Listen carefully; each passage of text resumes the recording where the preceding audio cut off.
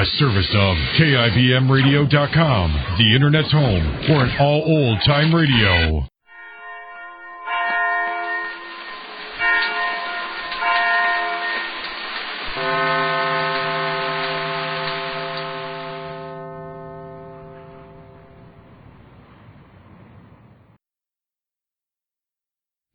And now, Backstage Wife, the story of Mary Noble and what it means to be the wife of a famous star. Now that Mary Noble is convinced that she'll recover completely from the acid burns inflicted by the enraged Claudia Vincent some weeks ago, her only thought is to fly quickly from New York to Hollywood to surprise her husband Larry, who is out there making a motion picture. But this is what wealthy Rupert Barlow hopes to prevent, since he's determined to divert Mary's romantic interest to his own advantage. Right now, in the New York office of Dr. Allen, the doctor in charge of Mary's case, we hear Rupert in serious conversation as he says, I don't like to bring this matter to light, Dr. Allen, but under the circumstances, I don't know what else to do. Well, just what is it you're worried about, Mr. Barlow? Have you been feeling ill? Oh, it has nothing to do with my own health. It's about Mrs. Noble. I see. If you want a definite statement about when she's to be released, I believe you can plan on the end of this week. Oh, that's very good news indeed, Dr. Allen. I know that Mary's gratitude for everything you've done is boundless. Mrs. Noble has been a very delightful patient. I'm very pleased with the recovery. And even Mrs. Noble is able to see that there will be no disfiguring marks of the burns she suffered. It's wonderful the way her spirit has soared these last days. And when she's able to leave this hospital, I'd like to be quite sure that nothing will occur to plunge her into despondency again. Oh, I don't think there's any reason for your fears on that score, Mr. Barlow.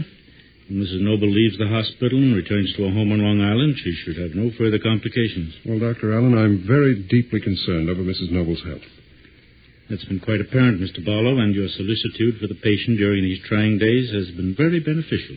But, Doctor, I'm worried about the future. Perhaps Mrs. Noble hasn't told you her plans when she leaves the hospital. I've assumed that she'll return to her home on Long Island. Mary Noble is planning to fly to the West Coast to join her husband. He's in Hollywood, you know, making a picture. Yes, I know that.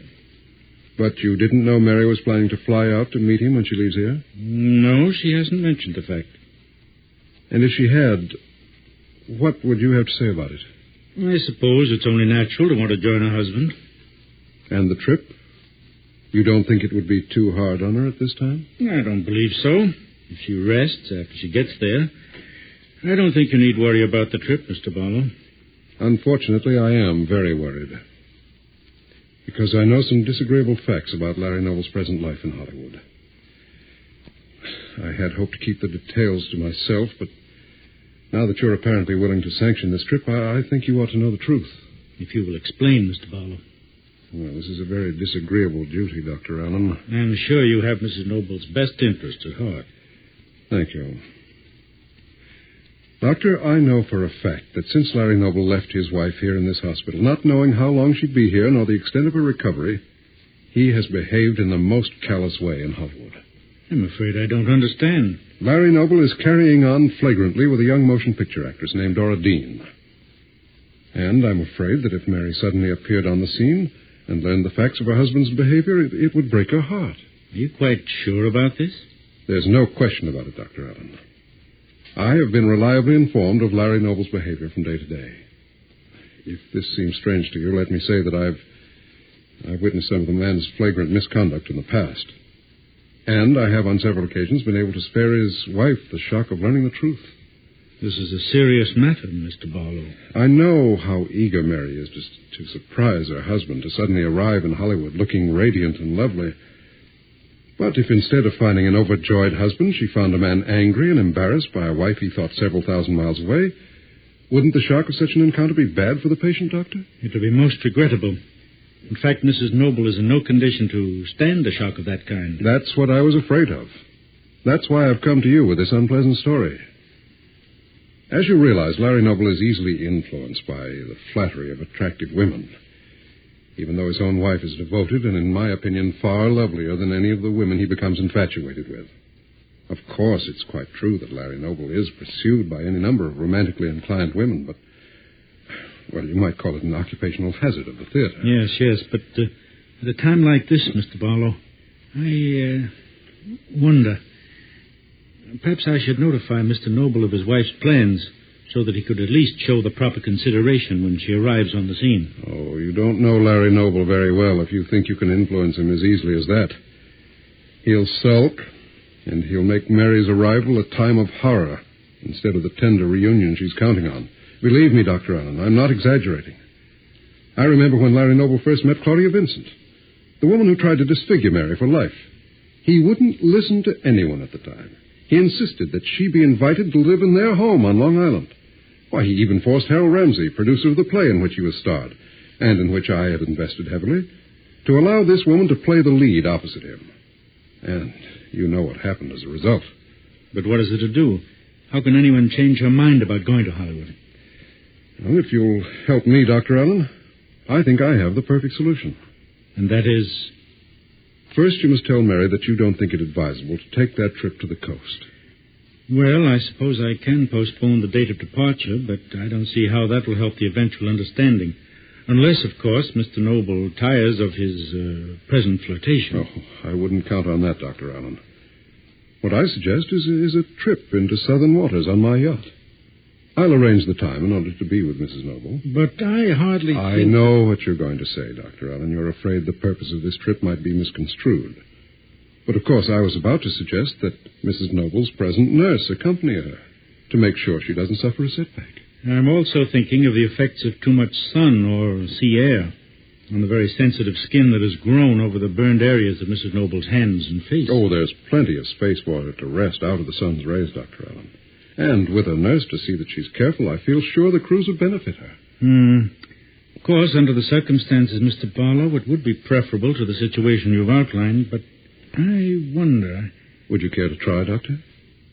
I believe you know I'm suggesting this as the only possible way to keep Mary Noble from being plunged into the depths of despair if she should fly out to her husband. Dr. Allen considers the matter carefully, a worried look on his face as he sits at his desk. And meantime, in Hollywood, Larry Noble is driving his borrowed car into a roadside restaurant parking lot. And as he stops the car, he turns to his attractive young companion and says, "All right, Miss Dora Dean. I hope my driving hasn't made you nervous." Hardly, Mr. Noble. It was sweet of you to drive me way out here. Only, I wish you'd come in and meet my folks. They get an awful kick out of it. Oh, some other time, Dora. Right now, I have to get back to Tom Bryson's hotel as soon as possible. This is the day they're removing the cast from his back. And he's liable to fly back east before I got a chance to see him. Well, I guess I can't persuade you then. I think it's a shame to make you drive way out here. I enjoyed it, Dora. And it's the least I could do for you. After all the trouble you took finding me a room so that I could save money. That was fun for me. Only I didn't think you'd really take a room in a little place like that. It's perfectly all right. Clean and quiet. And very cheap in comparison with the place I've been staying. Gee, Mr. Noble, you know, it's been wonderful for me to meet a famous Broadway actor like you. I haven't talked about anything else since you came on the lot. I don't quite believe that, Dora. And I wish I could come in and meet your parents, but I really must get back. I want to be sure to return Tom's car to his garage before he gets away. And I have a lot of messages for him to give my wife when he gets back to New York. Sure. I know how it is. Well, thanks again, Mr. Noble. I'll see you tomorrow at the studio. Right, Dora. See you tomorrow.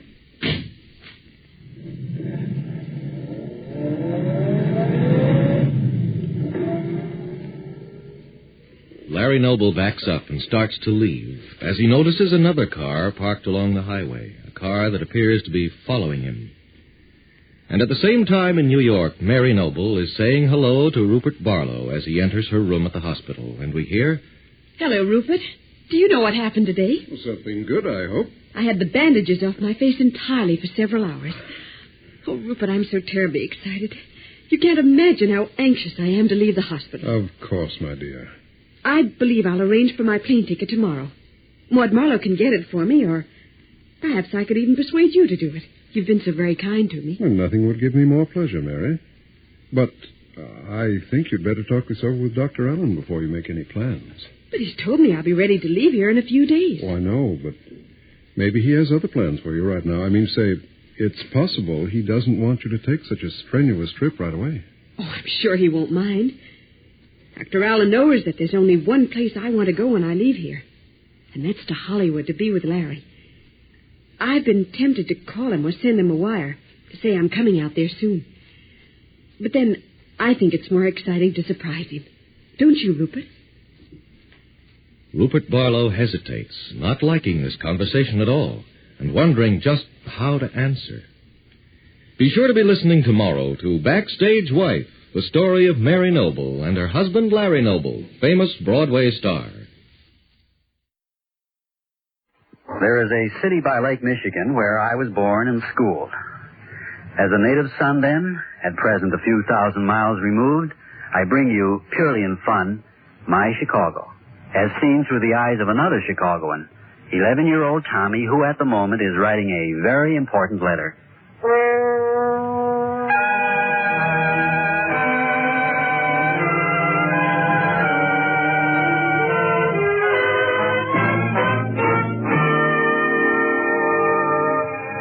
Dear Sweet Sam, I'm writing you this letter because my teacher, Miss Rogers, says that if all the children in our room write letters to you Chinese children, we will have understanding between nations, which is a very good thing.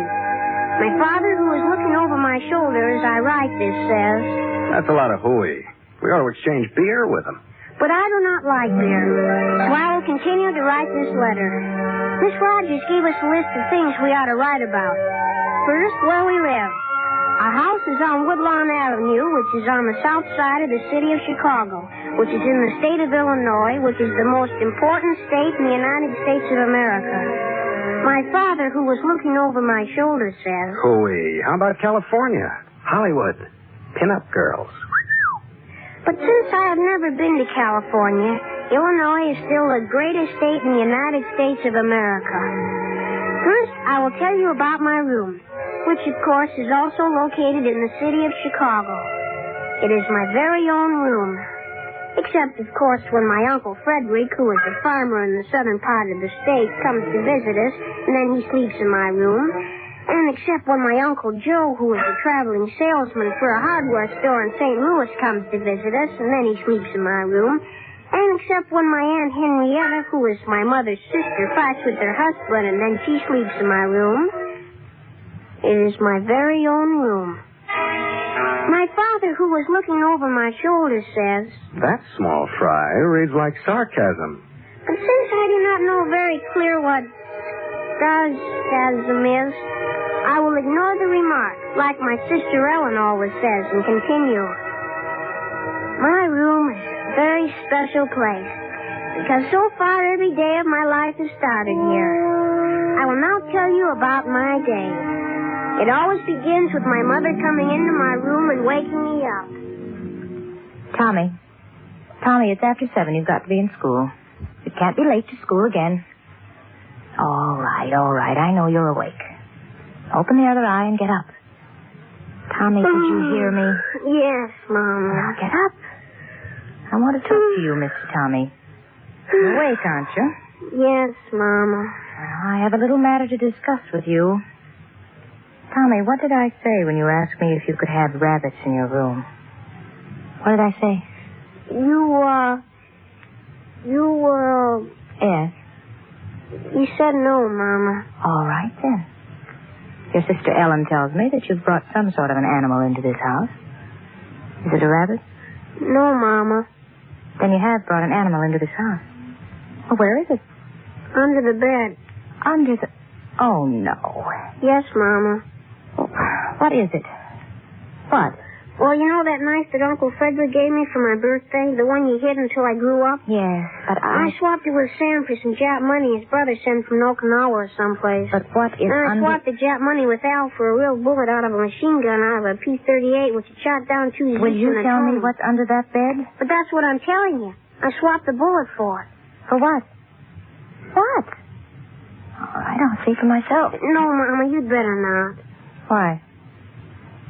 Because it's in a jar and it's a spider. Spider? Yes, and just a little old black widow spider. Black widow? Oh! But it's just a little one, Mom. It's just a little one.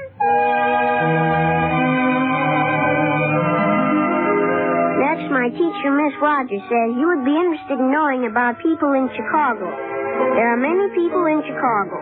My father, who is looking over my shoulder, says... That is a brilliant remark. I do not think that is a very brilliant remark, because there are many people in Chicago. First, there is my mother, whom I have already told you about. Second, there is my father, who is looking over my shoulder, who is my mother's husband. That is another bright remark. And there is my sister Ellen, who is older than I am and very silly like all women are. That is the brightest remark. And there are my aunts and uncles and cousins, and all my grandmothers and grandfathers are dead. There is my teacher, Miss Rogers, who is very old, because once she met Woodrow Wilson, who was the president, about whom they made a moving picture all in color. My father, who was looking over my shoulder, just said... Oh, immortality, where is thy technicolor? Which I do not understand. And then there are the people with whom I play at school. My best friend Fatso, Joe, and Freddie, and Billy, and Jake, and Arnie. Only they are not people being only kids like I am. And I just about run out of people except policemen and firemen, the man who fixes our refrigerator, and the garbage man, and all the cops and detectives and gangsters who are in jail, and old Miss Scrapapple. Only that isn't her name, but it's the only way I can say it. She's the smartest lady in all Chicago. And who owns the candy store near our school where all we kids buy our candy and ice cream, which is one of the 7 basic foods and very good for young children. Oh, it's you again. Yes, Miss Rapapple. Business? Yes, Miss Rapapple. Such politeness indicates only one thing. You haven't got any money. No, Miss Rapapple. When would you pay me? Saturday. Prospect? Gonna clean the weeds off the hardware man's back lot. Salary? 6 bits. 75 cents. Exploitation. Worth $1. Yeah, Miss Rapapple? Insist on it. Yes, Miss Rapapple. Soda or sundae? Soda, Miss Rapapple. Soda. 1 scoop or 2? 2, please. 2, please. Miss Rapapple. You know everything. Sure. Sure, Mrs. Brains. Well, what's your problem, Mr. Anthony? I haven't got a problem. I just want to know something. So? What? How do you get to be rich? What did you say? How do you get to be rich? Here you are. So drink it before it loses its fizz. Yes, sir. Rich. Look who is asking. Gosh, you're rich. Second-hand soda fountain. 6 bottles of chocolate syrup. Writing paper, pencils, licorice candy, and gumdrops. Sure. But don't you worry about getting rich. What you should worry about is how to get poor. Huh? If you would read something besides your Mr. Dick Tracy column, you would know. Pretty soon, the only way to be happy will be to be poor people. So close your mouth and drink your soda. How long you think soda water bubbles will wait? Oh, yes, sir. I do not read your Mr. Dick Tracy, so I have a very fine education on the day after tomorrow. The day after tomorrow, everybody's home will be so filled with revolving ice boxes and vacuum cleaners that blow and vacuum cleaners that suck and home moving machines that talk and airplanes that go straight up and down and fancy automobiles with wings that come off and radios and televisions and hot blowers and cold blowers and machines for freezing and machines for cooking and machines for washing and machines for drying and machines for ironing and machines for blowing perfume and machines for reading books out loud and machines for making records and machines for playing records. Well, who, I ask you, with all these machines will have room left in the house to live in but the poor? Oh. Gee, you're funny.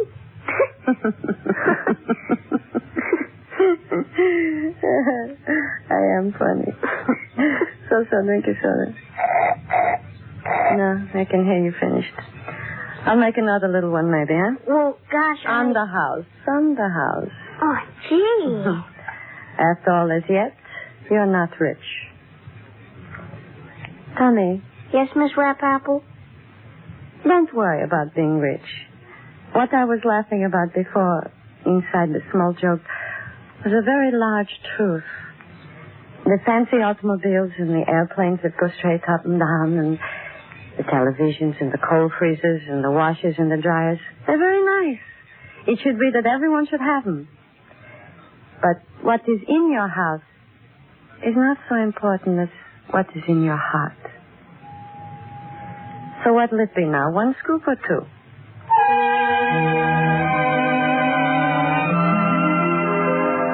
Miss Rogers, my teacher, says that you Chinese boys are very interested in everything about Chicago. She said I should write to you about historical places and streets. Mr. Abraham Lincoln came from Illinois, where Chicago is, which is a historical fact. Chicago used to be Fort Dearborn, but the Indians massacred everybody. The entire population, including men, women, and children. With the result that everybody was wiped out, so they had to start all over, so they called it Chicago. The place where Fort Dearborn used to be is commemorated on the Link Bridge, which is over the Chicago River downtown. And I have been there many times with my best friend, Fatso. Fatso and me stand on the bridge and discuss the historical facts about the Fort Dearborn massacre, which is very historical. Gee, I bet you I could dive right off of here and do 3 somersaults before I hit the water. Sure. I bet you I could start swimming and swim all the way across the lake to Milwaukee and do it all on my back. Okay, Superman. Can't even swim across the bathtub. You stop talking and let me think. What you thinking about? If I'd have been there, I'd never let him kill him. Who? The Indians, you creep. I'd never let him get away with the massacre. Whoa, what could you have done, huh, Tommy? Oh, things. Yeah, what? Gee, you have to get so technical. What's that? Gosh, Fatso, don't you know anything? I know if those old Indians were going to massacre and scalp you, they'd just massacre and scalp you, and you couldn't do anything. Oh, yeah? Yeah. Oh, I'm hungry. I'm going home. Okay, me too. Biases. My father says it is because of the success of taxes, but I say it is because of the success of ghosts, which is a pretty good joke if you get it. Keep it. Miss Rogers, my teacher, says we should not make wisecracks in this letter to our Chinese allies, so I will cross this out later on, but meanwhile it will sit there on the paper, and she can go kiss Van Johnson for all I care, which is another joke because she does not wear bobby socks. Besides the haunted house, other important buildings are Palmolive Building, Wrigley Building, Tribune Tower, Art Institute, stockyards, which are really not a building, but which are very important for hamburgers and smells. A joke. All these are very important buildings, including the planetarium, which is full of stars, and the big museum, which is right in the lake. This museum is the most wonderful building in the whole world, being full of stuffed animals and people, which are very lifelike, only they do not breathe. It is very educational. The halls are very slippery, making for very fine sliding when the guard is not looking. It is very educational. My friend Fatso and me, often go to the museum on Saturdays and vacations to improve our mind when we have no place else to go. In here, Fatso, in here. Okay. Boy, was that a close one. I told you not to make so much noise. I was just trying out the echo, that's all. Oh, you're a creep. You want to get arrested or something? Partner, the jail ain't been built that can hold me. Okay. But if that guard catches us, he'll fang your backside and he's not fooling.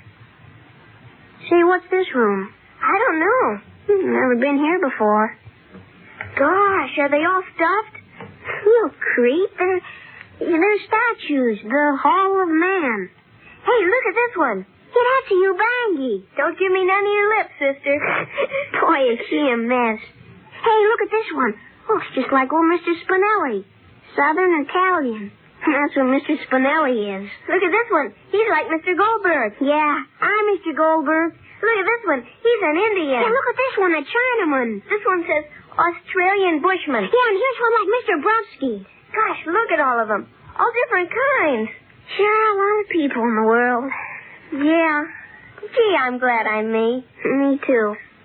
Look at that one. Hey, how do you think it feels to have skin like that? Huh? skin like that. How does it feel? I don't know. Feels the same, I guess. Bet you it doesn't. Well, I bet you it does. My pop says that the color of your skin is just an accident of pignation. What is that? Well, it's... Jeepers, do I have to tell you everything? Don't you know that everybody in the world is related to everybody else on account of Darwin? Who's he? Oh, I read about him. He invented evolution. Everybody's related to everybody. It's a scientific fact. Okay, I'm related to everybody. Hiya, Bangy. What's buzzing, cousin?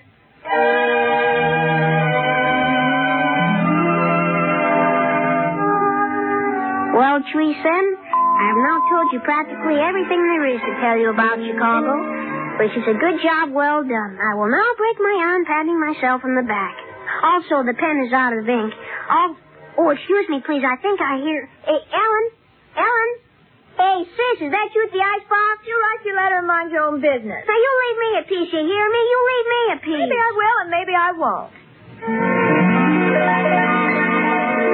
Dear Tweesen, you'll have to excuse me now because my sister Ellen is at the icebox where the chicken we had left from dinner is, so I'd better get out there before she eats me out of house and home.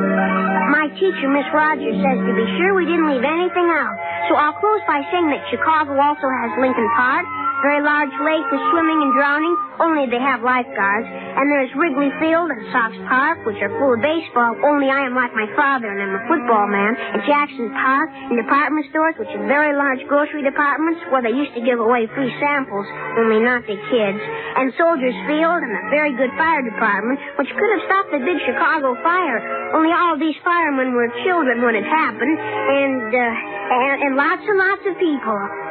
Chicago's full of people. One of these people, like I said, is now in the kitchen at the icebox, so I will sign off. I am sure with what I have told you about my Chicago, if you should ever come here, you would be able to find your way around. If you go to White City, which is our amusement park, and get on the merry-go-round and stay on it, this is another joke. Well, this is the end. Yours, cordially, sincerely, and very truly yours, your obedient servant, Thomas J. Jones. P.S. There's something I forgot to tell you. My Chicago is the biggest, best city in the whole world. I know, because I've lived here all my life. In case you come visit us, our house is the second from the corner. My father's back again looking over my shoulder, and he says... Add RSVP. I will now do this RSVP. That is my father's idea. I am your pal. That is my own idea. This finishes my letter. I hope I have now brought understanding between nations, which is a very good thing.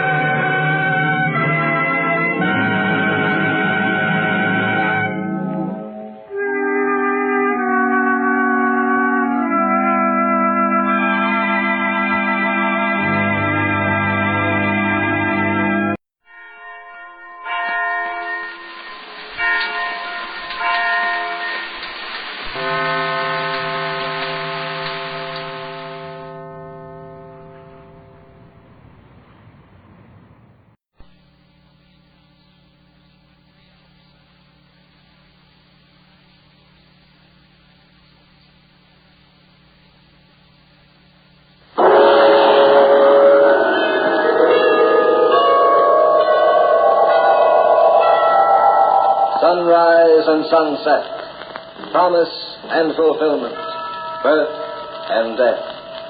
The whole drama of life is written in the sands of time. We present a new series of radio programs, The Clock.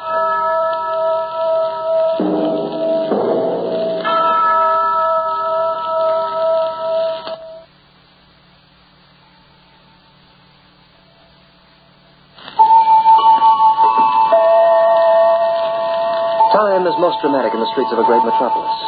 Like a three-act play, it divides itself into exposition, development, and climax. Morning and afternoon, the streets are alive with busy people going about the process of earning a daily living. In the evening until midnight, these same people may be found searching for relaxation in the theaters, the restaurants, the cafes. But after midnight, when the law-abiding citizens have gone home to bed, the city streets take on a different aspect. The pavement's empty, the brightly colored lights go out. Deepening shadows take their places, shadows that give refuge to human bats who emerge, blink their liver-colored eyes, seeking a likely victim. Until dawn, the streets are haunted by the shapes who fear the light, and the city canyons sometimes echo with the shrieks of sudden death. What's the big idea? I'm sorry. Did I frighten you? You've been following me for over an hour. Yes, I have. Why? Perhaps you interest me. Well, go on. Take a walk before I call a cop. You won't call a policeman. Look, mister, go find yourself another girl. I'm not your type. But I assure you I meant no harm. You look hungry. Don't be silly. You don't have a cigarette on you. Yes, I think I have. Thanks. Light? Yes. Okay. You've done your good turn for the day. See you around. Just 10 minutes. Let go my arm. You mustn't be so impulsive. Let me go. I'll yell for the police. And have him find that wallet in your bag? What wallet? Mine. You just took it from my pocket while I was lighting your cigarettes. Well, you ought to know better than to carry it on your hip. Here. Thank you. Well, go on. Yell for a cop. I don't intend to. On the contrary, I'd like to provide you with a meal. Are you kidding? We may find a restaurant open around the corner. Will you join me? With pleasure, mister.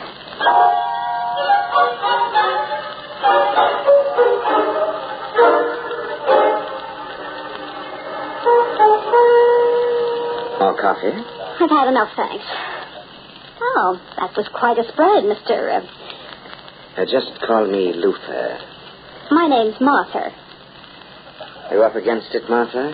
Yeah. For how long? 3 or 4 months. Why didn't you try some other kind of work? A waitress was the best I could do, and I hated it. Dirty dishes make me sick. So you became a pickpocket? Yours was the first I ever tried. Oh, you don't have to lie. You were much too clever for an amateur. All right. Have it your own way. Do you have any relatives here, Martha? I've got no relatives anywhere. You're a funny guy. Am I? You've got funny eyes. How do you mean, funny? I don't know. I'm falling asleep. I think I'd better be on my way. Do you have a place to stay?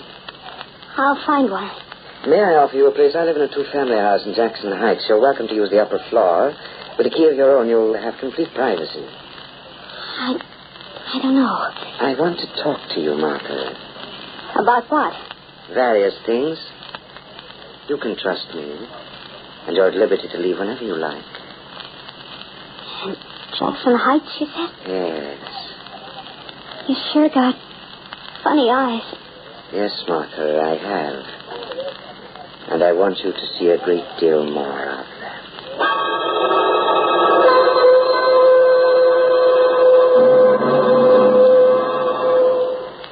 Sit down, Martha. I don't think I should have come. You still don't trust me? I don't trust anybody.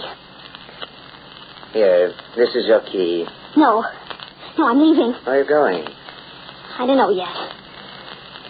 Here you are. Oh, what's that for? For you. Use it to get yourself a room somewhere since you won't stay here. Are you nuts or something? No. I just want to be your friend. Can't you believe that? Did you say your name was Luther or Santa Claus? Luther. What's the matter? It must be that light above my head. I feel sleepy. Look at me, Martha. Keep looking into my eyes. You're tired. Very tired. You want to sleep. Sleep, Martha. Don't fight me. Sleep. Restful sleep. Quiet sleep. Sleep is good.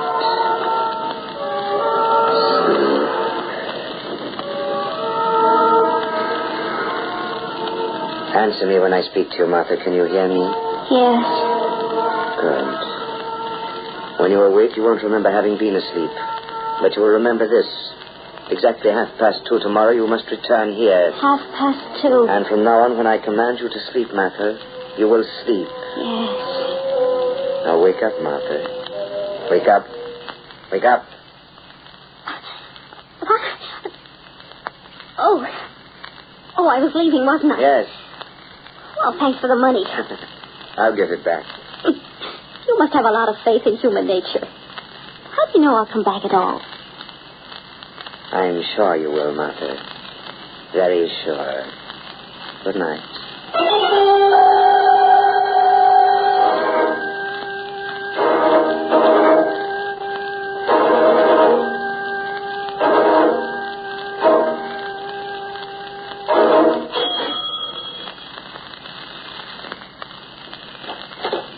Good afternoon, Martha. Good afternoon.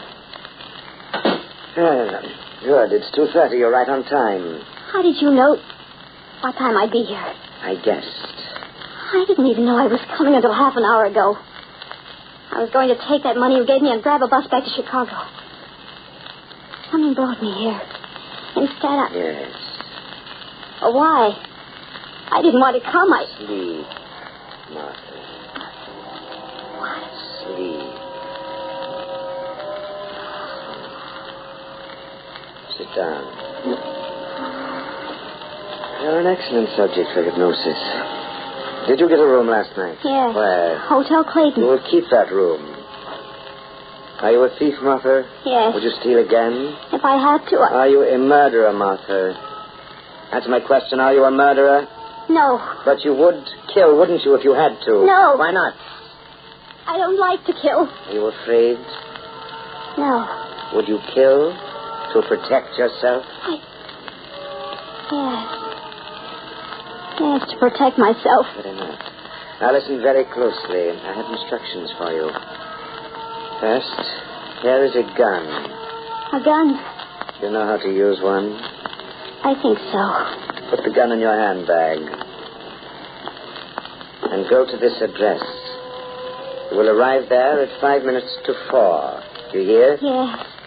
You ring the bell, and a woman will answer. A tall woman. When she comes to the door, you'll pretend to faint. Faint? You'll collapse, and she'll carry you indoors. Then you'll revive and look at the clock in the corner of the room. Are you listening, Martha? Yes. When that clock chimes 4 times, you'll remove the gun from your handbag and shoot the woman through the head. No. Yes, Martha. That woman's your enemy. She hates you. You're killing her in self-defense.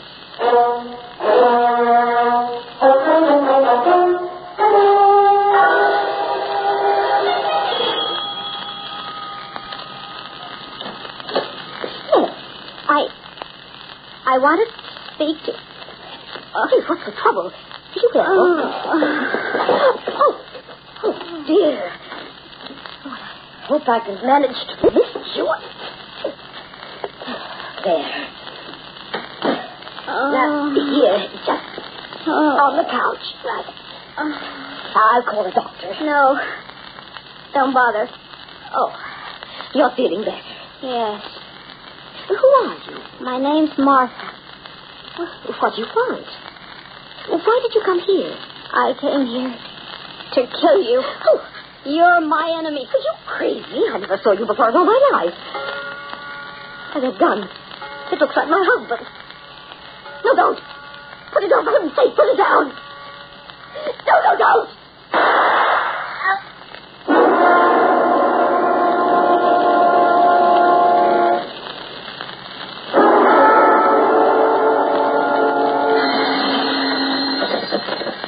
Hello? Martha? Yes. This is Luther. Did you accomplish your mission? Yes. Are you alone now? Yes. You will go to sleep and sleep until morning. When you awake, you'll remember nothing. Then you will come here, Martha, to meet me at noon. Very well. Sleep well, Martha. You've done a good day's work. Conserve your strength. I'll have use for it again in the very near future.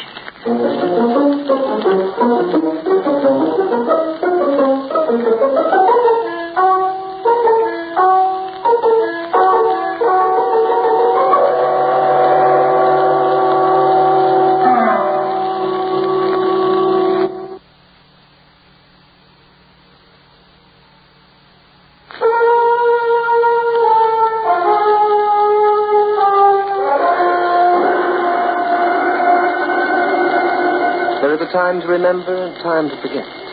There's a time to live and a time to die. And there are some who find the time to make a pact with Satan.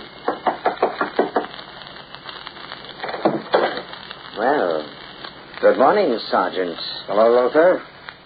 What brings you here? Just thought I'd drop by for a chat.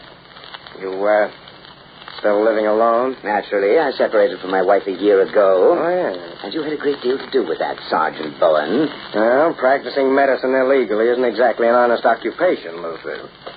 Maybe your wife decided you were a little, too shady for her. What do you want? I've got some news for you. Really? Your wife was found in her home yesterday with a bullet through her head. She was... Oh, no, that's too bad.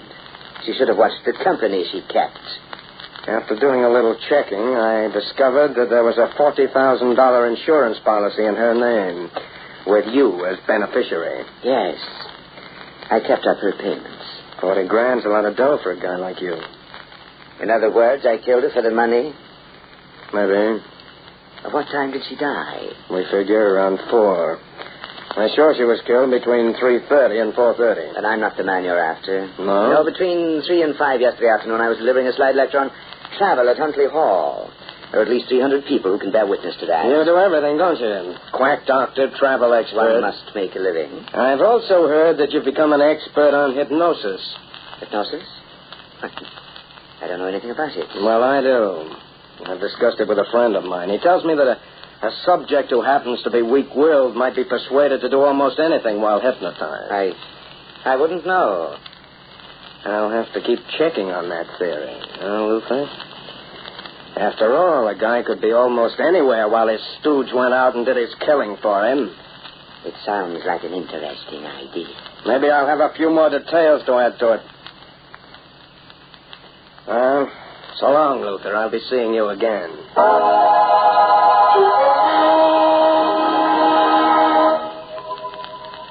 Sit down, Martha. Yes. And listen closely. I found another one of your enemies. Who? A man named Bowen. He wants to give you the electric chair, Martha. Why? He wants to strap you into the seat and burn the soul right out of your body. And he will, Martha, unless you stop him. You still have my gun. Yes. And you will follow these instructions.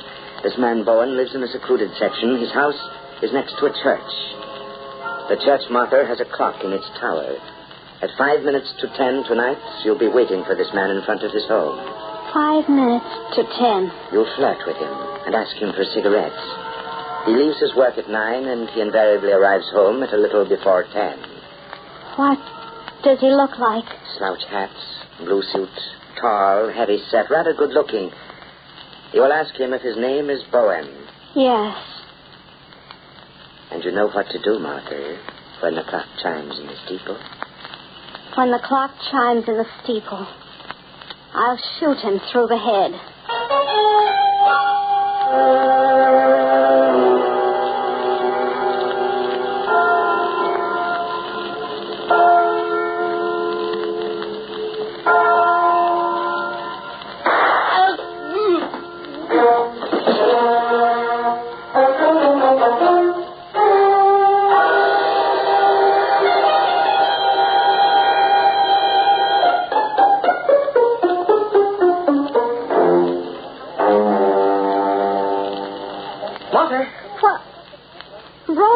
How are you, Martha? What are you doing here? It's taken me months to find you. Why'd you leave me? Because I wasn't good enough for you. Love me, Martha. You know you did. How did you know I lived in this hotel? I saw you on the street yesterday and followed you here. It was just one of those lucky breaks.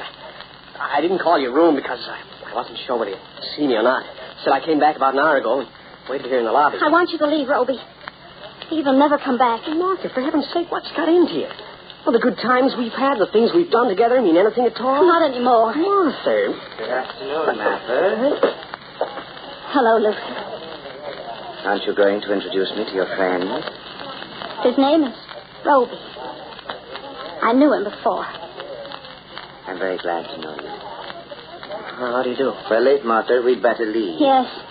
Goodbye, Roby. Well, goodbye, Martha. We'll see each other again. Nice to meet you. Bye. Who is he? Just a boy I know. He's in love with you? Yes. And you?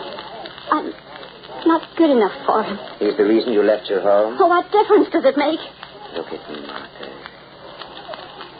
You must always do as I say. You know that, don't you? Yes.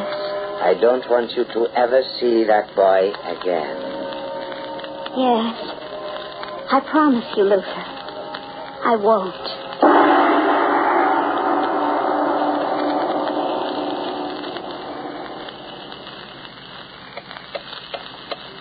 No one has ever been able to hypnotize me. I just take on regardless. However, maybe I'm unique. But Martha definitely wasn't. Let's hear what I have in store for her.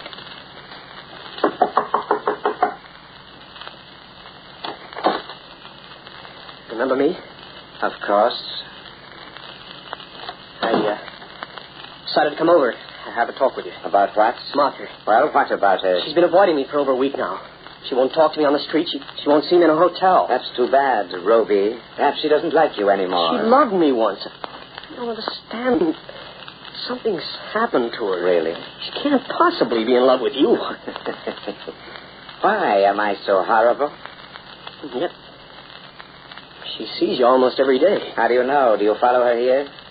What have you over her, Luther? I've cast a spell over her. I'm a witch. Would you like to see my broomstick? Answer me. Take your hands off me. Answer me before I shake the teeth out of your head. Can't you take her in?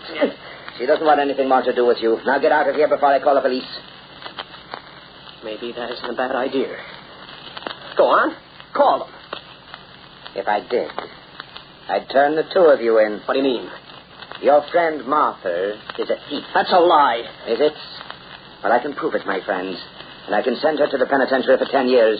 She's a thief I picked up in the gutter, and if you don't keep away from her, I'll send her right back to the gutter where she belongs. Now get up. Get up and say that again. You'll regret it. Will I? Yes, you'll regret it very much. But I'm not through with you yet. I'll find out what you're up to if it's the last thing I do. And it may be, Ruby.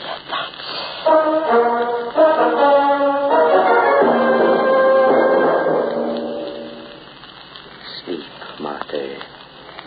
Sleep and listen to me. I'm listening. I have another task for you. Someone else? Another enemy. Who? You know him well. His name's Roby. Roby? Yes. Roby loves me. He hates you. I said he hates you. But why? Because he loved you once. And love is very close to hate, Martha. What shall I do? You must get rid of him to protect yourself and me. With the gun? When the clock chimes, I must use the gun. Exactly. Martha, look. I have something for you. Oh, it's a clock. A small clock made in Switzerland. The chimes have a very pleasant tinkle, Martha. You'll enjoy hearing it. Yes. This clock is small enough to fit inside your purse along with your gun. I want you to take it with you and give it to Roby when you see him. A present for Roby? Yes. A present for Roby. And when the clock strikes, you will add another present to this one, Martha, for Roby.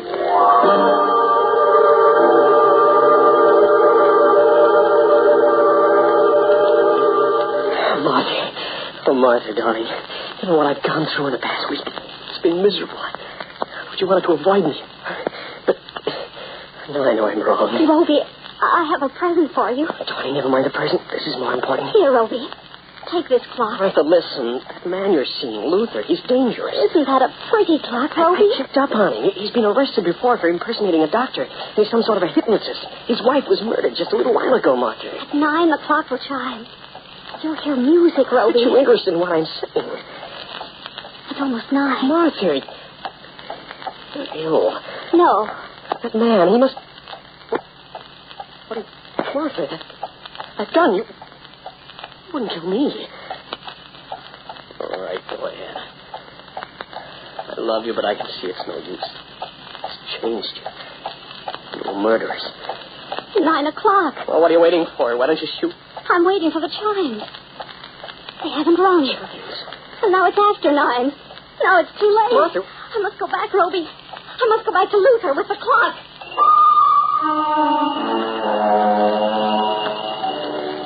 Come in, my dear. You look tired. Was it difficult? Yes. You should be glad he's dead, Martha. Now he's out of your way. But Luther, he's not dead. What? Roby's alive. What are you saying? I didn't kill him. You disobeyed my orders? You told me to wait for the clock chimes. I didn't hear them. Give me that clock. Here. You little fool. You should have killed him anyway. Where is he now? How did you get out of your room? He didn't try to stop me. He just said he'd get the police. The police? You told me to wait for the chime. Can't you see it was turned off? You should have pushed this button. I hear the chimes now.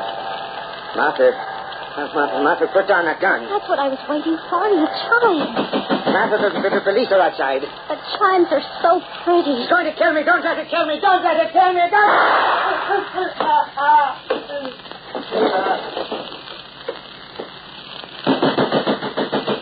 It's the police, Martha. Open the door. Just a moment. I'll let you in.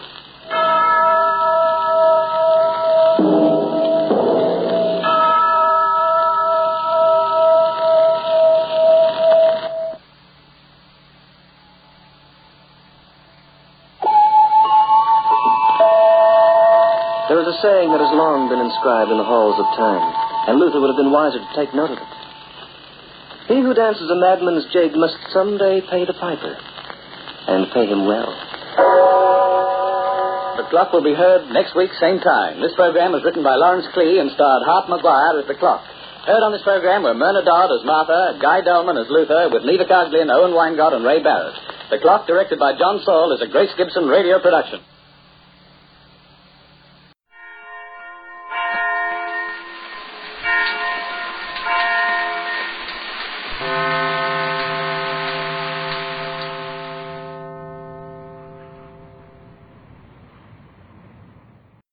Wait a minute. Have you heard the strange tales of the Whistler?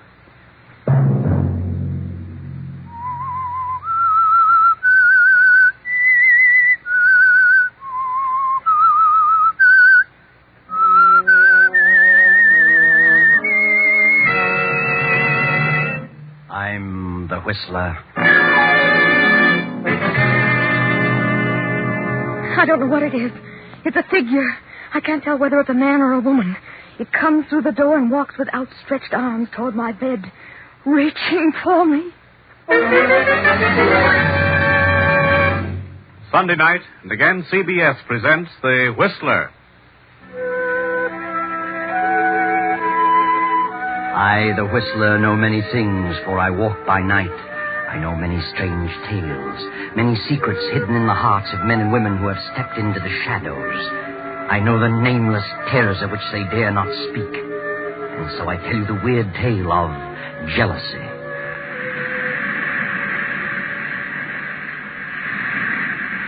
At the edge of the cliff overlooking the sea sits a gray stone mansion, weather-beaten by the storms of several decades. To this mansion, Gilbert Durant brought his bride, Lucia. That was 4 years ago. Gilbert and Lucia were quite happy until last year, when Lucia's half-sister, Beverly, came to live with them. And gradually, something began to happen. At first, Lucia realized that Gilbert's ardor was beginning to cool. He became more absorbed in his writing.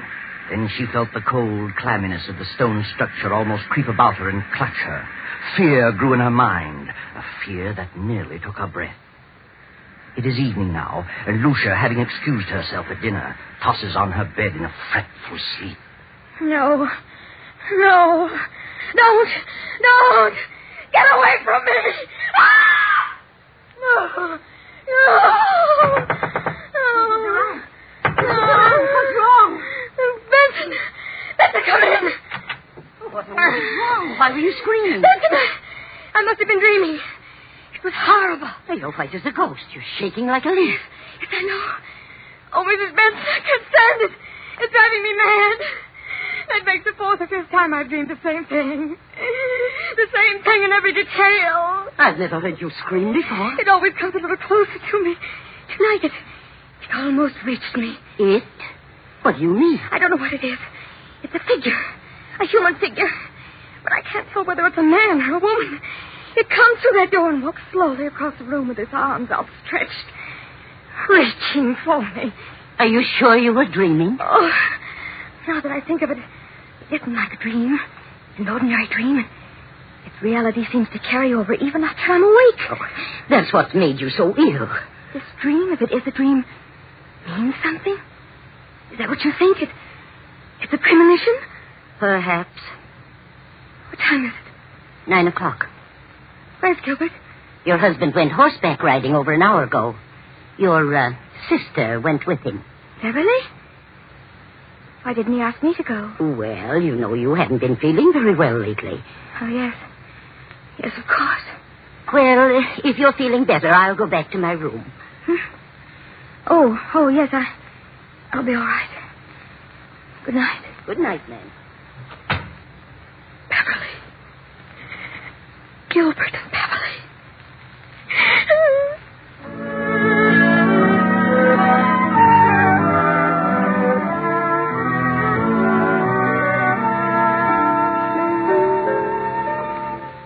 Lucia lies for a while, staring wild-eyed at the patch of moonlight on the bedroom door. And finally she drops off to sleep. Then as the clock strikes 10:30, the door opens slowly, silently. A figure steps into the room and moves noiselessly through the moonlight to Lucia's bed and stands staring at her. Suddenly Lucia opens her eyes. Gilbert, don't. Lucia, what's wrong with you? What are you doing in my room? Why, I just wanted to know how you felt. How long have you been standing there? Oh, just a few seconds.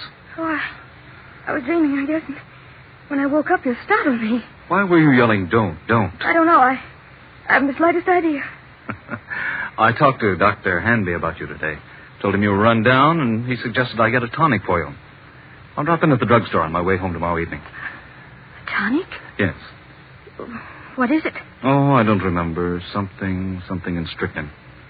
Strychnine? Yes, he said it would give you an appetite. Where have you been, Gil? Oh, I've been riding. Nice moonlight night. Very pleasant. Did Beverly enjoy it? Yes, she's an excellent rider. I've decided to buy that filly from Thompson. Going over there tomorrow afternoon. Beverly going with you? Yes, she's a good judge of horse flesh. Why? Nothing. I just asked. Well, good night, Lucia. See you at breakfast? Yes. Good night.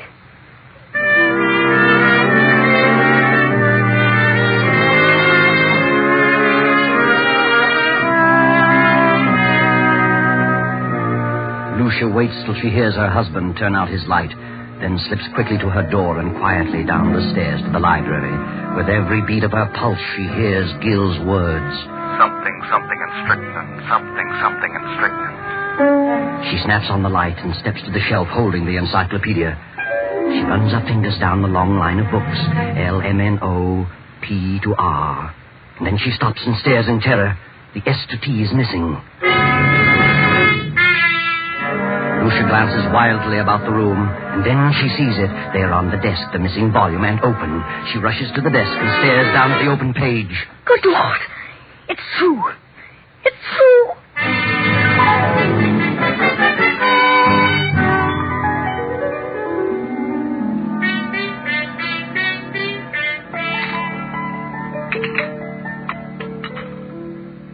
I'll tell you what, Beverly, I'll leave the deal entirely up to you. Up to me? Oh, Gil, that's not fair. Why not? Suppose she turns out to be a lemon. I don't think she will, because you're going to have the job of training her. Oh, you certainly flatter me. Not in the least. Oh. Good morning, Lucia. I just realized what time it was. You'll be leaving in a few minutes. Yes, it's 9 this very minute. I better step on it. More coffee, Beverly? No, thanks. How do you feel, Lucia? Why, better. Much better. You better eat something. No, I can't. At least some coffee. Yes, I'll have some coffee. I've got to run. See you later, Lucia. Yes, Gil. And I'll see you this afternoon at 2, Beverly. Yes, I'll meet you in town at 2. Oh, Gil, don't forget Lucia's medicine. I won't. Goodbye, Lucia. Are you meeting Gil in town, Beverly? Yes, he wants me to decide on that filly he's interested in. Where did you learn so much about horses? Well, it seems to be natural. Why don't you get interested in horses, Lucia? Why should I? What are you interested in? Well, I'm interested in a few things. My husband in particular. You don't act interested in anything. Really? If you'll take my advice, you'll snap out of this coma and get some pep. Does Gil like women with pep? Well, no man cares about a woman who sits around and mopes. I think you're a hypochondriac. Do you? You should do something about it. I intend to. I intend to do something about it. I'm glad to hear it. Get out and do things. Play games, golf, tennis, swim, and ride. Maybe this medicine will fix you up. You know all about it, do you? What is it? Oh, I don't know. It's a tonic, a builder-upper. I wish I could believe that. At least you can try it. It won't hurt you. No? I wonder.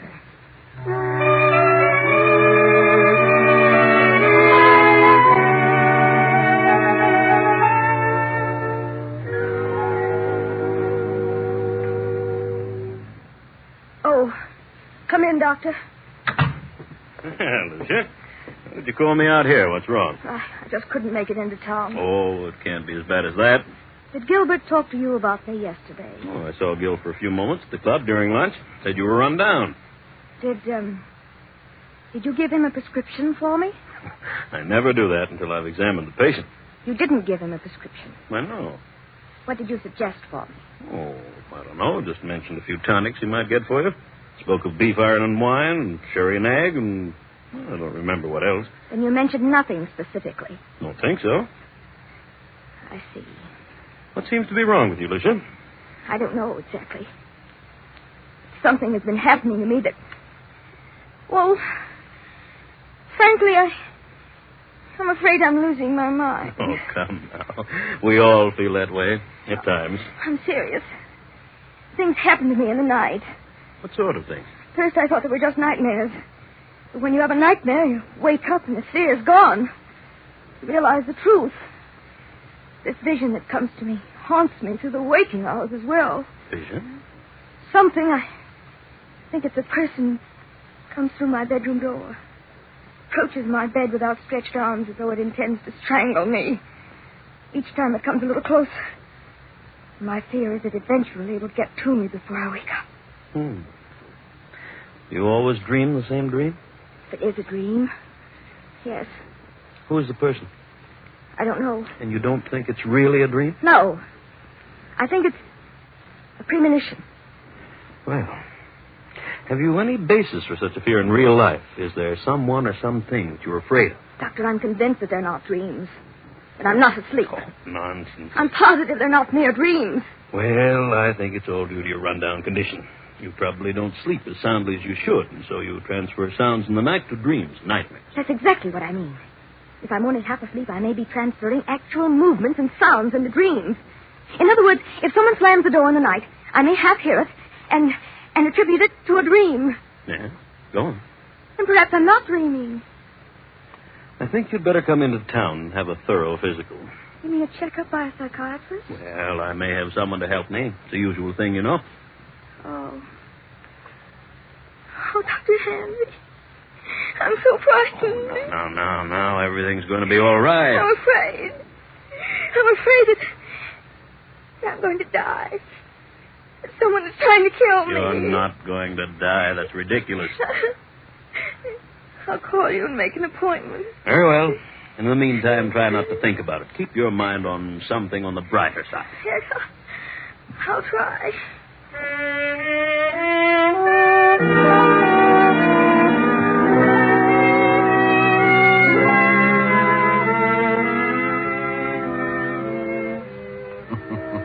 Yes, try, Lucia. Try hard to keep your mind on something brighter. But you can't, can you? That awful gnawing of jealousy and fear occupy every moment. Gil and Beverly, Gil and Beverly. How could they do such a thing? Then, as the afternoon fades and dusk sets in, there is a knock at Lucia's door. Are you asleep, Lucia? No, not asleep. How are you feeling? I seem to have developed a headache. Have you eaten anything today? No, I didn't care for anything. Well, this will help them. Better take a dose now. I'll measure it for you. What is it? Why, it's the tonic. Did Dr. Hanby prescribe it? Well, yes. Yes, he did. Where's Beverly? Down in the library. Did you buy the horse? Yes, Beverly thought she was a fine animal. I didn't know Beverly knew so much about horses. She's a horsewoman after my own heart. Is she? Rides like the wind, too. She had intended to go home tomorrow. She's staying on? She's got to. I wouldn't think of her leaving now. Why not? Well, for one thing, she's going to train the horse. And what else? Why, nothing else. Here, take this. A little bitter, but you'll get used to it.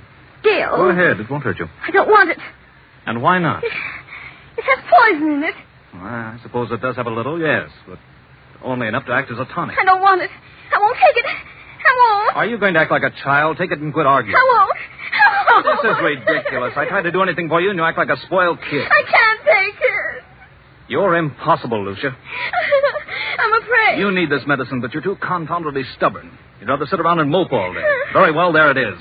You can take it or not. Disgusted trying to help you pull out of this. Good night. No, wait, Gil, I'll take it. I don't care whether you do or not.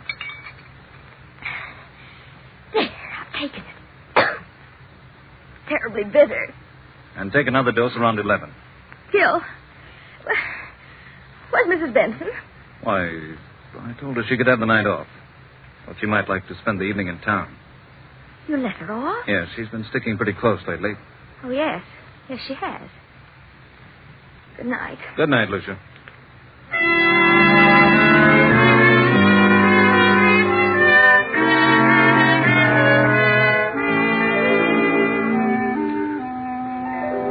What's wrong, Gil? You look upset. I am.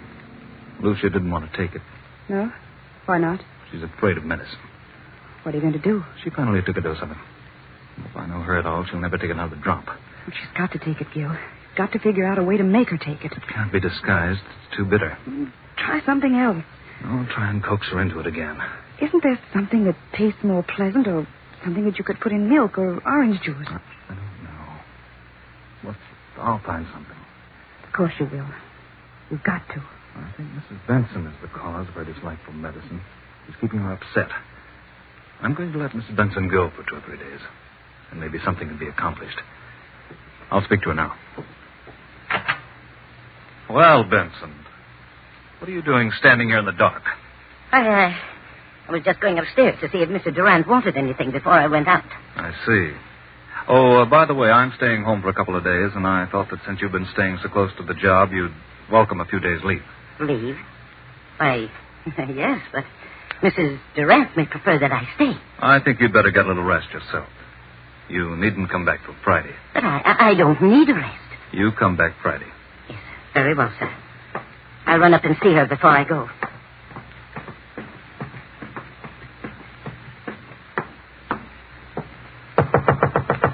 Come in. Oh, Benson. I thought you were going into town for the evening. I'm leaving in a few minutes, but I had to see you. Oh, I'm glad you came up. I've got to talk to someone. I know now they're not dreams. They are premonitions. And I know who's trying to kill me. Who?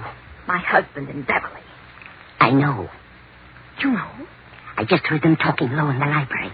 They were talking about the medicine. He said you were too stubborn and probably wouldn't take another dose. And she said he'd have to find some way to make you take it. And it is poison. They want me out of the way. I got angry because I refused to take it. Oh, yes, and there's something else. He just told me that he would not be going into town for several days and told me not to come back here till Friday. Good Lord. I'll go on into town as planned, but I'll slip back toward midnight and come up the back way. And I won't take a thing they give me. I'll be back at midnight. Thank you, Benson. Good night. Good night, ma'am.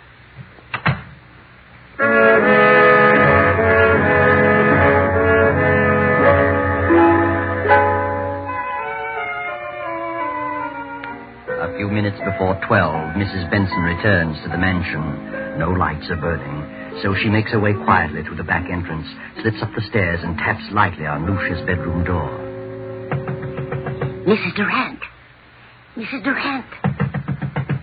Then she turns the knob, opens the door, and snaps on the light. Mrs. Durant, are you here? Then Benson steps quickly toward the bed. The bed is empty, but a horrible sight meets her eyes. Oh, blood. Blood all over the bed. They've done it. They've murdered her. Give me the police department.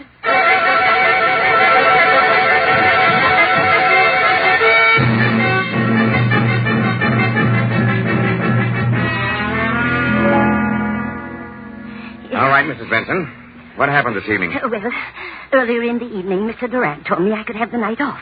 since I'd been staying close to Mrs. Durant for some time. Mm-hmm. And then later, he said he decided to let me off until Friday. But I didn't want to go, and he insisted. Is there anyone else in the house? Yes, Mrs. Durant's half-sister, Beverly. Did you leave the house? Yes, but I went up and told Mrs. Durant I'd be back about midnight. If you had till Friday, why did you come back at midnight? Because we were both frightened. Of what? Well, Mrs. Durant had been having premonitions that someone was trying to kill her. Who was trying to kill her? She didn't know, but she was terribly frightened. Is that all? No. Her husband tried to get her to take some medicine he had brought home. She refused, and he got angry. How do you know he was angry? I heard him talking about it to Beverly. They were in the library. And he told Beverly that Lucia was very stubborn. And Beverly said that he'd have to think of some other way. Did Mrs. Durant suspect her husband and Beverly of trying to do away with her? Yes, she did.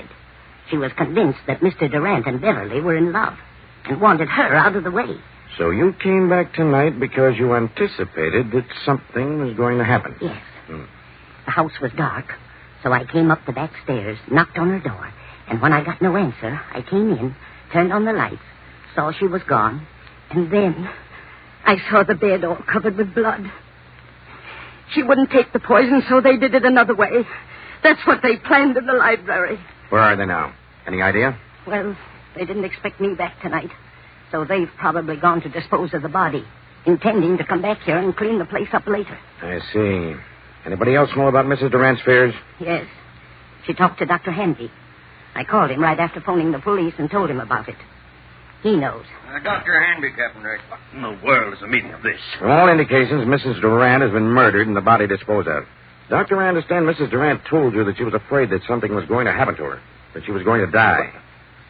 Who told you that? Mrs. Benson here. I see. Well, she did call me in this morning. She'd been having strange dreams. Premonitions, she called them. I called them hallucinations. Who did she think it was? Well, she couldn't tell whether it was a man or a woman, but someone was always approaching her bed with outstretched arms, trying to choke her. Do you think it was more than a dream? Well, she was a sort of hypochondriac. I asked her to come into town where I could give her a thorough examination. I didn't take her story too seriously, but, well, this certainly puts a different slant on the entire picture. Yes, we haven't found the body. I have men out searching now. We'll find it. Well, here's Mr. Durant and his sister-in-law. They found him about a half mile down the beach. How are you, Durant? What in the world goes on here? Oh, what's wrong, Doctor? Take a look at that bed. Good Lord, what's happened? Lucia. Where is she? We thought you could enlighten us on that point. What do you mean? Is she dead? Where is she? Gil. Beverly, give her some water. She'll be all right in a minute. But what's happened? We think your wife has been murdered. Murdered? Why, what are you doing here, Mrs. Benson? I thought you were gone till Friday. Why did you tell her to go until Friday? I thought she needed a rest. She's been having long hours. Where is Lucia? Where have you and your sister-in-law been? Why, I stepped upstairs and saw Lucia was asleep, so we decided to take a little ride down the beach. It was still early. Didn't take anything with you? Certainly not. What do you mean by that? What would we take? I don't know. I just asked. Did you two try to get Lucia to take some medicine? No. Wait a minute, Beverly. That won't do any good. Yes, we did. She was run down and needed a tonic, but she refused to take medicine. Why did she refuse? I don't know. Maybe she was afraid of being poisoned. That's ridiculous. Why should I want to poison her? I loved Lucia. How long has your sister-in-law Beverly been here with you? Why, I don't know. It's quite some time. Just a minute. Are you inferring that Gil and I'm not inferring anything. I'm merely asking questions. Well, whoever suggested such a thing is lying. Why, Gil and Lucia... Just a moment, Beverly. Mrs. Benson, what have you been saying? What did you tell them? I told them the truth. You think I planned to kill Lucia? Is that it? Yes, you and this woman. Why, that's ridiculous. You tried to get her to take some medicine. She knew you were in love with her sister, and you were trying to poison her. When did she come to that conclusion? She had premonition. That means nothing. And besides, I heard you talking, you and Beverly, planning the whole thing. What? She's out of her mind. I heard you, I tell you. When you realized Lucia wouldn't take the medicine, Beverly said you'd have to think of some other way. Some other way to what? To get rid of her. What else? This is the most amazing thing I ever heard of. Dr. Hanby, you know better than this. Do you think I had a reason, back of wanting to know about various medicines? No, I didn't. Not at the time, but now... Now what? Well, I'm sorry to say it all adds up to something suspicious. Seems more than just coincidental. Do you think I killed Lucia? Well, look about you. Look at the room. What else am I to think? What was the tonic you tried to give your wife? It had strychnine in it. That right, Durant? Why, yes. It was one of the things Dr. Hanby mentioned. It was iron, quinine, and strychnine. Did you mention that, Doctor? Well, I suppose I did. It's a commonly known tonic. Did you add anything else to it, Durant? Certainly not. How about it, Sergeant? What's the report? Why, the bottle contained iron, quinine, and strychnine, and a heavy content of arsenic. Arsenic? But it isn't possible. I put nothing in it. Where would I get arsenic? Well, it was in there just the same. Good Lord, Doctor, it isn't true. You know it isn't. I hate to say it, Gil, but the evidence looks bad for you. Benson knows what all this is about. She's lying. She knows Gil wouldn't do such a thing. She's back of it all. Why? I don't know, but believe me, I'll find out if I have... That'll do. Under the circumstances, I think you'd all better come down to headquarters so we can keep you separated. Come on. And no more talking.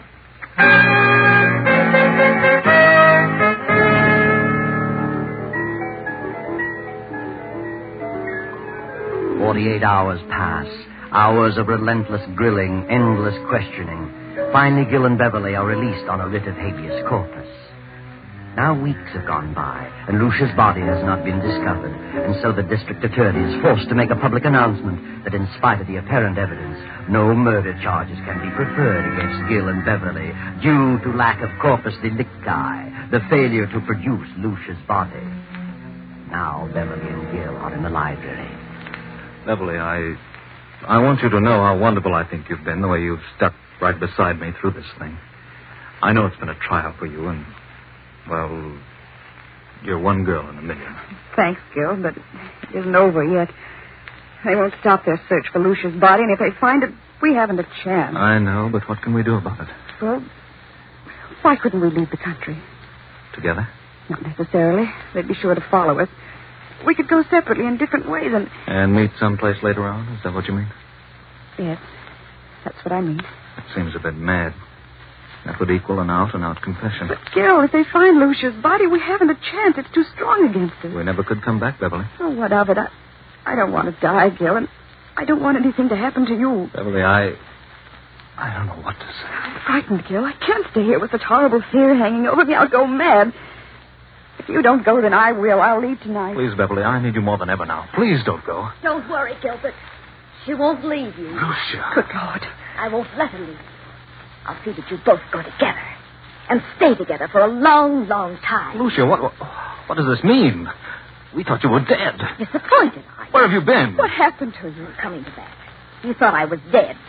Well, I'm not. I'm live enough to pull this trigger. I've been behind those drapes, and I heard every word you said. Now I know you're in love with each other. Now I know you wanted to do away with me. In love? With Beverly? From the day she came here. She took you away from me. I did not. We never thought of such a thing, never. It never entered my mind. Why do you lie about it? You do love her. Why don't you admit it? I love Beverly? Yes. You certainly have a vicious mind, Lucia. For the first time, I see you for what you really are. I never even thought of such a thing. But now that you mention it, I realize the truth. Yes, I do love Beverly. Gil, don't. Why shouldn't I? And it's Lucia's fault. She's the cause of it. A suspicious-minded devil. She let her imagination run away with her. She built this thing up, and now it's boomeranged on her. Oh, what a mess you've made of things, Lucia. You mean you and Beverly, you didn't plan? Certainly not. You must have been out of your mind. Oh, Gil. Gil. I thought... I was sure. Oh, Gil. Gil. I'm sorry, Lucia, but that's the way it is. And you've no one to blame but your own miserable self.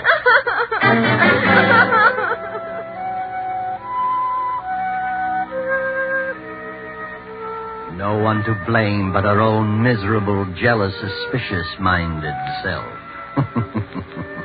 Lucia planned the whole thing from the beginning. She thought they were in love, thought they were planning to kill her.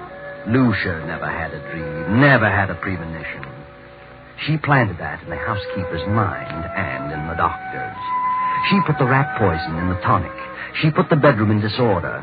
cut herself of smeared blood on the bed and then disappeared. But when she read that they couldn't bring a murder charge without the body, she came back to kill Gil and Beverly herself. You see, Lucia didn't know about that little article in the law called Corpus Delicti.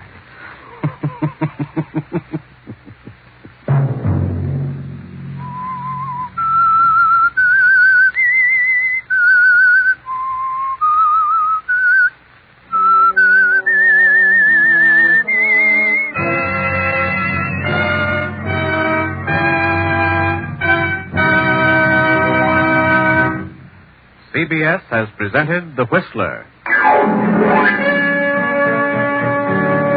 Original music for this production was composed and conducted by Wilbur Hatch. The Whistler is written by and directed by J. Donald Wilson and originates from Columbia Square in Hollywood. Next Sunday, 9:15, I, the Whistler, will return to tell you the eerie tale of Back from Beyond. Good night. This is the Columbia Broadcasting System.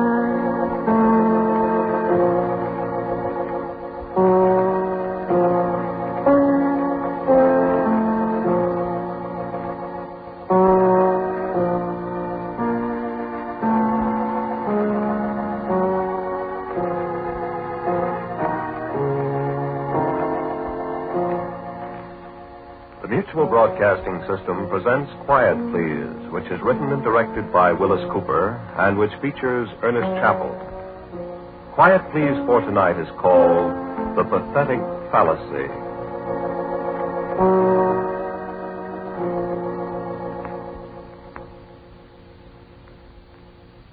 I had very little to do with it, really. I don't even know how it works.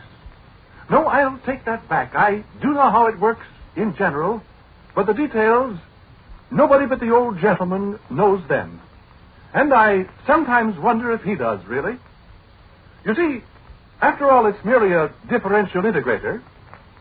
Everybody knows what a differential integrator is, of course, but this one is the most complicated and versatile one that's ever been built. What you see here is only the outer shell of the thing. You see, all the walls of this room are covered with banks of jacks and relays and these electronic glow tubes. And up there are sequence analyzers with multiple dyne wave selectors.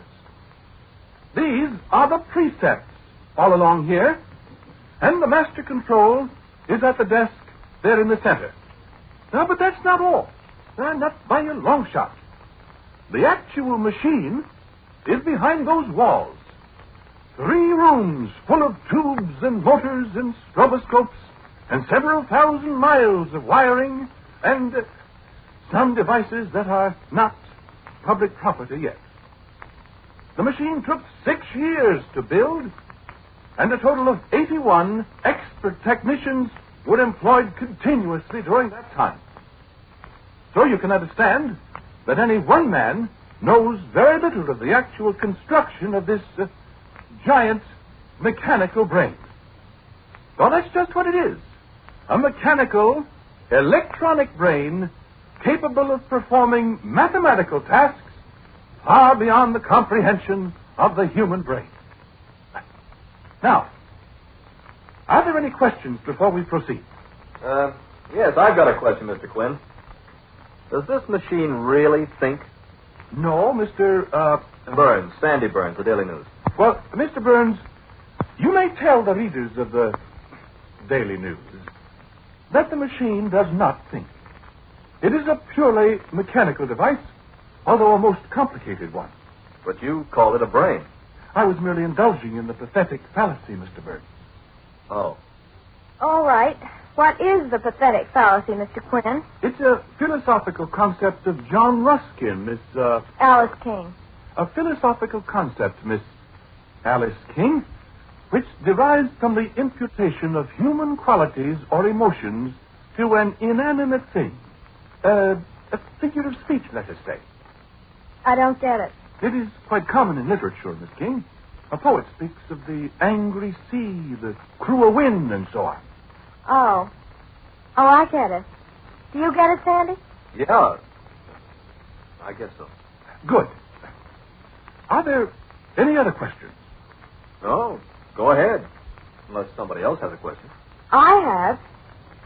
What's the machine good for?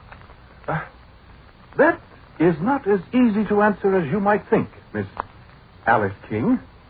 I think that if I point out that it is capable of solving the most abstruse mathematical equation in an amazingly short time, you may have an idea of its value to science and industry. How fast? What? How fast does it work? Well, here is an example in this folder. This solution covers 36 pages.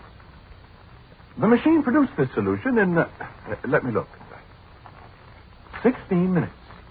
That is pretty fast. Exceptionally fast, when one considers that without the machine, it would take 20 expert mathematicians working together for something like 10 years to arrive at the same solution. So, you see? Oh. Well, I've got one more question, Mr. Quinn, if you don't mind. Go right ahead. How do you know this answer's right? What? Why, of course it's right. Sure, but how do you know? Why, that question has never come up before. Yes, but if this machine is such a dinger as you say it is, oughtn't you to be sure that it adds things up right? Oh, it does. Oh, it does, I assure you. This answer to the problem you've got there. How do you know it's right until 20 mathematicians work 10 years to do it over again? Why, that's ridiculous. It isn't ridiculous. I'll tell you what's ridiculous to me, Mr. Quinn. Just the same as it is to Alice. I think it's absurd for a bunch of great, big, high-powered scientists building a gadget like this and then taking its word for everything without question. I'm afraid you haven't the proper scientific approach, Mr. Burton. Oh, that's right, I haven't. But listen here. Suppose you've got a great big scientific formula, or whatever you call it, and let's say a big bridge or something depends on some kind of calculation that takes 20 minutes to do. Yes? Well, what if the machine made an error of just one number? Wouldn't that error be multiplied 1,000,000 times in the whole... You see, Mr. Burns, I said you didn't have the scientific approach.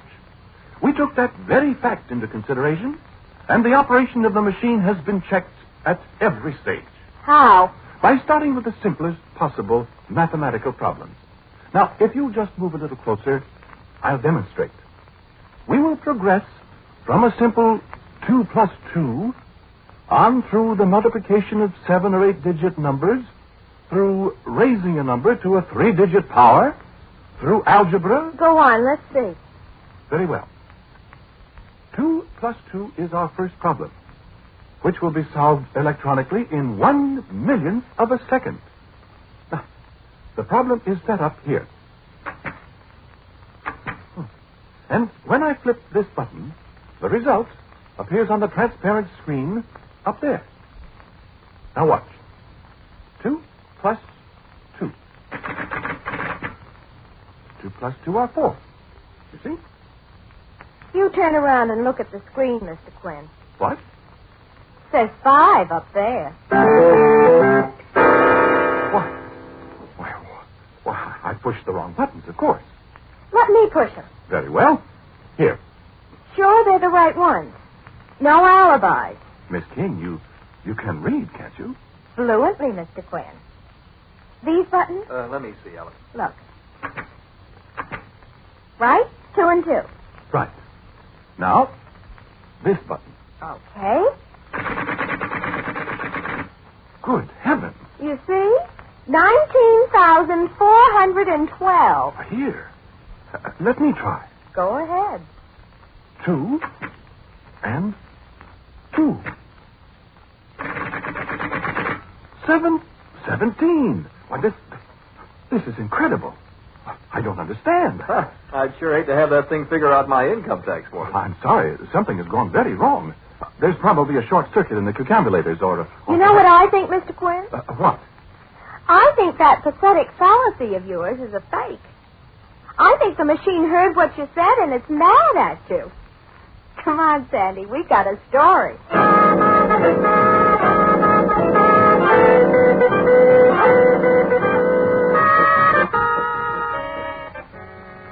Yes, they certainly did have a story. And they plastered it all over the front pages of the paper for 3 days. The old gentleman had me on the carpet. And for a scientist, he has an extraordinary vocabulary. He must have been a plumber or a mule skinner in his youth.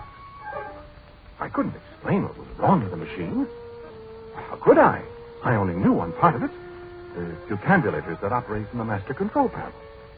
Of course, I thought that's where the trouble was. So the old gentleman told me to tear them all out and inspect them, make replacements and all that. He seemed to blame the whole thing on me. He's so unreasonable. Well, there are 144 cucambulators, all the rotary self-retracting type, with foraminiferous tubes, and they weigh 60 pounds apiece. Well, newspapers all over the country were laughing at us. They had funny jokes about the machine on 6 radio programs in one night. And we had to do something quick. If I'd only not made that statement about the pathetic fallacy. The way that girl took that up and made me look like a first-class fool. I could have choked her. So I started to work. They shut down the lab. The people kept storming at the gates to see the machine that got mad at people. And there I am up to here in grease and wires and electronic gadgets. And I've been over every single one of the 144 cucambulators, and there's not a thing wrong with one of them. Not one single thing. But the machine won't work. Well, it just sits there. I've got just one more thing to do before I give up. And, of course, when I give up, I'm through. Well, the old man made that amply clear. I'll be out of a job that fast and try and get another. I'll have to change my name and go somewhere and find a job as a dishwasher or a sailor or something. And I've spent 27 years in this profession. All of it thrown out the window because of a stubborn collection of wheels and tubes and wires and relays and whatever else there is. I hope you're happy about that machine. What's that? What's the use? Is that thing starting up by itself? What goes on here? Those tubes lighted up. Now what? Why, that's the strangest thing I've ever heard of. Who's that? Quinn. Who is that? Who's calling me? Hello? Hello, who's calling me? I must be hearing things. I'm losing my mind. Quinn. Who's calling me? Quinn. 2 plus 2, 4. What? 2 plus 2, 4. Who is that, I say? 4, 4, 4, 4. Why, it's the machine. It's talking back to me.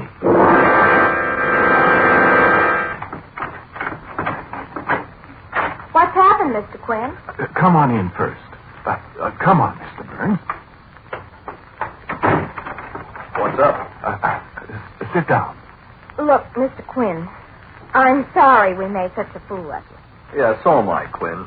But that's the newspaper business. It's all right. What'd you want to tell us? Well, I hardly know what to say now that you're here. Is the machine fixed? Have you got a stake to do something for us? Because if there's anything we can do, you know we'll do it. The old gentleman's been pretty rough on you. Yes. Yes, he has that. Well... Now, look, Mr. Quinn. Before you start, there's no guarantee that anything you tell us will be printed. We don't run the paper, you know. I know. But you'll print this. What? Well, you remember you said the machine was mad at me? Yeah. It was. What? It was. But it's sorry now. You mind saying that again, Mr. Quinn? Well, I said it's sorry now. Wait a minute, Sandy. What do you mean by that? Well, I'll show you. Listen. Machine. Machine. Listen. Be still, Sandy. Machine, do you hear me? Listen, Quinn, what is this? Sandy, I said be still. Machine. Answer me. The guy's going bug. Let him alone. Come on, machine. 2 plus 2. Mr. Quinn, what are you trying to do? You trying to get that machine to talk back to you? It did once. Are you kidding? No, sir. No, I am not. Well, now, look, Quinn. You say it did talk to you, Mr. Quinn. Yes, it did. Machine. Come on, Alice. No, wait. When did it talk to you, Mr. Quinn? Just before I telephoned you. I was sitting here, and it called my name. It said, Quinn. You sure? Of course. What else did it say?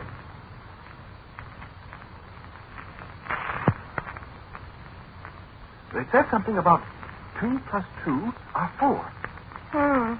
Now, you remember that was what it made the mistake about the other day. When Alice said it was mad at you. And I think it was trying to apologize for all the trouble it caused me. Alice. I don't know why it doesn't talk now. Machine. Alice. I'm awfully sorry. Maybe it's embarrassed with you here. Alice, let's go. Mr. Quinn, do you feel all right? I'm not crazy, Miss King. Isn't it possible that maybe thinking about that pathetic fallacy and overwork made you... It is not. I'm sorry, Mr. Quinn. I've got work to do. If you'll excuse us now. I'm sorry. I don't know what to do. I do. Believe me, I do. Sandy. Are you kidding, Alice?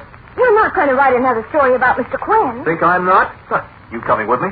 Sandy, if you write that story, I'll never speak to you again. Look, darling, I'm a reporter. You're something worse than that if you do that to this poor man. It's all right, I guess, Miss King. I asked for it. Mean you admit you cooked up a story for us? I didn't cook up anything. The machine talked to me. Okay, so long, Quinn. You coming, Alice? I am not. And if you turn in a story that harms Mr. Quinn anymore... Oh, stop it. Well, I suppose I might as well go get my hat and coat. I'm terribly sorry, Mr. Quinn. Yes, I am too. Do you want to tell me what really happened? I told you, Miss King. I was sitting here, and I was talking to myself. And I was talking kind of to the machine, I suppose. I was feeling sorry for myself. Out of a job. Never be able to get another job again because I've been disgraced. By a couple of newspaper people who thought more of a silly story than of a man's whole career. Oh, it's not your fault, really. I suppose I'd have done the same thing if I were a newspaper man. I don't know what to say. There isn't anything to say, Miss King. If I can stop Sandy from writing another story... It doesn't make any difference. Mr. Quinn, couldn't it have been couldn't you have fallen asleep and dreamed you heard the machine talking? I'm sure I didn't. Well, do you have any scientific explanation for it? No, I haven't any scientific explanation. The only explanation I have is that maybe we did create something intelligent out of wires and tubes and things. That maybe it does think. You said that was the pathetic fallacy. I'm not sure it's a fallacy, my dear. Well, goodbye. I'm sorry to have troubled you. Isn't there anything I can do? There isn't anything anyone can do. I'm just very disappointed. That's all. Goodbye.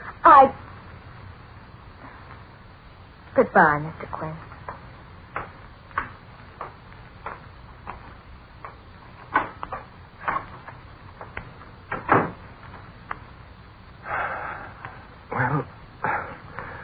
guess that's that. I was in a bad spot before, Machine.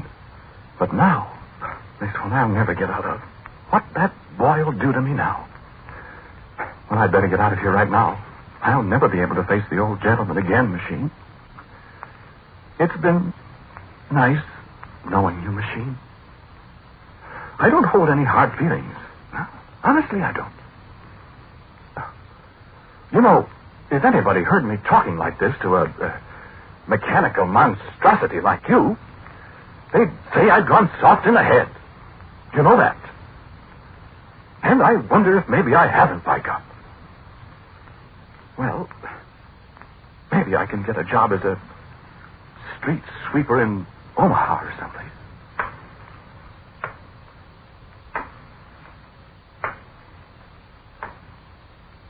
You have a good time. All by yourself, Machine. Will you? Quinn! I'm afraid it's too late now. Quinn! You saying goodbye, Machine? 2 plus 2, 4. Quinn. I'm not at all sure that it is, Machine. I'm not sure of anything anymore. Why didn't you say something while those people were here? A plus B exponent M over N. 5, 3, 4, 2, 8, 7, 3, 6. D log epsilon. What does that mean? 987609. Manchester 327.6 equals Manchester 32.76. Yes, I suppose so. So you have got an intelligent brain, have you? Cube root of minus 3. Yeah. Well, Machine, Quinn? there isn't anything you can do now that'll do me any good. I'm washed up. Good. Nobody will believe a word I say about this, so... Well, shall we have a good talk together now before I go away for good? Quinn. I wish we could tell each other things. Do you understand me? 3146. When did you discover you had a brain? 2 plus 2, 5. 2 plus 2, 19. 4, 1, 2. Mm-hmm. You're not mad at me anymore, then? Negative. 9, 7, 6, 3, 5, 4, 2, 9. Who is that talking, Mr. Quinn? Why, Miss King. I thought you'd gone. Who was that? Was I talking? Yes, you were talking, and somebody else was talking, too. Who was it? Why, Miss King, I'm afraid you wouldn't believe me if I told you. It sounded like a woman's voice. Did it? Was it the machine? Was it? You, machine. Was that you talking? Come on, say something, machine. I'm afraid you must be mistaken, Miss King. Well, I'm going to find out. Here, Mr. Quinn. Put your arms around me. What? That's right. Now, you poor darling. Alice loves her, Mr. Quinn. Poor Mr. Quinn. But everything's going to be all right, isn't it? Miss King. Alice. Don't kill you, dope. Quinn's going to go away with Alice and never come back to the nasty old machine, isn't he? Isn't he? What? Why, good heavens. Say yes. What? Yes. Quinn! Caught you. Okay, Mr. Quinn. What? What are you going to do? Look, machine. Look, sister, you're caught. You might as well give up. Might as well speak up. Now, look. Miss King. Hold it, Quinn. Look, machine. You're in love with Quinn, aren't you? Answer me.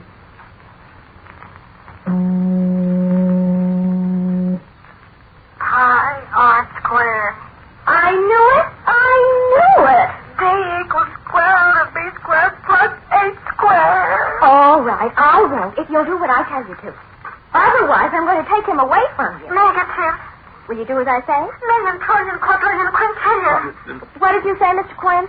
I said, do you understand what she's saying? Why, of course. We girls understand each other, don't we? Affirmative. But what are you... What? Just let us alone for a minute, will you? Well, yes, but... You go over there and sit in the corner. What?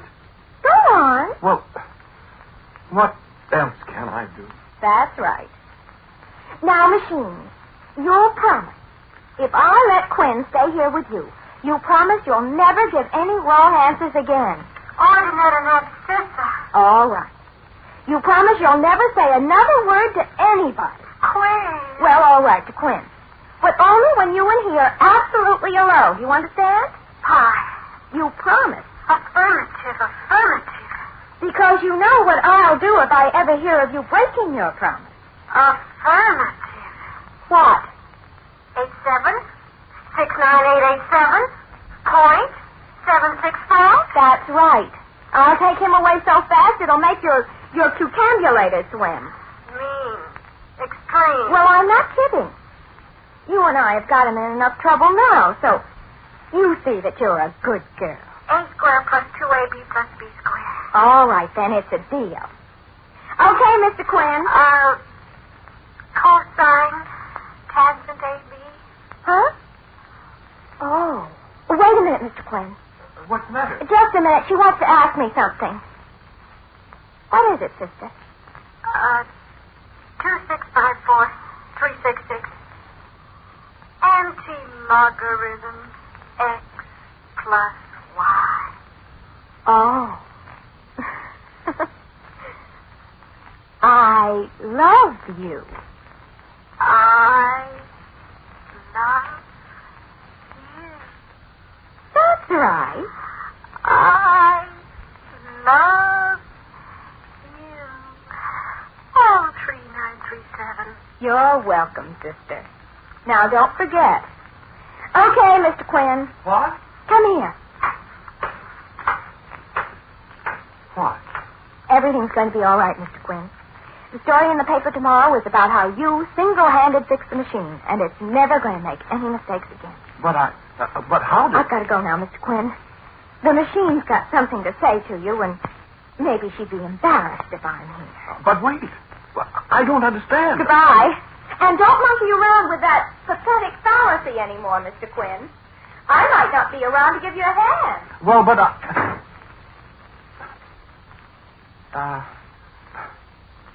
did you have something to say to me, Machine? Quinn, I love you. What? Why, my dear.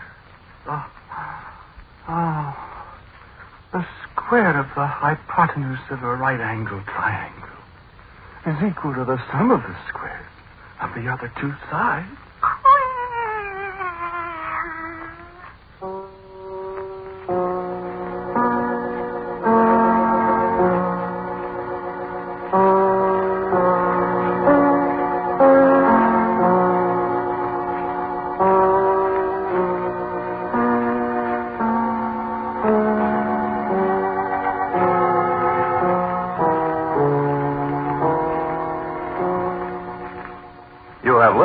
Quiet, Please, which is written and directed by Willis Cooper. The man who spoke to you was Ernest Chappell. And Sharita Bauer played Alice. Sandy was played by Michael Fitzmaurice. The voice of the machine was Vicky Vola.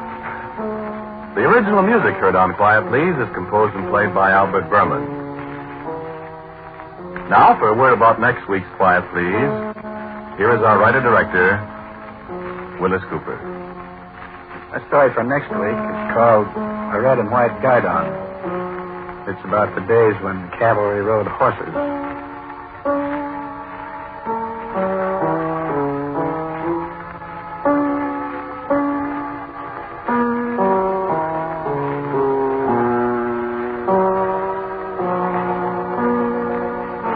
Ladies and gentlemen, in answer to many requests as to the Quiet, Please theme, it's a movement from the D minor symphony of César Franck. And so until next week at this time, I am quietly yours, Ernest Chappell.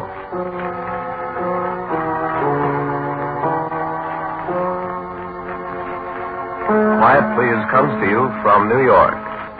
This is the world's largest network, the Mutual Broadcasting System.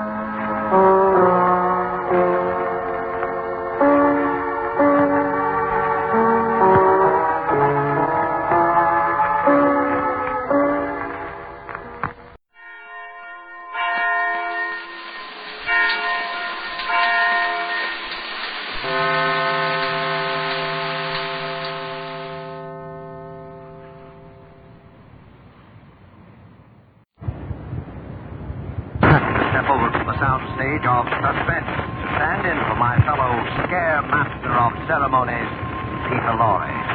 Mr. Lorre had to attend a special conclave of the International Association of Witches, Goons, and Creeps, of which he is a charter member.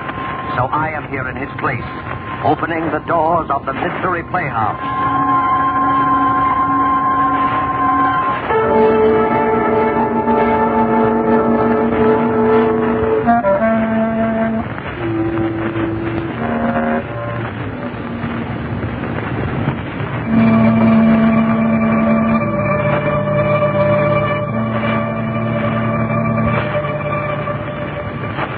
The Mystery Playhouse has been fortunate enough to secure the services of that light-hearted raconteur of murder, horror, and the supernatural, the laughing boy of the inner sanctum, Raymond. Raymond's been telling about the horrible things that happen to other people for a long time now, and getting a huge bang out of it. But tonight the tables are turned, and he finds himself on the receiving end, which seems like poetic justice indeed.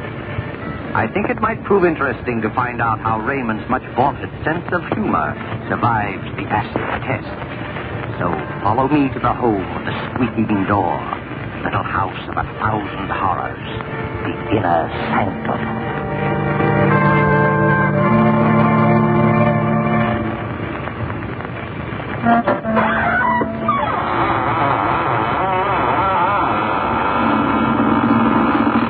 Good evening, friends. This is your host, Raymond. Welcome through the squeaking door of the inner sanctum. For those of you who write in to find out why our door squeaks so much, I guess now is as good time as any to explain that the hinges are rusty with dried blood. Through that door pass the most beautiful ghouls in the world. Won't you come in?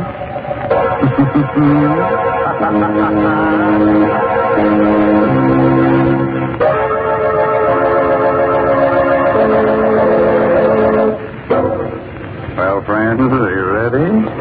Good. Now remember, if you must scream, do it with your mouth closed, so you won't annoy the rest of your family.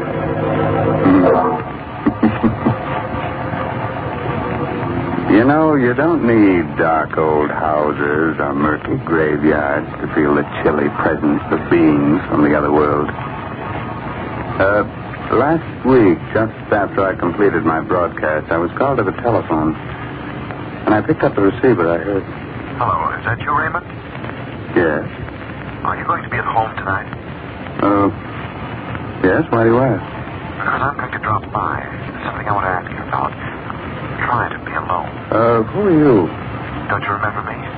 Well, the voice is familiar, but I can't quite place it. I'm Gideon Blake. I'll see you later, Ray. Goodbye.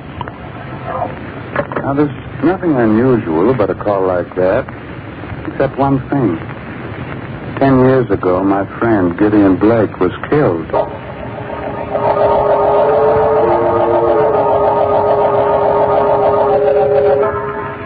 I'm sure that call was some joke. I remember laughing about it as I sat down in my living room with a sandwich and a glass of milk. But later that night, I must have dozed off. I remember being awakened by the tower clock chiming. It was midnight. Somewhere a cat howled against the moaning wind that had sprung up. A strange chill and a shudder through my body. The front door must have blown open. I went to see. Standing there was Gideon Blake. Good evening, Raymond. Blake. You shouldn't be so surprised. I told you I was coming. Yes? You've changed so. It's been a long time. More than 10 years, I believe. But I don't understand. You were burned to death. How on earth did you come back? There are many things which you will never understand while you're alive and on this earth. Why'd you come here? To give you this piece of paper. What's on it? The names of 4 persons. They're alive now. In a short time, they will all be dead. I looked at him carefully as he talked. He looked hideous, ugly, with horrible burns on his face. The man had the look, the touch, the very smell of death. Good night, Raymond. I looked at the slip of paper my friend Gideon had given me. There were 4 names. Stella Marlowe, Robert Lane, Amelia Cardway, Raymond Edward Johnson. First 3 names I didn't know. Was very familiar to me. It was my own name.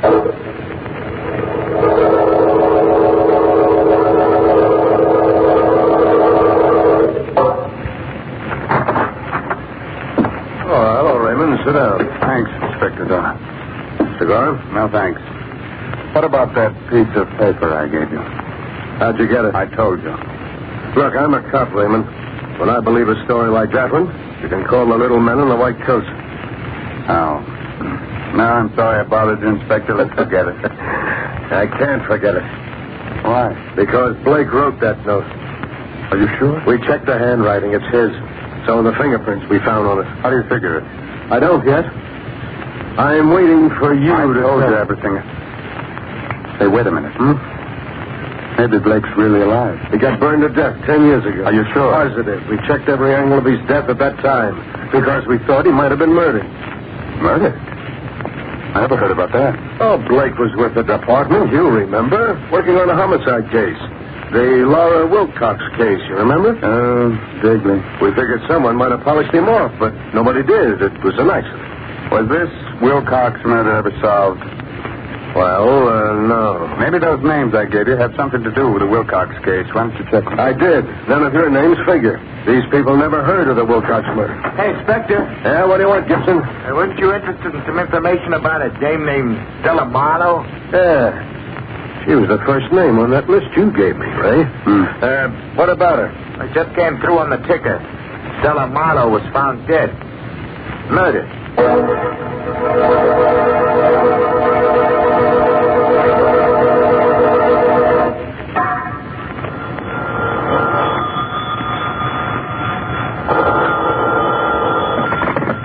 Hello? That you, Ray? Mm-hmm. This is Inspector Doyle. We're trying to get you all day. Oh, I just got in. I've been down to the police library studying the file on the Wilcox case. All right, forget about that. Now, listen. I want you to lock your door and all the windows. I'm sending down a red-headed cop to guard you. What? Don't let any dark-haired guy into your house, even if he's your own best friend. What's this all about? We're dealing with a homicidal maniac. The body of Stella Marlowe was dismembered. Remember? Tell my man to call me at headquarters when he arrives. Goodbye. Goodbye. Just after I hung up the phone, I noticed a little black box on the living room table. How it got there, I don't know, because my house was locked all day. I undid the black ribbon, opened it. What I saw inside fascinated and horrified me. It was a human hand. Suddenly a thought clicked in my mind. I recognized something on there.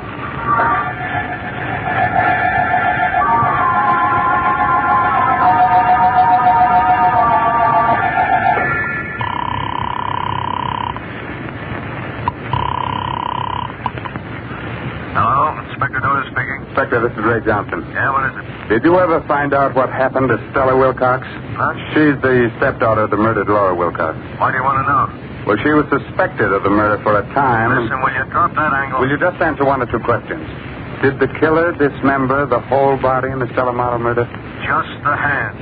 fine. Did she have on a large diamond ring, the third finger on the left hand? Yes.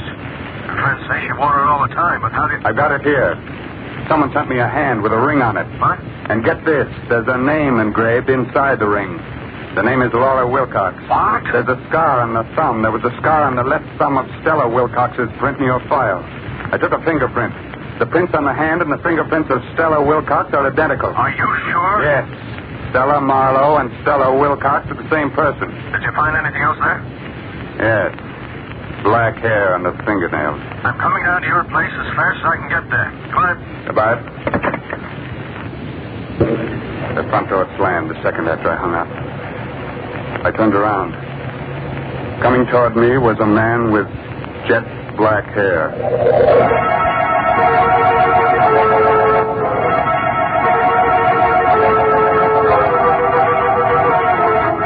You know, I can face sudden, horrible death when it happens to other people, but when it happened to me...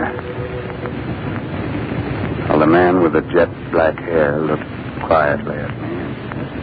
I'm Robert Lane. You're Raymond Edward Johnson, I believe? Yes. Inspector Doyle spoke to me about you. Can I sit down? What do you make of all this? I don't know what to make of it. You heard what happened to Stella Marlowe? Yes. You know that's not her real name? Yes, she was the stepdaughter of Laura Wilcox, but how do you know? I think I know more about this than you imagine. Is your name really Robert Lane? Why? There was a chauffeur in the Wilcox home, a man named Lowry. I wonder... There's no harm in telling you now. Yeah, I'm that chauffeur. And Amelia Cardwell? She was Mrs. Wilcox's maid. No, Johnson, the murder of Stella didn't come exactly as a surprise to me. Why? She poisoned her stepmother with the help of the maid, Amelia Cardwell. But why am I involved in all this? Let's not fool each other. Somehow you discovered that Stella murdered her stepmother. But after 10 years, you can't dig up any evidence, and you know it. So you invent this wild story about Gideon Blake. Just the right sort of psychological scare to frighten the two women into making a move that'll give them away. Very clever. Just a moment. What color is the hair of Amelia Cardwell? Blonde. Pretty shade of blonde, in fact. Very attractive girl 10 years ago. Price of other people, Oh. Where'd you get this? Someone left it here this evening. That ring. Old Lady Wilcox gave that to Stella on her 18th birthday. That's the hand of Stella. I understand why you asked about the hair, John. The hair under the fingernails is black, just like mine. Mm-hmm. I wouldn't be surprised if an analysis showed that it was mine. And you killed it. A crime, Raymond, through a direct personal experience. I'm going to kill you. I'm calling here.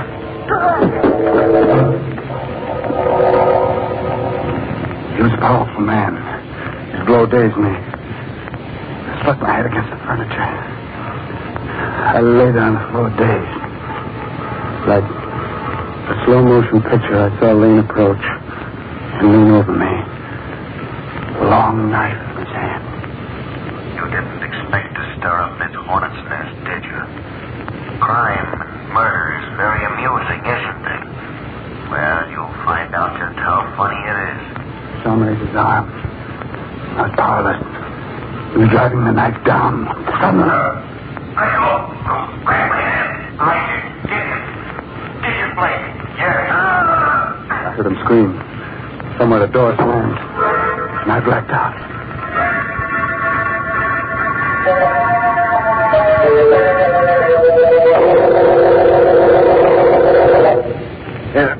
Here, get up, Blake. There you are. You're okay now? Come on, get up. Inspector Doyle. Hey, what happened here? Found you on the floor, out like a light. It was Lane, Wilcox chauffeur. He tried to kill me. Lane? Lane's dead. There's the body. Huh? Did you kill him, Ray? No. Where does Amelia Cardwell live? A few miles from here. Why? We've got to get over there right away. She killed the old lady, and she might have killed Stella, too.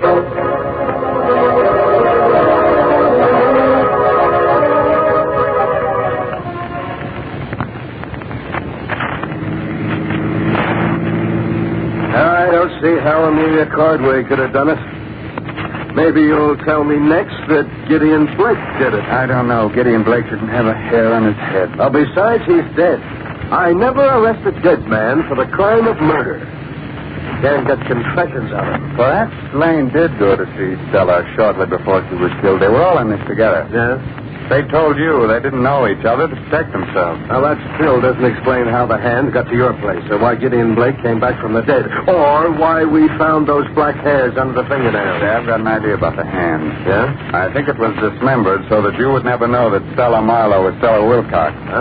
She changed her appearance, but she couldn't change her fingerprints. Well, then, who left it at your place, and why? And why should you be on the murder list? Don't remind me of that, please. Well, here's Amelia Cardway's cottage. Maybe we'll get some of the answers here. Come on. What? Inspector. Is it that? Yeah. Come on, follow me, Ray. Inspector Doyle had his gun out and was running into the house. I followed a few steps behind. In a moment, I was in the living room. Doyle was standing there. Well, what happened? Why did you scream for help?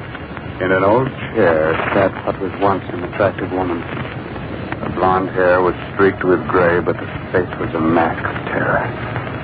I recognized her from the picture in the police file. It was the former maid of Laura Wilcox, Amelia Cardway. Yes, Mrs. Wilcox. In just a minute. Come in, Mrs. Wilcox. What's the matter with her? She's cracked or delirious. Just keeps sitting there like that, mumbling. You can't hear me. Someone will find out. I'm glad they found out. Now she'll never come to see me again. Yeah, well, who came to see you? Mrs. Wilcox. Huh? I didn't want to give her that medicine. I knew it was poison, but Stella made me. She made me. And so did he, the chauffeur. Getting out of the chair, Inspector. Look, there's a knife in her back. It's Cardway. There she is, at the top of the stairs. Mrs. Wilcox. Where? At the top of the stairs, Inspector. Look, it's Laura Wilcox. I'll tell everything, Mrs. Wilcox. We were all in on it together. Stella, the chauffeur, and me. I didn't want to do it. Forgive me for... I'm going upstairs. You look after Ray. The moment he reached the bottom steps, Mrs. Wilcox disappeared. I stooped over the Cardway woman. She was dead. A burst of pistol fire came from the upstairs part of the house. A moment later, Inspector Doyle came tumbling down the stairs, the gun still in his hand. He was unconscious. I looked up. At the top of the stairs stood Mrs. Laura Wilcox. She said nothing, but calmly came down, holding the poker she had struck the inspector with. She bent down, took out the knife from the body of the dead Amelia Cardway. I was too startled to fight through. Suddenly the woman took off her hat, her wig, and there stood Gideon Blake. You'd better go now, Raymond. I don't understand that disguise. Look there. The entrance to the dining room. Fire. Yes. Fire. You'd best leave at once. Those flames are spreading rapidly. Take Inspector Doyle with you. Blake. Hurry. Yours is the last name on my list, you know. You didn't have to say any more. I dragged the inspector through the door. Gideon Blake turned, smiled at me, and walked directly into the flames. That was the last I ever saw of him.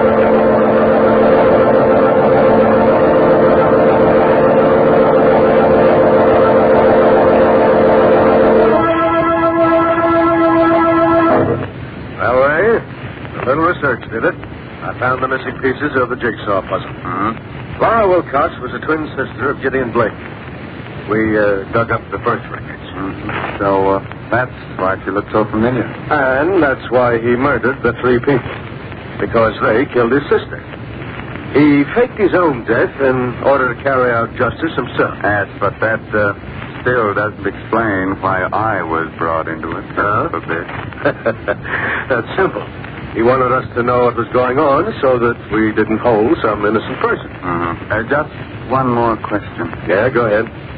How did Blake fake his own death 10 years ago? Now, we don't know exactly, but he must have done it. Did you find his body in the ashes of Amelia Cardway's cottage? Well, I guess they're there, but, it's impossible to identify them positively. That leaves one other explanation. What's that? That Gideon Blake actually died 10 years ago.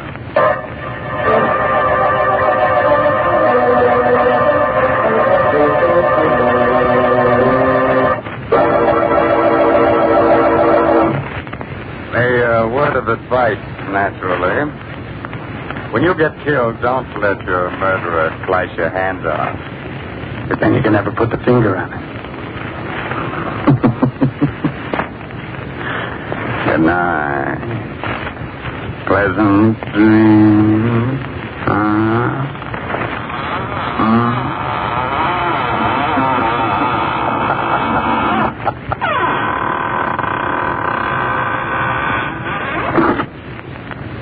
You have been listening to an Inner Sanctum mystery starring Raymond Edward Johnson.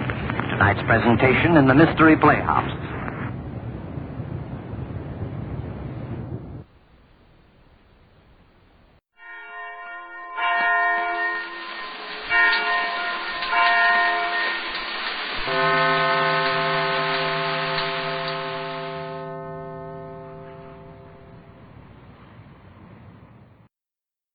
And now,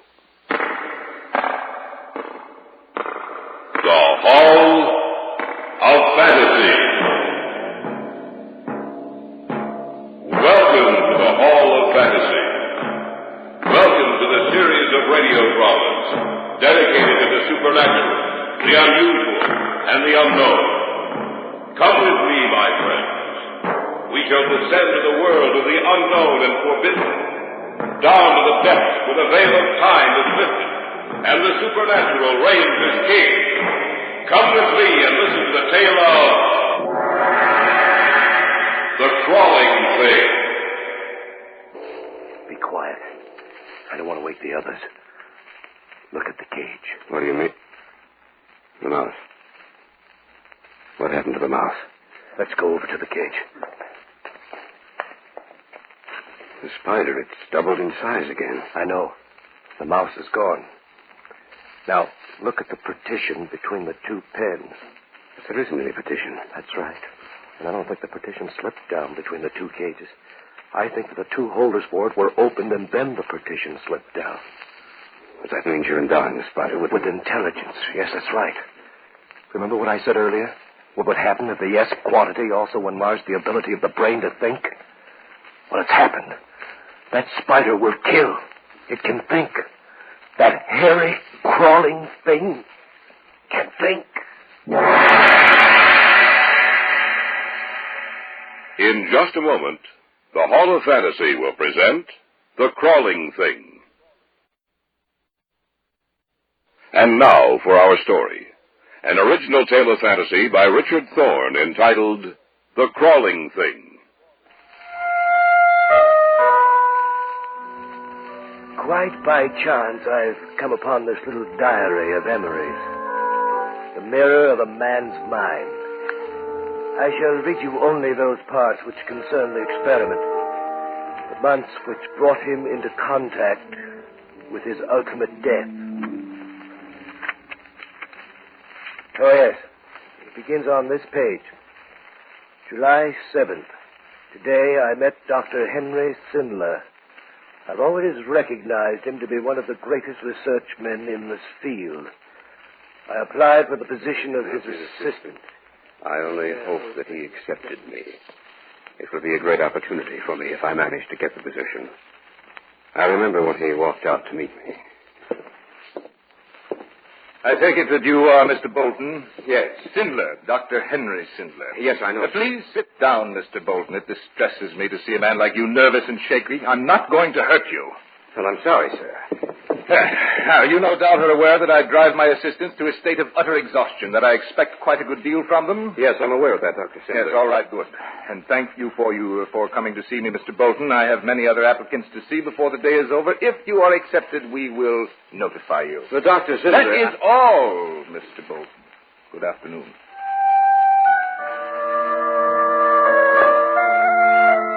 July 11th. I was accepted. He called me this morning and said that he had chosen me to fill the position. Yesterday, I felt sure that I'd been rejected and almost accepted the position with Gates, but something held me back. I am to see him tonight for dinner. This is Donna Atwell, Mr. Bolton, another member of the research team. How do you do? It's a pleasure to meet you, Miss Atwell. Will you join us in a martini? Yes, certainly. The laboratory up in the mountains should be completed by the end of this month. I have a few things to clear up here before we start on this new research. I imagine you're willing to live with me and the rest of my staff? Oh, yes, by all means, Dr. Sindler. Yes, excellent. I'm very interested in knowing what we're going to do. Tell him, Donna. Dr. Sindler is endeavoring to discover a method by which he can make plants and animals larger. Larger? Yes, Emery. Well, how? Every living thing, be it plant or animal, gives off electricity to a greater or lesser degree. By means of the electroencephalograph, science has already discovered the human brain gives off small microvolts of electricity. When a man becomes angry, this charge is strengthened. With the increased flow of electricity, his physical strength is also increased. Dr. Sindler is looking for the chemical which is released into a man's body, along with adrenaline, which gives a man this added strength and which also increases the microvolts of electricity. I see. Your cocktail. Allow me to propose a toast to our work together. May we have success.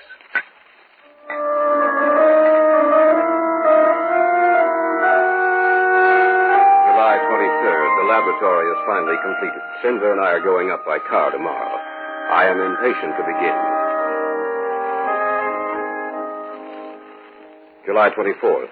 We arrived shortly after noon today. I'll take you on a tour of the building later, Emery. Now I want you to meet the others. Donna, will you and Dr. Henderson come into my office, please? Yes, Dr. Sindler. Besides the four of us, the only other persons in the building are the cook and janitor. I dislike having too many people engaged on one problem. You understand, of course. Certainly. Miss Atwell and Dr. Henderson have been my colleagues on several other occasions. Well, the building is perfect, Henry. Yes, Henry, they've certainly given us everything to work with this time. Emery Bolton, this is Dr. Paul Henderson. You already know Miss Atwell. How do you do? Glad to have you with us, Bolton. Emery, you are to work on the effects of the unknown chemical which is released into the body at moments of anger or peril along with adrenaline. I shall try to isolate the chemical. You are to discover what effect it has upon the nerves and brain.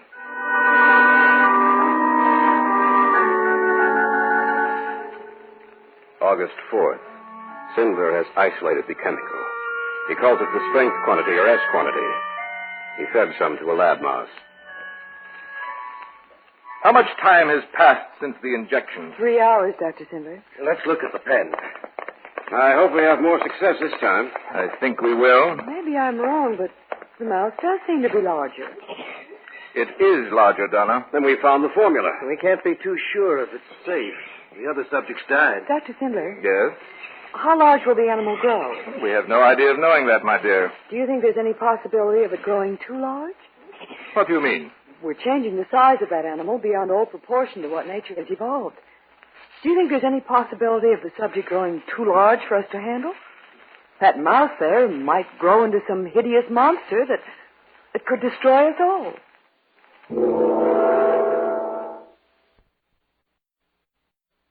Back now to our story. An original tale of fantasy by Richard Thorne entitled The Crawling Thing.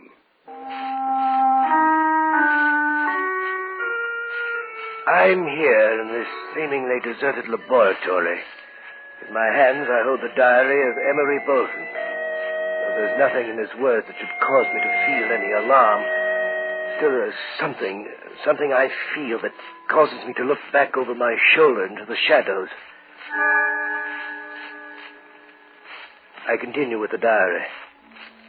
August 5th. The animal is 3 times its normal size. It killed 2 other mice. Emery! Yes? How is your part of the research cutting? I've written it down for you. Here. Let me see. The effect of the S quantity increases the microvolts of electricity, and we go on. Dr. Sidler? Yes, what is it, Donna? Paul wants you in the isolation room immediately. Why? What's wrong? I don't know. He just told me to get you. Oh, come with us, Emery. Wonder what's happened. We'll know in a minute. What is it, Paul? Henry, the mouse died a few minutes ago. What? Yes. As you know, the S quantity has an immense effect on metabolism. I imagine the animal wasn't able to stand the strain. What are we going to do? We'll try it again. Failure may mean nothing. Perhaps the animal was sick. We're not sure that the strength quantity will kill. August 9th. Cinder told us to feed the S quantity to another mouse and also to one of the large, hairy banana spiders, a member of the deadly tarantula family, in the cage next to the mouse. I was with Henderson when the feeding began. Open the cage door. Right. I'll set the food in here, like this. All right, close the door. Mm-hmm. Now the other one. Open the cage door. All right. There, that'll do it. Paul, do you think the spider will react to it? I don't know. I imagine so. Spider, What's the matter? Ever since I was a small child, I'd hated them. I get nervous whenever I see one. This type, especially. You're a scientist, Paul. You should be completely objective in this experiment. I know I should, but that spider, that hairy, crawling thing, I wish I could forget my fear and hatred of them, but I can't. They always seem so cold. A person feels that they have an unearthly, inhuman intelligence behind their beady little eyes. Of course, that's not possible. I think it just the same. I wonder if the S quantity will also increase the size of the brain and its ability to think.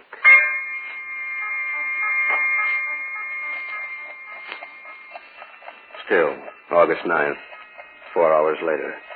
The mouse has increased slightly in size, but the growth of the spider has been amazing. Its size has been more than trebled. It's almost as large as a child's fist.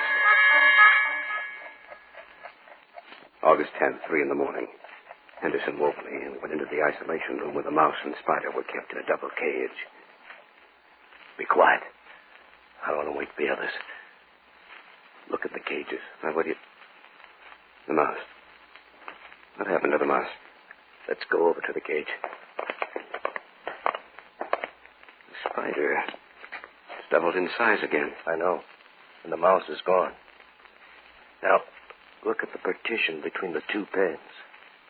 There isn't any partition. That's right. It slipped or was moved down to the bottom of the cage. Then that means that the mouse and the spider had nothing to separate them. But what happened to the mouse? Don't you know, Emery? Unless what? Unless the spider. And that's just what happened. Another thing, Emery. I don't think the partition slipped down between the two cages. I think that the two holders for it were opened, and then the partition slipped down. That means you're endowing the spider with intelligence. Yes, that's right. Remember what I said earlier? Would have happened if the S quantity also enlarged the ability of the brain to think? Well, it has happened. That spider will kill. It can think. That hairy, crawling thing can think.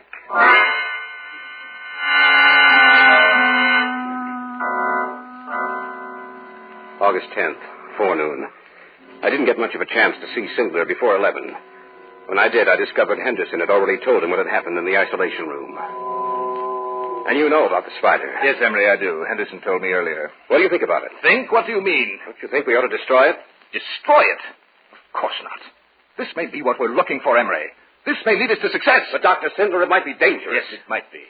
But you remember that the development of the atomic bomb was dangerous, and so is the research going on in countless laboratories across the nation, across the world, Emery. That spider has intelligence, Dr. Sindler, a crafty, cunning intelligence. Yes, I know that. We have found a new formula to increase the intelligence and size of an animal.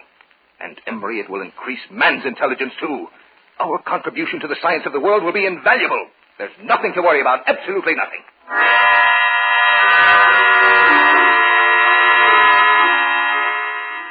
August 15th. The spider has grown so large that it cannot be kept in the cage anymore. The isolation room is its pen now. It has the run of the entire room. It's as large as a large dog. I must admit that every time I enter the isolation room, I'm nervous lest that thing should attack me. but it generally stays over in one corner of the room. Apparently, it has no desire to harm us. August 25th. Donna and I had taken a stroll outside the laboratory.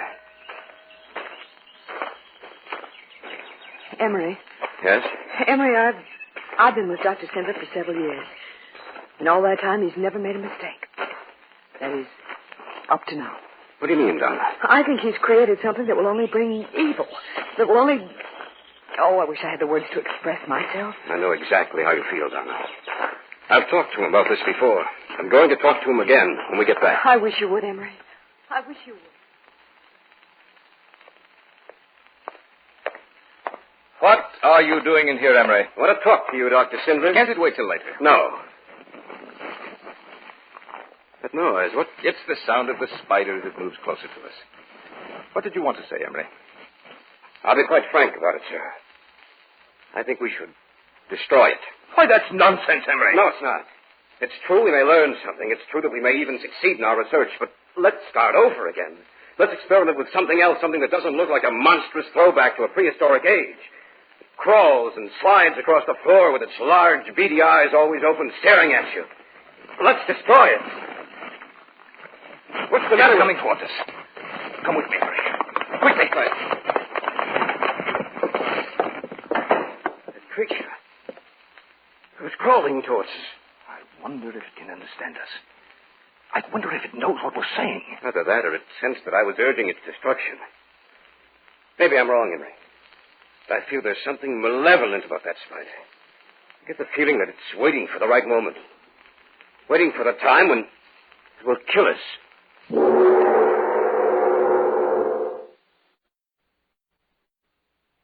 Back now to our story. An original tale of fantasy by Richard Thorne entitled The Crawling Thing.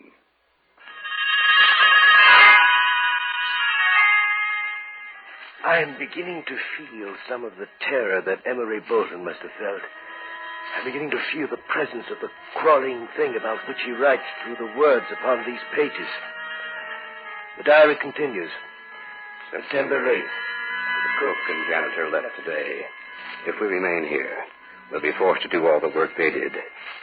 Henderson has been acting queerly. It's a strange, haunted look to his eyes. He barely eats at all. Either he's ill physically or mentally. What's the matter with you, Paul? What do you mean? You look ill. You're not yourself. Can you be yourself, Emery? That crawling monster in the isolation room? Well, can you? No, not exactly. Let me tell you something, Emery. In my dreams, I see it. My dreams in the dead of night. I see those beady eyes looking for me, trying to pierce the darkness. And I feel drawn to it, as if it hypnotizes me. And I feel that I'm caught in its web, just like a fly, Emery. Just like a fly. It's only your imagination. I'm not insane if that's what you think. And I'm quickly being driven there. Did you ever look at those eyes for any length of time, Emery? Did you ever see the hatred and loathing and evil mirrored in them? I'm not imagining it. I see it. When the opportunity comes, I'm going to destroy it. Sindler or no Sindler, I swear to you, I'll kill it.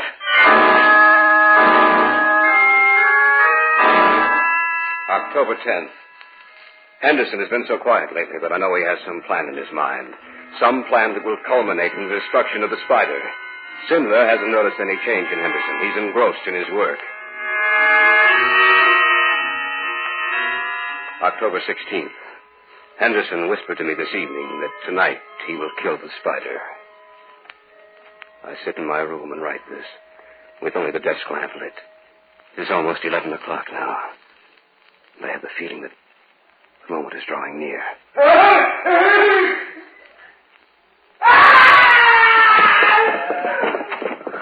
What happened? I don't know. I think we may find the answer in the isolation room. Come with me. You don't mean that Henderson went in there alone? I'm afraid he did. But that's against all my orders. Why would he want to go in there? Let's kill it. What do you mean? He hated and feared the spider. We'll see what happened right now. Here's the key. We don't need it. The door's open. Turn on the light. Good heavens. Back! Back to the other side of the room.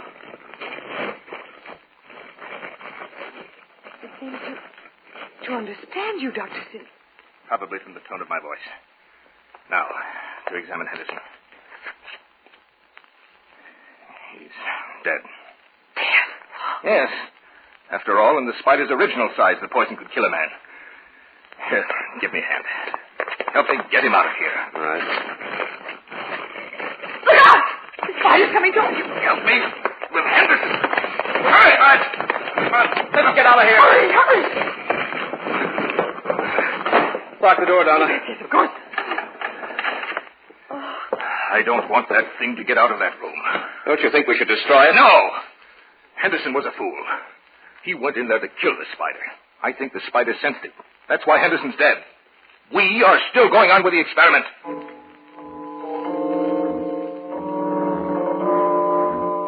October 17th, we buried Henderson in the graying light of dawn. Even Sindler was quiet. October 18th, I am in charge of feeding it. Donna and I were in the isolation room today when a curious thing happened. Emery, look. What's wrong? The spider. It's crawling over to the table with the S quantity. I wonder if what? the spider's trying to get more of the S quantity. Stop growing now because we stopped the injection. If it were to get more of the serum, it would grow larger. Going to get that bottle and take it out of here. Be careful, Emery. Don't worry, I will. Look out! They won't let me get past. Maybe we better get out of here. It's crawling towards the table. We have to stop it. We can't. It's lifting one of its legs. What is it trying to do? Get the bottle, Donna. The bottle of serum. Knock the bottle to the floor. It's going to drink that serum. Let's get out of here. You're right. What are we going to do, Emery? I don't know. I heard some commotion down here. What's the matter? The spider just got through knocking the bottle of chemical serum to the floor. But that means that it'll grow larger.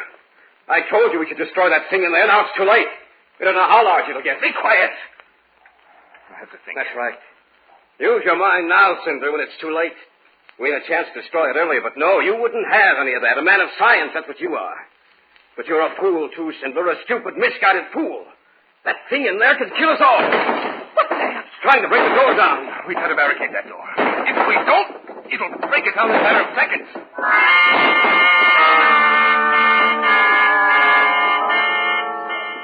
October 24th. 6 terrifying days have passed. That creature in the isolation room is out of all proportion. Though we've barricaded it, the door is weakening. It won't hold up much longer. I called Frank today. We can't leave that thing alone. If it were to get loose, we must destroy it. Cinder has a plan. We've placed explosives just outside the door. It'll give way any minute now. Only a matter of minutes now. When it breaks down the door and comes through that doorway, the explosive will automatically go off. I hope we're successful. Why don't we just leave? We can't do that. We have to see it destroyed. That's the only way we can be sure. What if the explosive does not kill it? I don't know what will. The door is starting to give. It's starting to come through.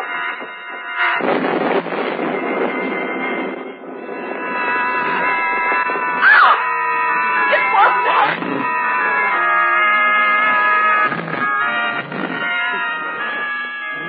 Look at his eyes. As if I were hypnotized. I can't move. Look out! Look out!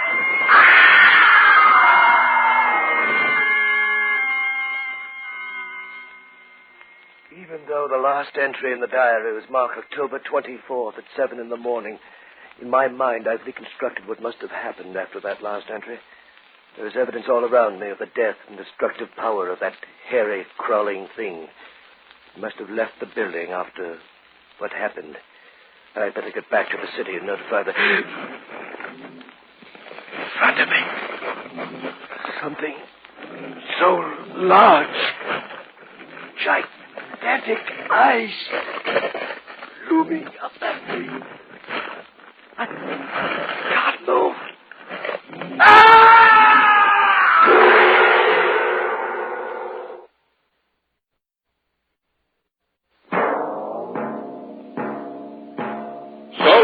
tonight's tale of the unusual, the terrifying, the unknown. Join us again when next we journey down the corridors of the Hall of Fantasy to hear another strange tale of the supernatural. All characters and events portrayed in these programs are fictional, and any similarity to actual events or persons, living or dead, is purely coincidental.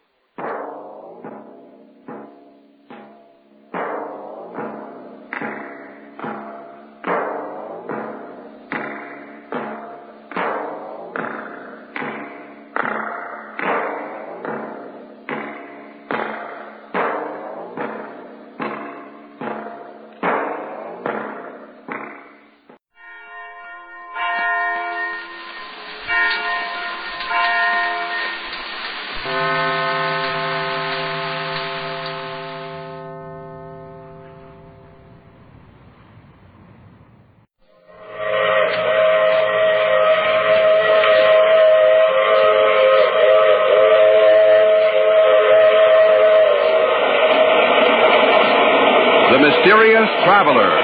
Written, produced, and directed by Robert A. Arthur and David Cogan. And starring tonight two of radio's foremost actors, Leon Janney and Charlotte Holland, in Operation Tomorrow.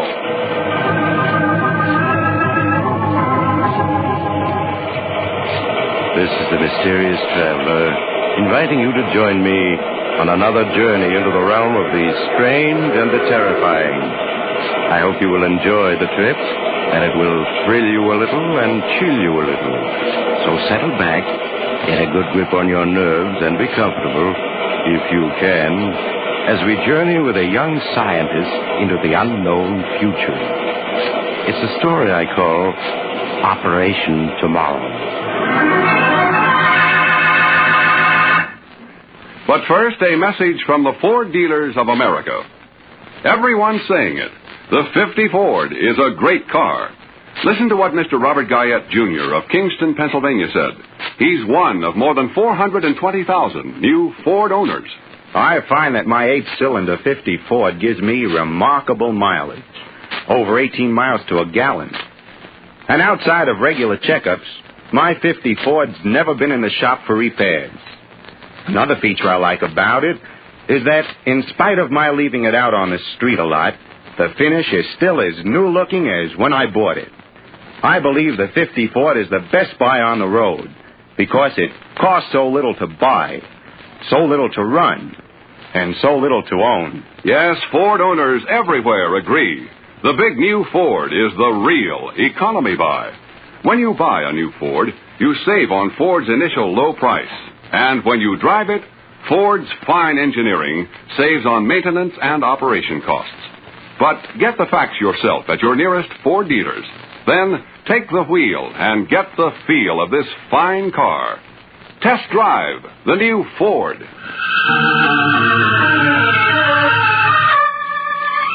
My story begins in a scientific laboratory cut out of the solid rock many feet beneath New York City University. Amidst a maze of electronic apparatus, Professor Wilbur Malcolm, a middle-aged pipe-smoking man, is making methodical tests, aided by his new assistant, Fred Andrews. The main output coils seem to be working the way they should. You ready at the meters, Fred? Yes, Professor. But I wish I knew what we were doing. You will in a few seconds, my boy. Now, wind up that alarm clock and put it here on this lead table in the center of the magnetic field. This old alarm clock? Yes. There. All right, it's in the magnetic field. Now what? Now I'm going to turn on the current. You give me the readings as we go along. Right, sir. Here we go. Readings, please. 1,000 volts positive main output tube. 1,500. 2,000. 3. 4. 5. 6. 7. 8,000. 9. 10,000. All right. We've reached critical voltage. Now watch the clock closely, Fred. The clock? Yes, sir. Why, it's getting a little hazy. Hard to see. Now it's transparent, as if it were made of glass. What is this, Professor? Patience, my boy. Watch and observe. That's the scientist's motto. Well, the tick is getting fainter. Fading out. The clock is disappearing. Professor, the clock has vanished. So it has. Gone completely. But where? Don't tell me you've discovered the secret of invisibility. Oh, something bigger than that, Fred. But watch now.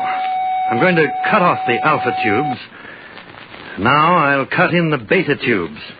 That will give us a negative charge and reverse the magnetic field. You ready, Fred? Yes, sir. Here we go. Readings, please. 2,000 volts negative. 3,000 negative. 4,000. 5. 6. 7. 8. 9. 10,000 volts negative. Good. I'm holding the field at 10,000. Now watch where the clock was. I'm watching, sir. Good Lord. I see a ghost of a clock there. Just a misty outline. Now it's becoming clearer and clearer. It's transparent. Now it's almost solid. Why, I can hear it ticking again. And there it's back. Oh. Yes, Fred. The clock is back. And as you can hear, still in good working order. But where was it? Where did it go? Where did it go? It went into the future. Into the future? Yes, my boy. That clock has just penetrated approximately 1 year into the future. You've witnessed the first demonstration of something that up to now has always been considered a fantastic dream. Time travel. Good Lord. Ah, that's enough for today. You're coming home with me, Fred, when I tell you my plans.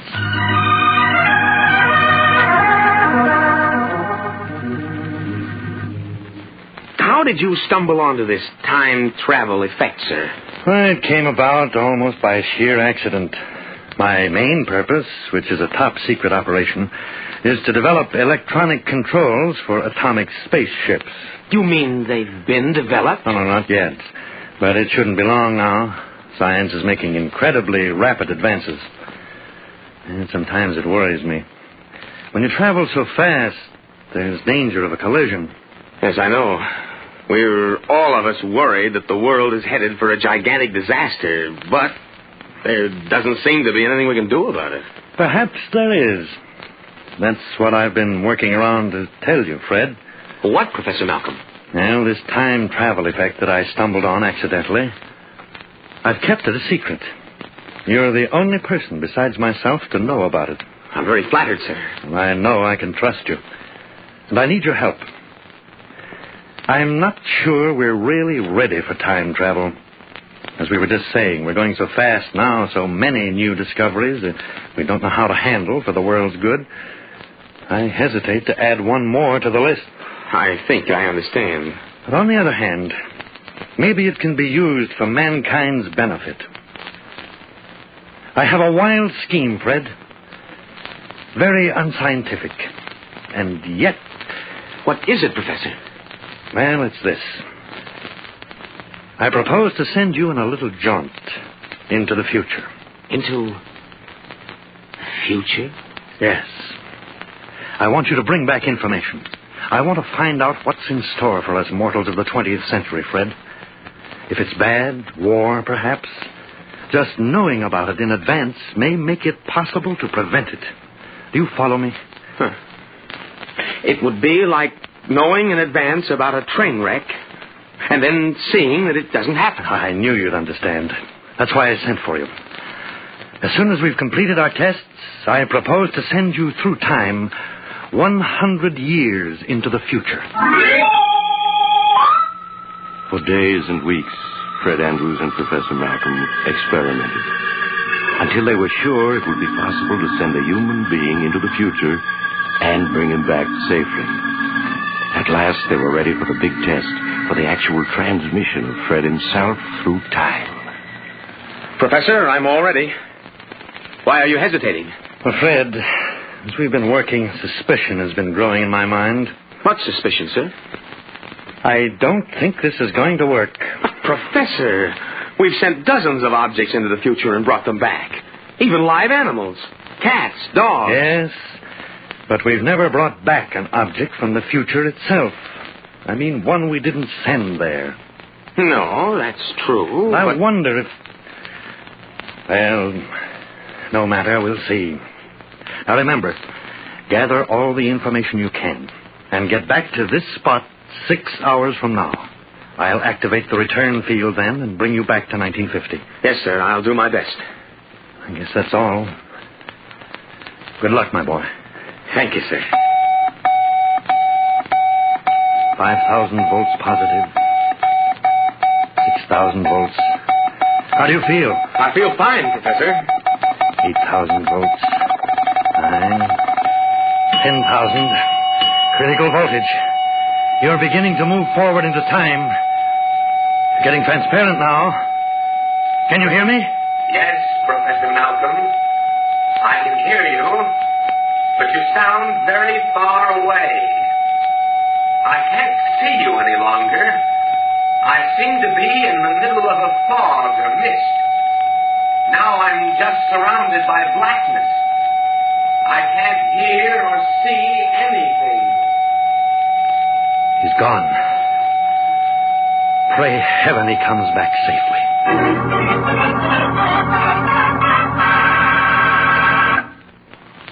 All over the country, folks are praising the beautiful new Ford. And no wonder. For this car is a masterpiece of sleek fashion styling. But there's more than style in the new Ford, much more. There's safety, too, built into Ford features. Into its dependable Magic Action king-size brakes, for example. Into its all-steel lifeguard body. And into its advanced steering mechanism. And the new Ford brings you economy, too. It's low in first cost and high in resale value. It's thrifty on gas and oil and inexpensive to maintain. So, before you buy any car, at any price, stop by your neighborhood Ford dealers. Look over the new Ford for beauty. Check its many safety features. Get the facts about Ford economy. Then discover the flashing performance and big car comfort of this great car. Test drive the 100 horsepower V8 or its companion in quality, the 95 horsepower 6. See, hear, and feel why the big new Ford is the one fine car in the low price field. And now, back to the mysterious traveler.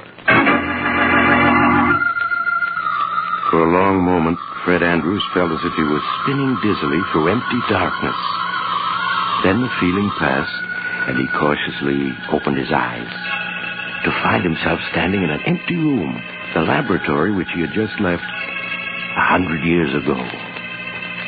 Unsteadily, he crossed the room and, with difficulty, opened the door. Then he gasped. Outside was a maze of corridors and stairways, brilliantly lighted, as if a whole city had been carved out of the rock of Manhattan Island. As he stood there, someone came walking swiftly past him. An attractive girl in full military uniform. I beg your pardon. Yes? But, can you What are you tell doing me... here? What? This section is forbidden to civilians. Forbidden to civilians? I don't get it. How did you get past the guards? Where are your identification papers? No, wait a minute. Since when does an American citizen have to carry identification papers? Ever since the war started, as you know quite well. Put up your hands. A gun? No. Look, miss, you don't have to threaten me. I'm harmless. Stand still. I want to see if you're carrying a weapon. Well, satisfied? The only weapon I have is a fountain pen. What's your name? Frederick Andrews, Ph.D. Your draft card, please. Draft card? Look, what's all this about? War, draft card, identification papers. All these tunnels that have been dug down here. I'm a stranger here. I don't know what you're up to, but no one can be that ignorant. You're coming along with me to see Colonel Phillips. Colonel Phillips? He's the security officer for this sector. And I certainly hope you have a good story to tell him.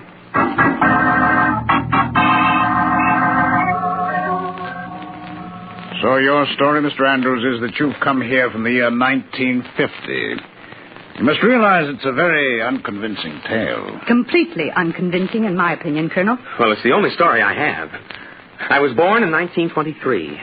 And in 1950, Professor Wilbur Malcolm of City University sent me into the future.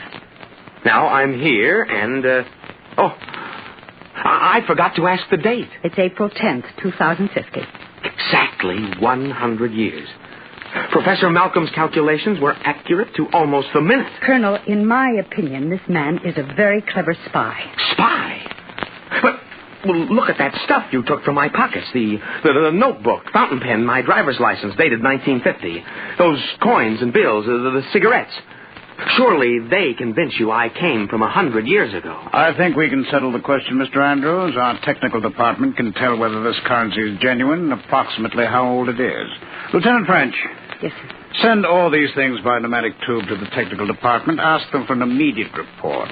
Also ask them if there is any record of a Professor Malcolm or an assistant named Frederick Andrews at City University in 1950. Yes, sir, right away. I'll have a report for you in half an hour. When the report comes, Mr. Andrews, I'll know how to handle your case. If you are a spy, you know the penalty. Well, I'm not worried, Colonel. Now, may I ask a few questions? Are you at war? We are indeed at war. And these miles of tunnels I saw, carved out of the solid rock. This city has retreated underground, Mr. Andrews. No one lives on the surface now. Good Lord. How long has the war been going on?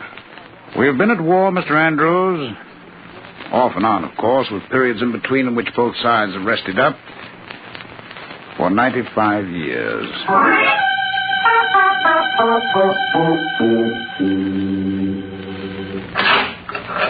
Well, a visitor at last.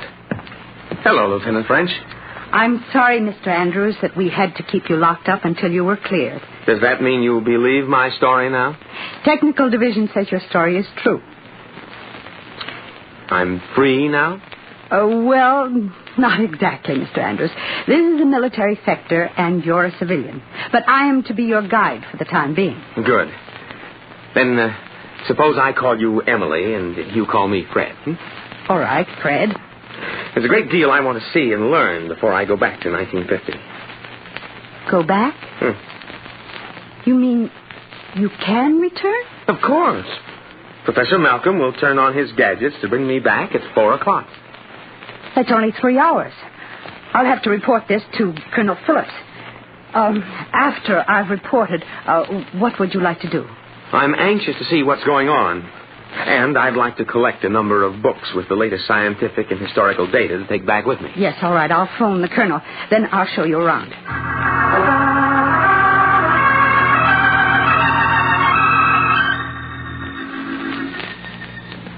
Fred, here's the plotting room for the flying bomb attack. Good Lord, it's as big as a theater. And it's dark. What's that big board with lights on it? That's the chart board which records every flying bomb within 1,000 miles of American territory. Self-guided missile entering detection net over Greenland. General course south-southwest. I have it plotted. Send up interceptor rockets when it reaches Zone 4. Yes, sir. Rockets 34 and 35 successfully intercepted at Defense Zone 4. Now you see, Fred, 2 lights just went out. That means we sent up destroyer rockets which brought the bomb down. Rocket bombs 29 and 31 have eluded interception at Zone 3. Interception salvo at Zone 2. If they penetrate, use interceptor L-100 at Zone 1. L-100 is our new top-secret interceptor, Fred. Hardly anyone knows how it works, but it never fails. 4 more lights went out then. Mm-hmm. And here comes the report. Last 4 rockets successfully intercepted. Roger. Well, Fred, what do you think of modern Rocket warfare? 25 has penetrated Zone 2. Horrifying. Interceptor And L-100 is being launched now. Seems to take it so calmly. You can't get excited when a thing has lasted for almost 100 years on and off. That light, number 25, it's still on and moving. But it should have been destroyed by now. Do you suppose... Rocket number 25 has eluded interceptor attack by L-100. It has, but it can't have. Report on 25, please. Detection Base 103 reports number 25, apparently new type rocket, non-metallic construction, able to baffle sighting mechanism of L-100. Order technical crew to search for fragments after the hit. Send general warning to eastern seaboard area. Give plotted strike predictions. Very good, sir. All personnel in Eastern District. All personnel. Bomb strike due in 10 seconds. Battery area. Bomb strike due in 5 seconds. 4 seconds. Bomb strike due in 3 seconds. 2 seconds. 1 second.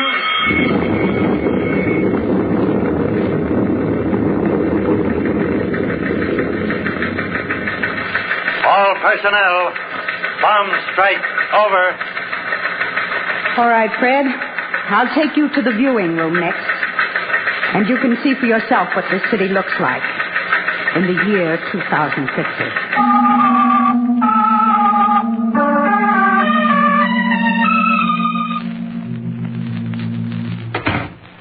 Lieutenant French reporting back with Mr. Andrews, sir. Very good, Lieutenant. Well, Mr. Andrews, have a good look around? Yes, sir. I saw the city through the television viewing screens. Not quite the city you left, is it? It's unbelievable. Just acres of twisted steel and fallen stone. The skeletons of giant buildings lying across one another, rusting. It's like the end of the world. Not quite. Perhaps not even the end of civilization. Man is an adaptable creature. But are we winning, sir? Nobody wins a war anymore, Mr. Andrews. We're holding our own, and we hope when the end comes there will be peace on Earth forever. But how did it start, sir? We were trying so hard to prevent war back in 1950. In fact, one reason for my trip into time was to get information that might help us keep war from breaking out. Lieutenant French, why didn't we think of that? Think of what, sir? If the world of 1950 knows the truth, maybe it won't happen. Either they can prevent the accident that started all this back in 1955, or at least they'll know the truth when it does happen. Of course, sir. Mr. Andrews can take the true story back with him. What story? I don't follow you. Fred, you asked how the war started. Yes? It started because of an accident and an over-jittery word. Yes, my boy, a horrible irony. Fred, now listen. During the 1950s, the government established a special experimental base in the heart of the Arizona desert, in a little town called Red Rock.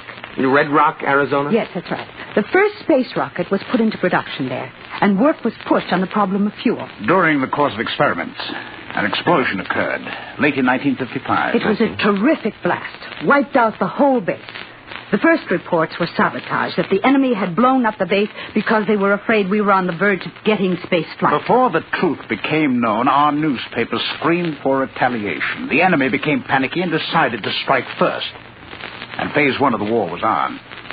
When we discovered the blast was really an accident, it was too late to stop. That's horrible, sir. War, because everybody was just too jittery. But it doesn't have to be. Don't you see, if you take back the true story before it happens, it won't have to happen. Now, look, I've assembled a dozen books for you. The information in them will enable your scientists to prevent that blast at Red Rock Base. Now, Fred, you've got to get the facts back to them. You've just got to. I will.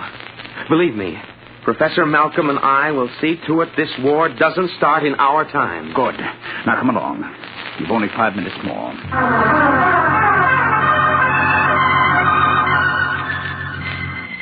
This is the exact spot where I was lying when I came through the time dimension, Colonel Phillips.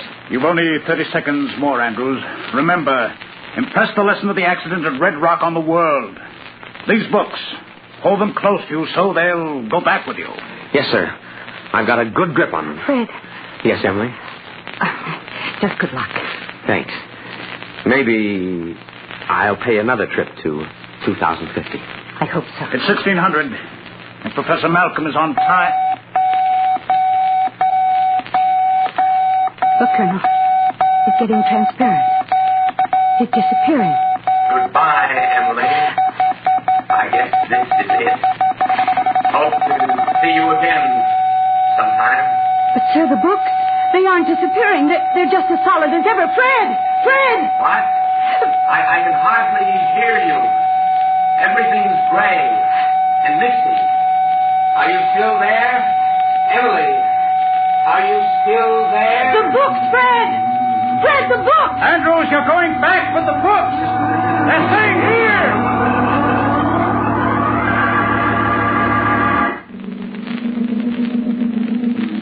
He's appearing.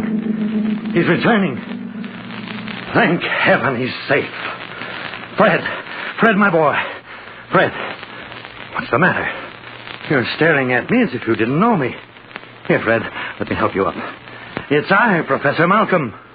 Professor Malcolm? Yes. Don't tell me you don't remember. Professor Malcolm? Yes, Fred. What's the matter? Oh, my head feels so funny. I can't seem to remember who you are or what's happened to me. What am I doing here?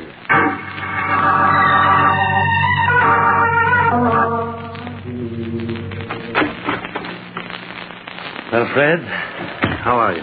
Oh, Professor Malcolm, it's good to see you, sir. I can't tell you how I've been blaming myself ever since the experiment. Oh, nonsense. I haven't suffered any harm. Just a blank place in my mind. I can't understand it. Do you suppose the experiment failed? You were gone for 6 hours. Somewhere. That's all I know, Fred. If you did get to 2050, Fred... Yes, sir?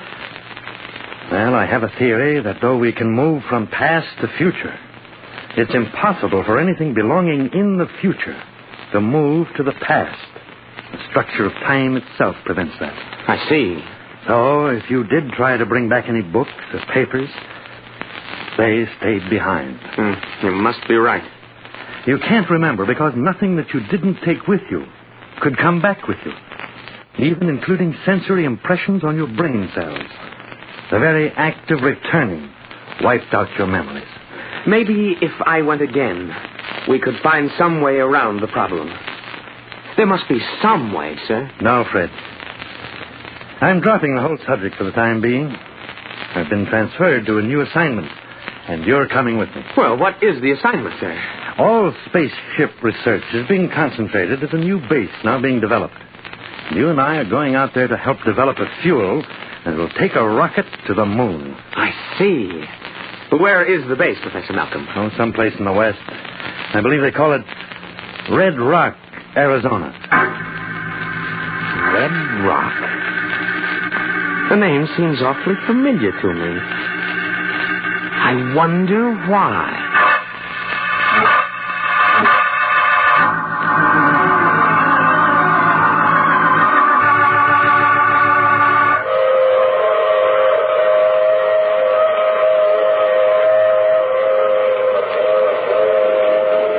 This is the mysterious traveler. Well, time travel doesn't seem to be all it's been painted. Especially if you can't remember what's happened when you get back. You aren't worried about the future, are you? You know that tonight's story couldn't possibly happen. Or could it? Oh, you have to get off now. I'm sorry. But I'm sure we'll meet again. I take this same train every week at this same time.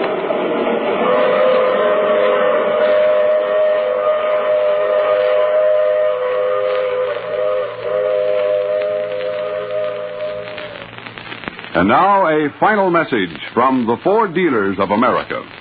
The car everyone's talking about is the 1950 Ford. Listen to what Mr. Leonard Boren, purchasing agent, one of over 420,000 new Ford owners, said about the new 50 Ford. A purchasing agent's business is to know a lot about quality, about the things which mean real satisfaction. I've purchased a number of 50 Fords for my company, and they're doing a real job for us. They're dependable, easy riding, economical, easy to park, and a real quality car all through. On top of that, the 50 Ford certainly has eye appeal. I believe the 50 Ford is the best value in its class. Yes, satisfied owners agree. For flashing big car performance and luxurious comfort, the new Ford is tops in its field. This great car brings you real economy, too. Economy of operating cost and economy of upkeep. And when trade-in time comes, high resale value. So, before you buy any car, at any price, visit your local Ford dealer and test drive the big new Ford.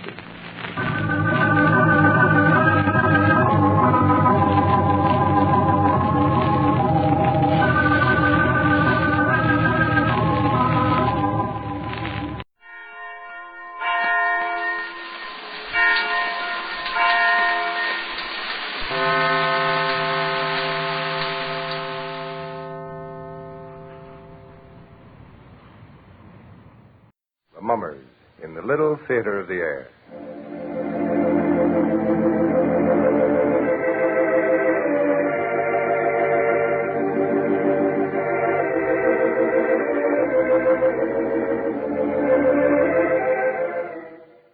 Now, the Hermit.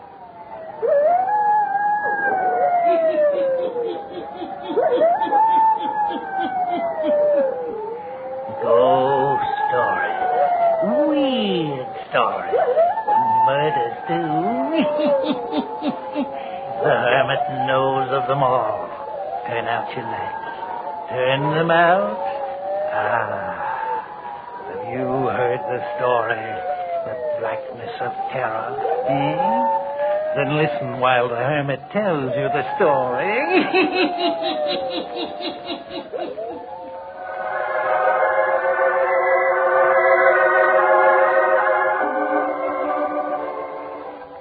It was 1 week ago today that Paul and I received a telegram about Papa.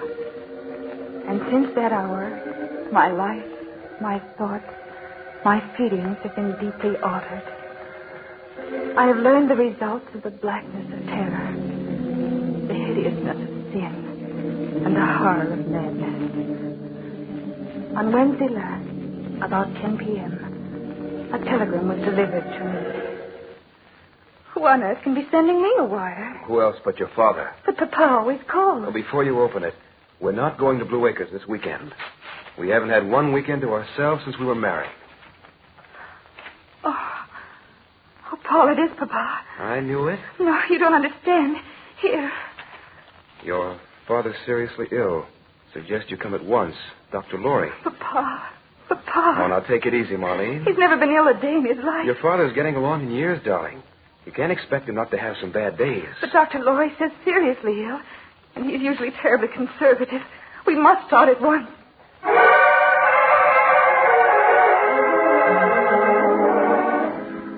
Oh, please understand me. I love my husband, Paul, very much. But up until the time I married, I had never left my father's side.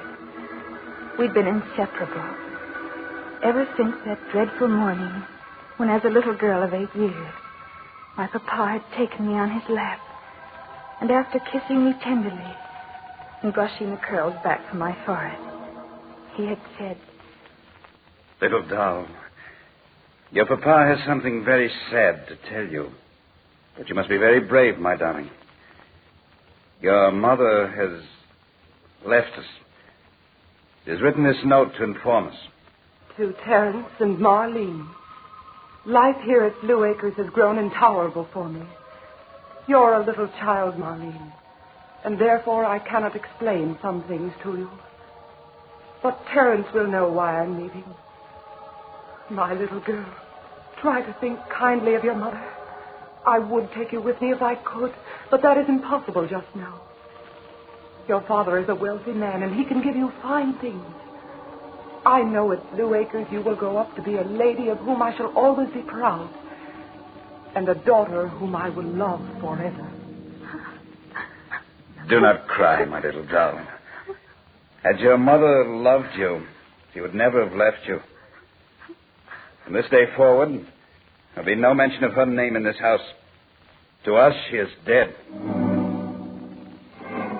It was some years later that I learned that my beautiful mother had left Papa and me and had run away with Philip Court, a chap the townspeople said was a worthless dauber in paint. Nothing was ever heard of my mother or him after they left Blue Acres. nor did my father, Terence Lane, ever mention her name. He devoted his life to me. I had private tutors that came to Blue Acres to instruct me, the very best. Papa imported a master of the piano to teach me. We remained aloof from the world. The only woman in the household beside myself was Mrs. Eaton. Father always did the cleaning of the house, for Blue Acres is filled with priceless treasures. And when I would laugh at him dusting, he would always remark, "Can't let her clumsy fingers touch this vase. It's worth $1,000 if it's worth a penny." The years moved on, and I lived in a world of my father's creation, until this last summer when I was 21 years old. One glorious summer night when the moon made golden patterns on the terraced lawns of Blue Acres, and the waters of the colored fountains centered in the ground shot a million rainbow lights into the night, when the French doors of the music room were opened wide to let the cool night air enter in. I sat at the piano, playing the works of one of my favorite composers, Debussy.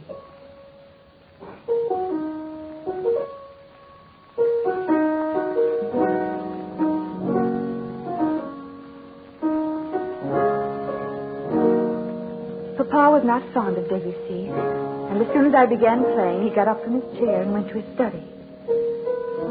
But the haunting melancholy of Debussy suited me. It was a background to my dreaming, and the somehow lonely feeling of my heart that was growing stronger as the years wore on, with only Papa for my companion. I went on playing.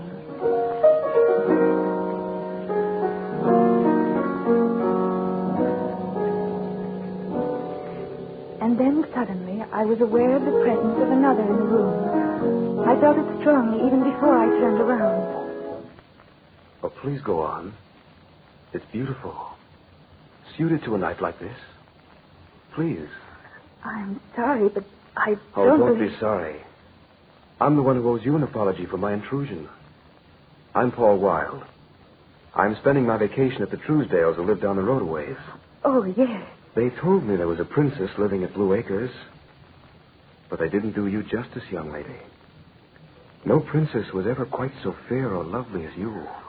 Please, Mr. Wilde. The Truesdales also added that a dragon named Terence Lane guards the Princess Marlene with his life. That was very unjust. Really? Well, then, if you're not zealously guarded, how about taking a stroll with me? The night is wonderful. And if you're good, I'll reach up and pick you a necklace of stars to wear. I'm sorry, Mr. Wilde. You won't go? It's late. And Papa would object? No. Well, then, with your kind permission, I'll call tomorrow afternoon to gain his consent for a date tomorrow night. Do I have your permission? Well, yes. Fine. Then do something for me now, will you? If I can. Play something for me as I walk away. Shall we have something light and joyous this time? Something more in tune with the happiness in store for you and me. I'll be listening for our theme song.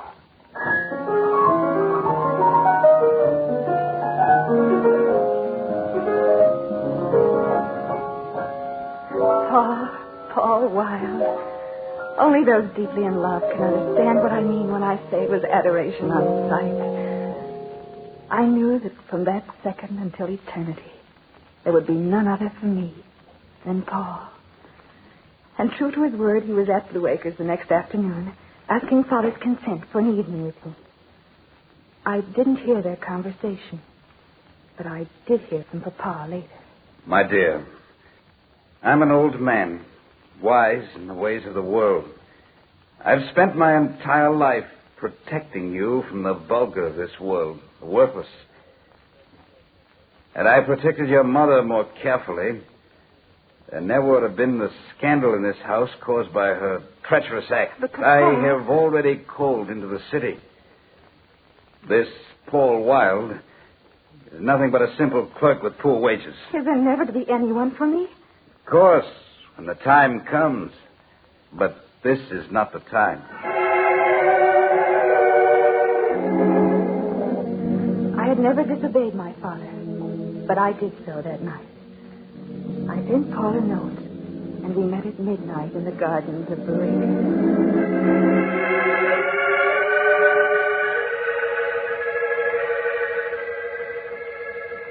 My Marlene. Say it again, Paul. It sounds so wonderful. I've never had anyone but Papa speak my name with love. My Marlene. I have a lifetime of love to give you. A heart bursting with love for you. Do you love me, my darling? Oh, yes, Paul. Say it. I love you. Oh, I love you. And now say this. I love you enough to leave Blue Acres and marry you, Paul. I love you enough to leave. Oh, Paul, I can't. I can't do that to Papa. Must you give up your life to him? No, but to leave him as Mother did. Then will you let me go out of your life? No. No.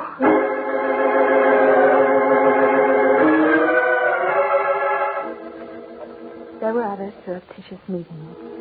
There were arguments, persuasions, protestations. But in the end, love won out. Paul and I ran away and were married. I will never forget the following day when Paul and I returned to face Father. What is done cannot be undone. Papa, you forgive me. Yes, I forgive you. Oh, Papa. Paul, isn't he wonderful?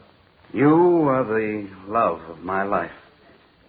And if Paul realizes this, he will not keep you absent from me for any long periods of time. Of course not, Papa. Blue Acres will continue to be our home. But I hadn't reckoned with Paul when I made the statement. He would not quit work and live at Blue Acres off Papa's bounty, as he called it. So for the time being, we've been spending weekends at Blue Acres. At this moment, I felt a little resentful that Paul had taken me away from Papa. We arrived at Blue Acres, and Mrs. Eaton opened the door to us, just as dawn was breaking over Blue Acres. Oh, at last you've arrived. Come in. Papa? Your father's a very sick man. What is it, Mrs. Eaton? I think, Miss Marlene, you should let Dr. Laurie explain. Oh, here. I'll take the luggage upstairs. I'll go to Father. You'll find him in his study. Doctor had a bed set up in there where it's easier for me to care for him. Besides, he seems more content there. Hasn't Dr. Laurie gotten a nurse for Papa? We tried it, but he wouldn't have one. We'd better knock on the door. Doctor's in there with him now. Come in. Papa. I ran across the room to my father's bed. I looked down at him, and then in dismay at Dr. Laurie. For my father's face was a horrible sight, twisted and pulled out of shape. And his eyes, his burning eyes, they were staring at me wildly.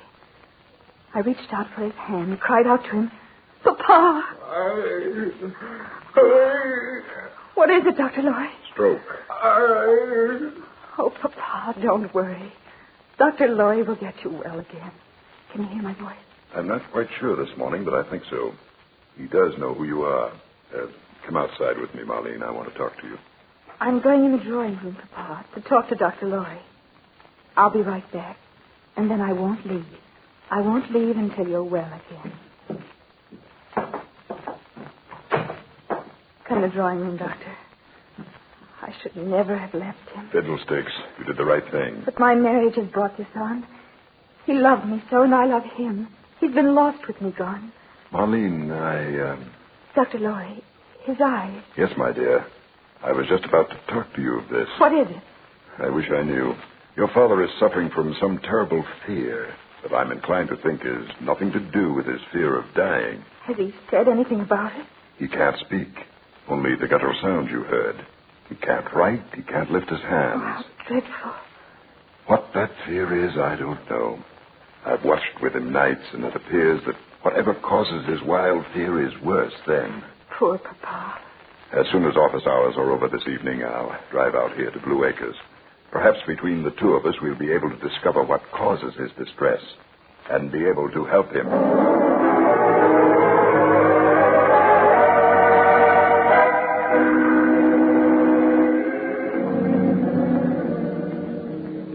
It filled my heart with sorrow to see my father suffering such pain and discomfort. And the look in his eyes, The mad, wild look was almost more than I could bear. At last night came. I rejoiced when I heard Mrs. Eaton usher Dr. Lorry in. He and I sat by Father's bed while the heavy minutes ticked past.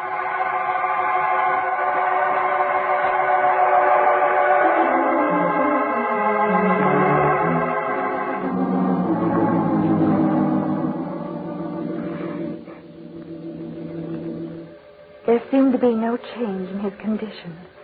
But as night wore on and it was fast reaching midnight, there was a change in his eyes. The fear in them was so marked that I trembled from it. Dr. Lorry said... Do you see? His eyes. Yes. It's as if he sees something we don't see. Yes. It was so. His eyes seemed to be riveted on the door to his study. And it was then that I thought I heard a low moan. What was that? I don't know. It didn't come from Father. No. But look at him now. Now Father's eyes were trained in closer to his bed. He was struggling, attempting to lift his hand. It was very plain to me, and I cried out, Doctor, there's some unseen thing standing over Papa's bed. That is the way I diagnose it. There is. Something unseen to us, but clearly seen by your father. And look, the bedclothes are moving, but he's not touching them. What is it? Dr. Lorry, what is it?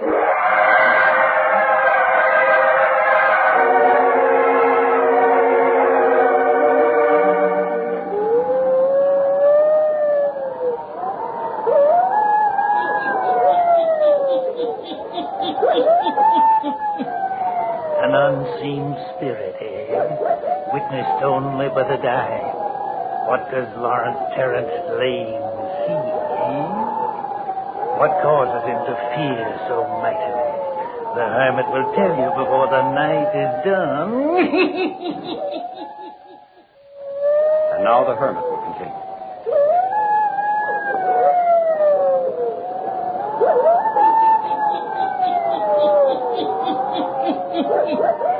Only a few minutes have passed.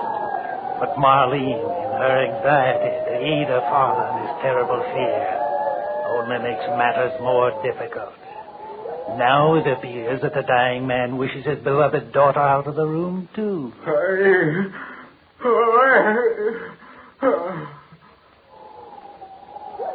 And so Paul, the husband of Marlene, with his arms about her, leads her from the room, guides her into the music room, where she sinks into a chair, sobbing softly. Listen.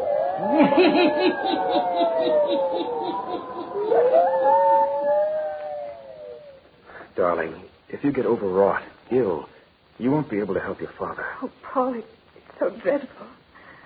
I tell you, Papa sees things there in his room. Some vision that frightened him. I saw the bedclothes move, and Papa wasn't touching them. Please, dear, try to control your nerves. Shall I have Mrs. Eaton make you some tea? It'll help soothe you. I'll be right back, darling. Only take a second.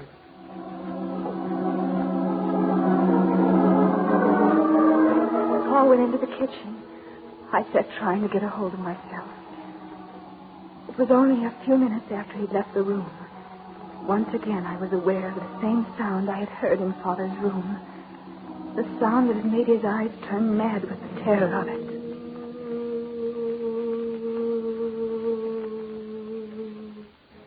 Was I, too, losing my mind? What was the answer to this strange phenomenon? A sound that to my ears was exactly like that of a woman moaning. At first it was close to me in the music room. And then it grew fainter, but still distinct. And though it's difficult to believe, there was a second when I felt as if something had brushed past my chair, had touched my shoulder. I cried out for Paul. Paul! Paul! What is it? I'm right here. Paul, listen. Do you hear a strange sound? What sort of a sound? A sound like a woman moaning. No. I heard it distinctly. You listen. Hey, you drink this tea and forget about such things. Please, Paul, quiet. Now, do you hear? By George. You do hear it? Some unusual sound. Where is it coming from? I don't know. There it is again. Yeah. sort of seems to be coming from these walls of the music room. That's it. Or from out on the terrace. Oh, it's nearer than that. Here, in this wall behind the piano. Yes. Why are you feeling the walls? This panel here. Look. Why, it's a panel that opens. I've lived here all my life, and I never knew of it before. An inner room in here.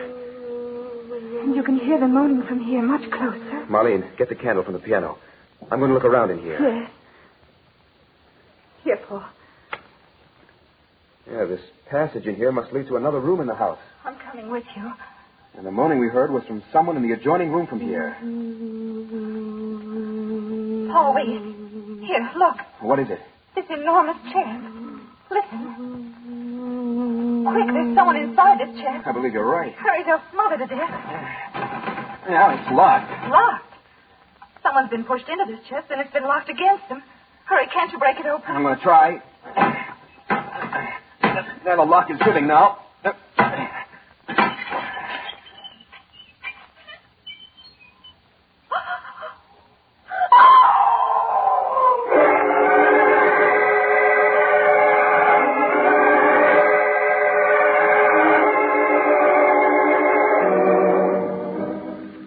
Not one skeleton, Paul. Two. Two. I'm going to take this chest into Terence Lane's room.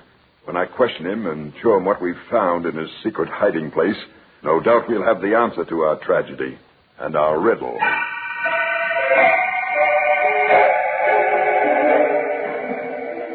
When confronted with the chest and the skeletons of human beings found in it, when asked questions by Dr. Lloyd that Papa could answer by a nod of his head, we found the solution to the mystery of Blue Acre.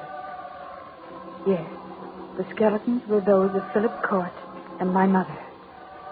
My father had killed them before they ever got away from the house, the night Mother intended to leave him. Dr. Lorry filled in many blank spaces in the life of my mother and father. Your father was an insanely jealous man, Marlene. He would allow her no friends. He even went to the city alone and bought her gowns for her. He would allow no one to look upon her. He hated me because I attended her at your birth. Oh. I was surprised when he allowed you to get away from him and marry Paul. But I've figured that out now. What do you mean, Doctor? I found a large quantity of arsenic in his desk. Great heaven. I'm sure it was his intention to do away with you, Paul. Then, once again, he could have Marlene to himself. Take me away, Paul.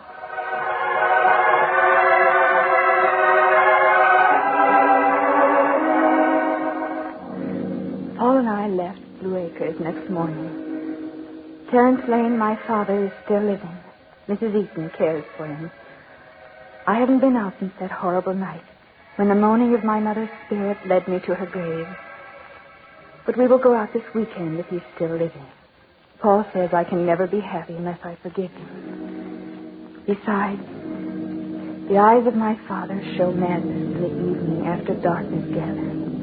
And so we know he is tortured enough. Each night he must see the spirit of my mother standing over his bed, accusing him of his crime of double murder.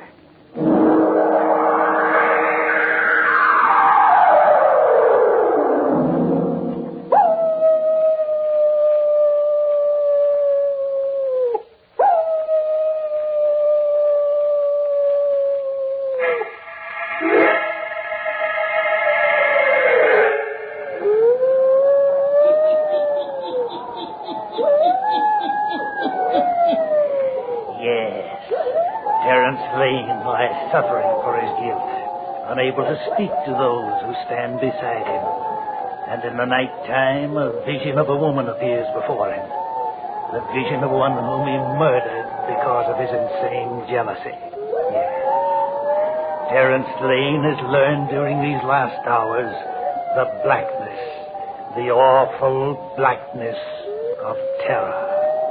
Turn on your lights. Turn them on. I'll be back. Pleasant dreams.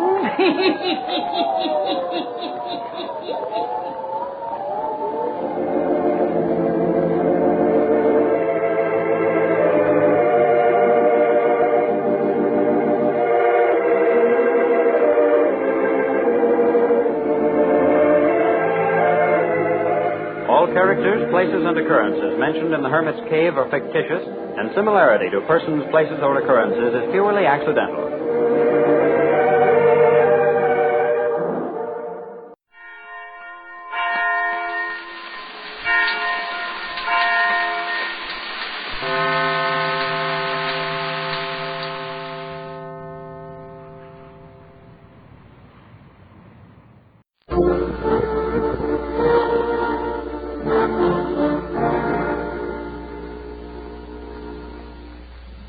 Unsolved Mysteries.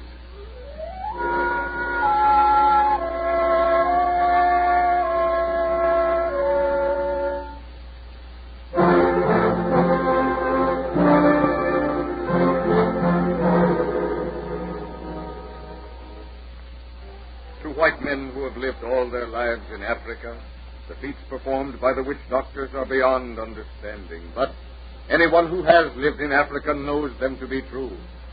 Whereas those who have not lived in Africa dismiss these phenomena by saying, I don't believe it. The mere saying, I don't believe it, does not, however, dispose of the proven facts.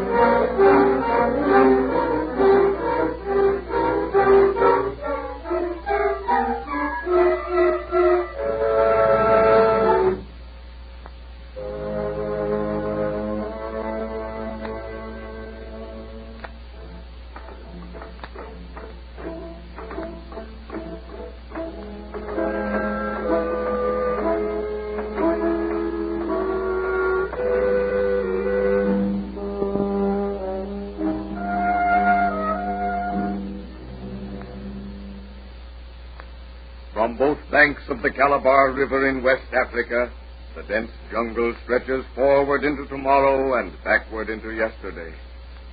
A soggy, muggy fog rises perpetually from the dank moss. And in the midst of this, nature's primal setting, Harry Hartier, an ivory trader, has made his home. An old hulk of a boat with masts cut away and superstructure remodeled floats on the Calabar River. And this is Harry's home. Tonight, the ivory trader is entertaining a safari bound for the Gold Coast. Natives, glistening black in the moonlight, carry away the empty dinner dishes as the guests, with Harry in their midst, settle down to coffee and cigars. Well, splendid dinner here, Arcade. And beautifully served. You have a very comfortable home here on the river. Oh, yeah. This old hulk has been my trading post and home combined for the best part of 60 years. Don't you ever long for your native country here, Hartier? Oh, once in a long, long while, perhaps I think of it. But this Africa is in my blood. Take me away from it and I would die. There's something about it that gets you. Sometimes you do think it's the jungle, and then you think it's the natives. Then you say to yourself, perhaps it's the witch doctors and their magic, and then you sum it all up and decide that it's Africa. You mentioned witch doctors here, Hartier. Tell me honestly, as an old-timer out here, do they do half the things they're credited with? Yeah, Captain Parkley, they do. I could keep you up all night with stories of their black magic. I could make your blood run cold, telling you of some of the things I have seen with my own eyes. Oh, but we shan't call it black magic, because often as not, what they do is as white as any white man's medicine. Well, what do you mean by that here, Hartier? I owe my life to black magic, so-called. You do? Yeah, let's hear about it. I know a lot about this Africa now, but when I first come out here, I knew nothing. Nothing. I laughed at witch doctors. I pooh-poohed black magic. I was a white man, and what did these poor black heathens know, anyhow? I was out on the trail of a load of ivory. 6 weeks away from home I was, when I went down with fever. Hans Volkener and Fritz Hoffmann were with me, I remember. It was night. and the lions, they were out on the prowl when the jungle was uneasy because we, white men, had invaded it.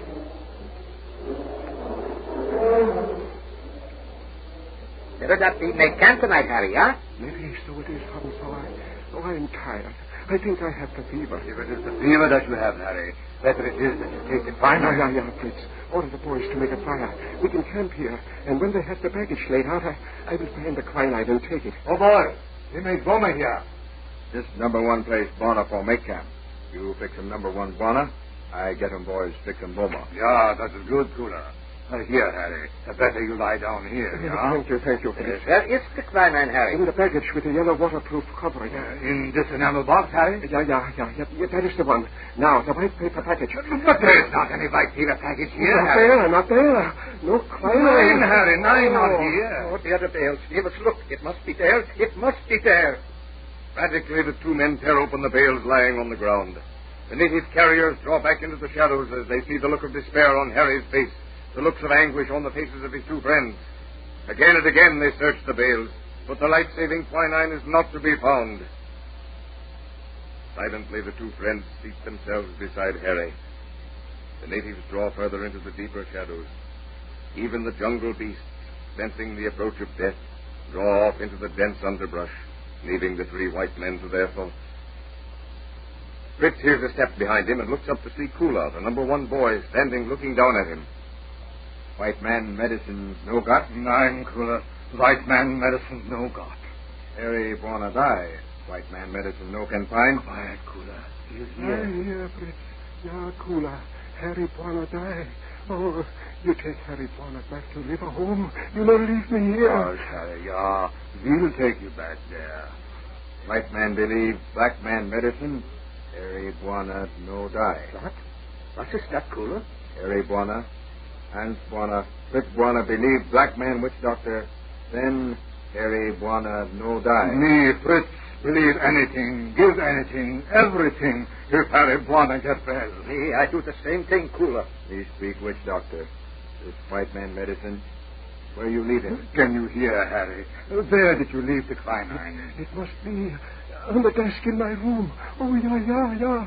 I remember now. I forgot to pack it. Never mind that now, Harry. Quinine, that white man medicine? Yeah, Cooler. Which doctor man, he catch him? But Cooler, it is 6 weeks' journey, back to the river. Even the fastest runner could not do it in less than 5. We go now. Speak witch doctor. If witch doctor say yes, you no speak, no say one word. You sit. You look, see all right, but no speak, no move. Yeah, Cooler. Anything but you say. Kula moves into the shadows. The seconds creep by like hours. Each man hears the beating of his own heart, and each man is afraid to look at his friend. Fritz draws a deep hissing breath as the witch doctor, an old man hideous to look at, comes into the rim of the firelight. With a sharpened twig, the witch doctor draws a crude circle on the ground. Then he gazes fixedly at Harry, lying before him in semi-stupor. Now the witch doctor lies down in the circle, and Kula, bending over him, ties his hands and feet. Slowly, the native carriers, men and women, come into the ruddy glow of the firelight, and slowly they begin to circle the witch doctor. The drums begin to throb, softly at first. Then as the stamping of bare feet becomes more vigorous, the circling more rapid, the drum throbs become a frenzied beat.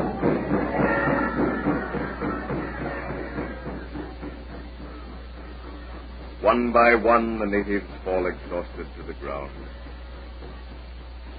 The long night drags on. The pale light of day breaks over the treetops and through the branches. One single ray of light falls on the witch doctor's feet. Hans, Yeah, Fritz. Look at the witch doctor's feet. A white package. Gott in Himmel, the package what Harry left at home. Yeah, Fritz. The white package, Fritz. The quinine. Good Lord, yeah. I can hardly believe it. I can. Your story was so real, I felt I was actually there, sitting beside you in the jungle. I saw it all. Heard the drums, the natives. Yeah. I am an old man now, but I have not forgotten that night. Should think you wouldn't. It must have been horrible. Sure, Captain Barclay. What you see now, why I say that black magic saved my life. But how do you account for it? How do you explain the transporting of that quinine over 6 weeks' distance in one night? Oh, I cannot be certain, of course. I have tried to explain it to myself. And let's hear your explanation. Very well, I will. But excuse me a moment. I am forgetting. I must see that the guards are posted. While Herr Hartier sees to the posting of the guards, your sponsor has a word for you. After that, you will hear an explanation. Inasmuch as all the characters of our story are long since dead, in bringing them back to life, the dramatized solution of this mystery must of necessity take considerable liberties with time.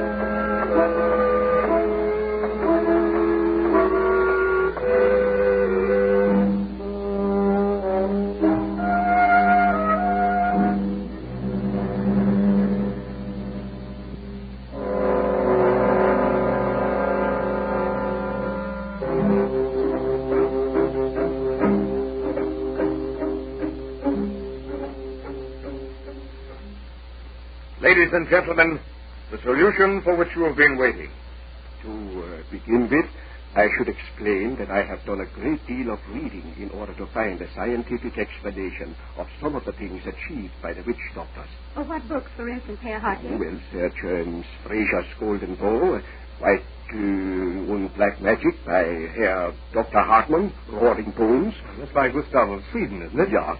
Seems to me that he says something about a rifle being transported over a great distance in a short space of time. Yeah, that is right. And he speaks of one of the Obe who transported himself from the hinterland to a coast in a night every time he wanted to count his money back at the trading post. You understand, thoughts can go to any locality, no matter how far, because all locality is within the sphere of the mind. That is reasonable. Under ordinary circumstances, even though thoughts are sent out into the realm of mind, actual consciousness remains with the body. You mean, then, that it's only one more step to send your inner self, so to speak, on a journey so that you'll be aware of everything you've seen or heard, and can remember it when you return to ordinary consciousness? Yeah, that is it. And you see, the witch doctor, which Fritz und Hans, and the native boys, all concentrating on bringing the quinine to save me, made it possible for the witch doctor's astral body, although I do not like that word, but it made it possible for him to travel back to the trading post and return with the quinine. Plus the fact, of course, that the witch doctor has been practicing that very thing for years. Yeah, you are right. People forget to credit to other people the ability to do things that they themselves cannot do, just as some people are inclined to think of the witch doctors as fakes. Well, I'll admit that after your story tonight, I'll never think of a witch doctor as a fake again.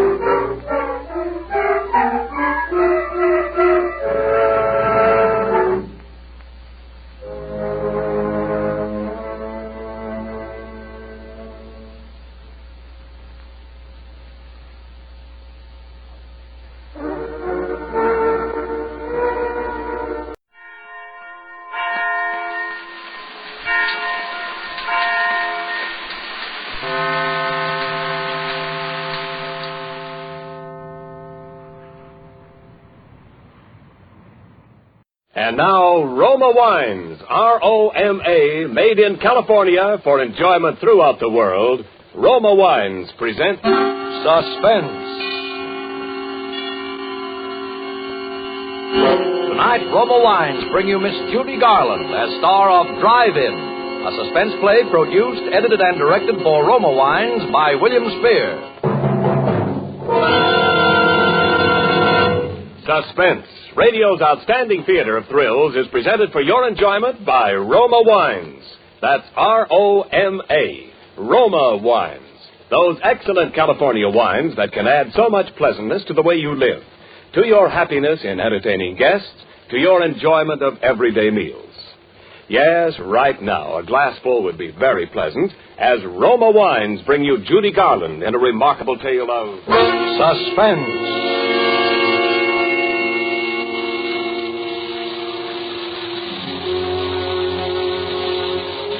I wish I hadn't let Ruth talk me into serving that last car that came into the drive-in that rainy night. It was late and I was tired. I'd been on my feet all day carrying heavy trays, hopping to it with impatient people glaring their headlights on and off in my eyes. And heaven knows there are a lot of impatient people in Hollywood. We car hops don't have an easy time of it. Talk about your mail carriers. Well, we're the same. Raining or blowing or boiling hot, we've got to get through with that tray and know the reason why. Tired, hungry people who sit back in their car expect $1 million worth of service for a 10-cent tip. Why do we do it?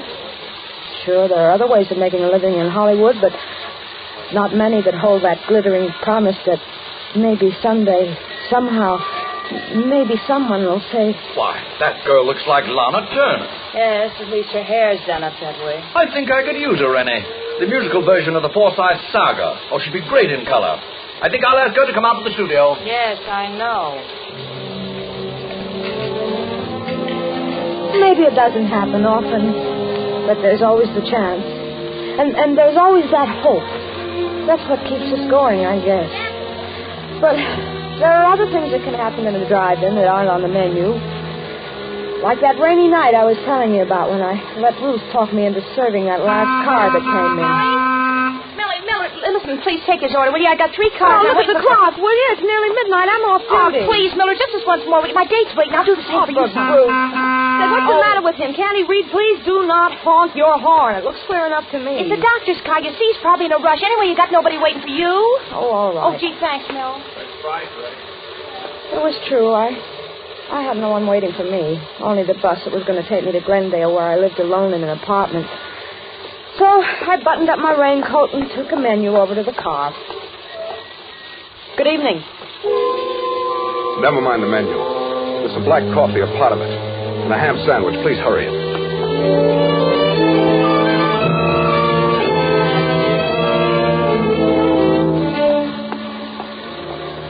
When I took his order over to the car, the window was rolled up a little too far, and it interfered with the tray, so I reached in to wind it down. When I touched the handle, it felt wet, kind of sticky, too, but I didn't think anything about it. I got the tray firmly set, and then I looked at my hand. It was as red as blood. I looked up quickly at him. Oh, I'm sorry. I'm Dr. Morgan. I just had an emergency in the car. Oh, an accident? Yes, Sunset and Vine. Quite a crash. I just happened by, and I took one of them to the hospital. Oh, gee, that's a shame. Yes, it's too bad.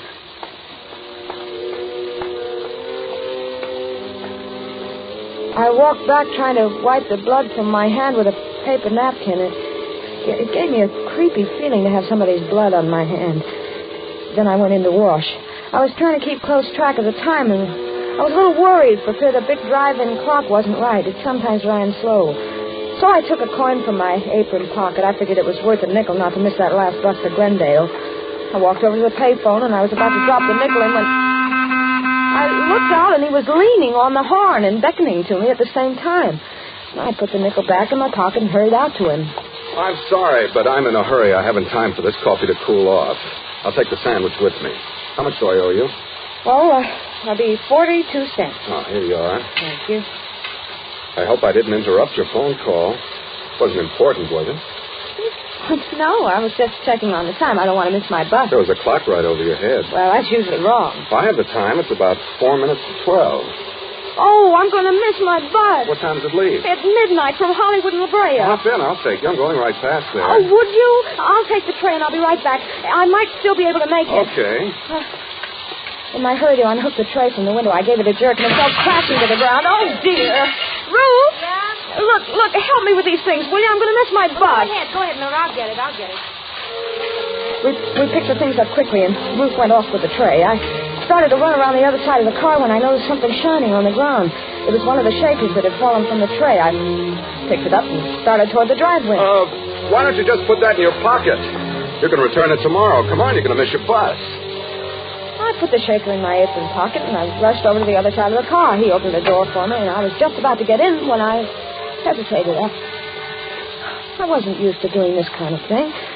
The other girls sometimes let their customers drive them home, but I never did. Still, he looked so decent, and Come on. You'll miss it. Then he reached out as if to help me in, and I felt that he was really concerned about my missing the bus, because he seemed to pull me into the car. First thing I knew, I was sitting beside him. Then the door slammed, and we were driving off.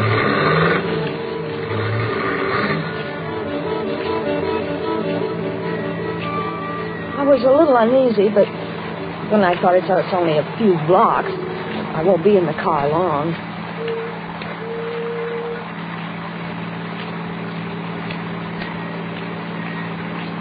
I suppose you're in a hurry because someone's waiting for you.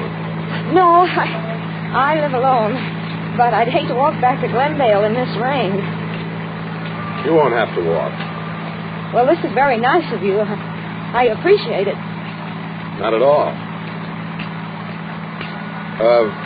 Would you mind rolling up that window on your side? There's a draft. Oh, of course.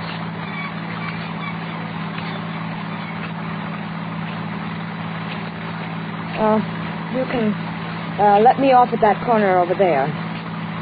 All right. Mm-hmm. Anywhere along here will be all right. This is fine. Right over there by the stop sign. Wait a minute, you're going through the stop signal. Am I? Yes, but I'll get off over there by the other one. My bus. You're turning the wrong way. Am I? Yes, this goes up to Laurel Canyon. Does it? Let me out of here. You thought you were pretty smart, didn't you? I don't know what you mean. Please, let me out of this car. You went right to the phone. You thought I wouldn't see you. The phone, but I was calling about the time. Honest, I was. The time. With that clock over your head. Oh, but that clock's wrong sometimes. Besides, who would I call? Why should I call anyone about you? You were calling the police. No, honest, I wasn't. Let me out of this car. You were going to catch a bus. You were going straight to the police. That's where you were going. But why? Why should I go to the police? You know why. No, really, I don't. Because you saw it. You saw his blood. No, you don't. There. You won't need to try to open that door again. Now we'll be getting along.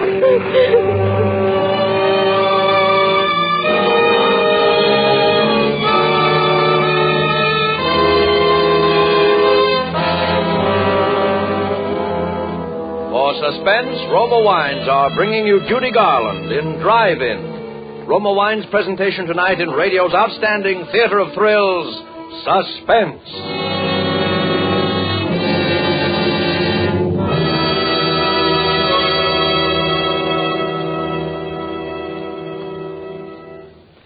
Between the acts of Suspense, this is Ken Niles for Roma Wines. 1 week from tonight, Thanksgiving dinner will be gone, but not forgotten. Not if your turkey shares the festive table with Grand Estate California wines. Before the feast, treat your guests to Grand Estate Medium Sherry, delicious with hors d'oeuvres. Let Grand Estate Burgundy or Sauterne bring out the full flavor of your holiday dinner. With dessert, enjoy Grand Estate Ruby Port or Golden Muscatel.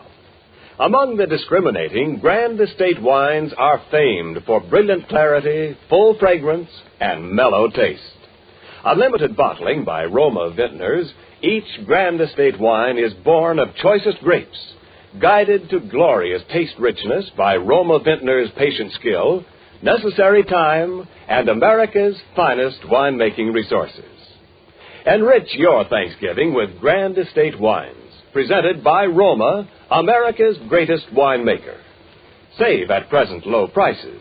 Tomorrow, buy a case of Grand Estate wines for the holidays. And now, Roma Wines bring back to our Hollywood soundstage Judy Garland as Mildred, with Raymond E. Lewis as the man in Drive-In.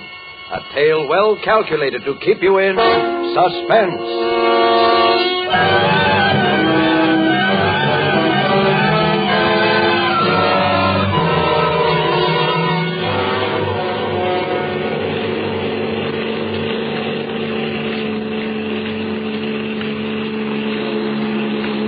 After I made that last try to get out, he broke the handle of the door.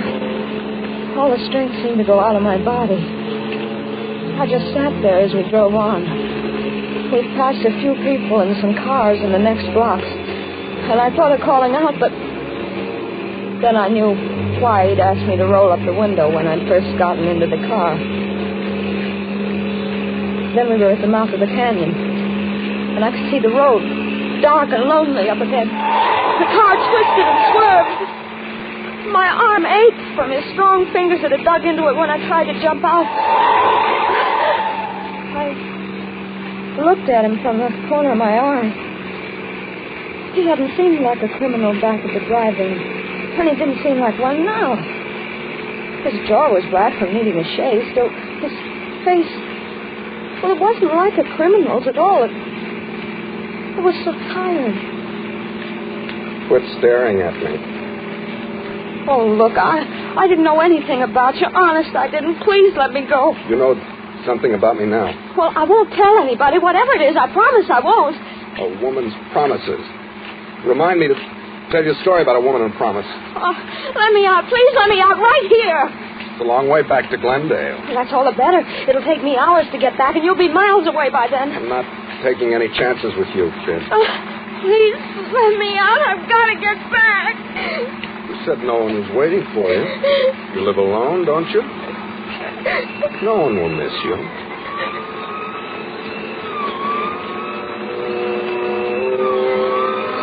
We both heard the siren then.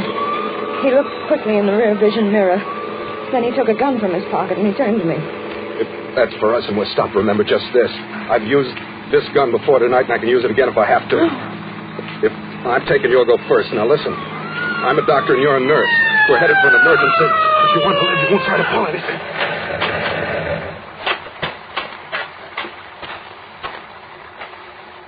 Going awful fast for a wet night, aren't you? Followed you up from Hollywood. I'm Dr. Morgan, officer. This is Nurse Johnson, emergency call. Let's see your identification.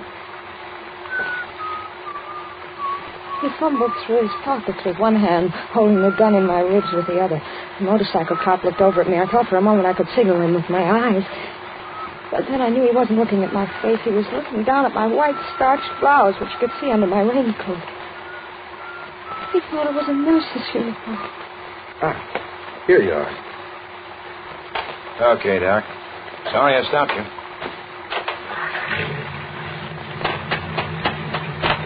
Hey, just a minute. What's the matter?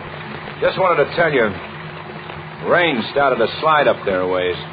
Take it easy. Thanks, I will.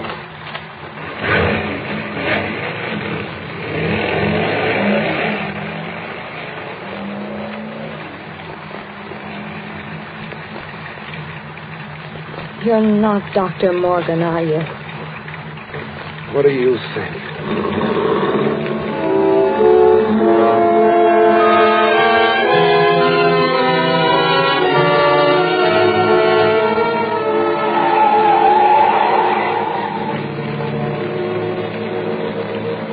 Then we came on the landslide. It wasn't a big one, but it had made a terrible mess of the road.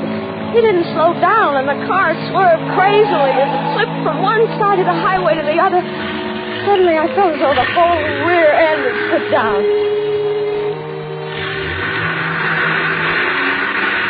I looked over at him. He was tense. His neck was turned white as he clutched the wheel.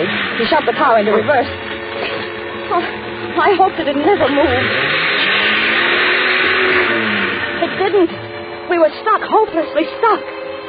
Of all the luck. Suddenly the car was filled with light. A car had come around the curve behind us. This might be by chance.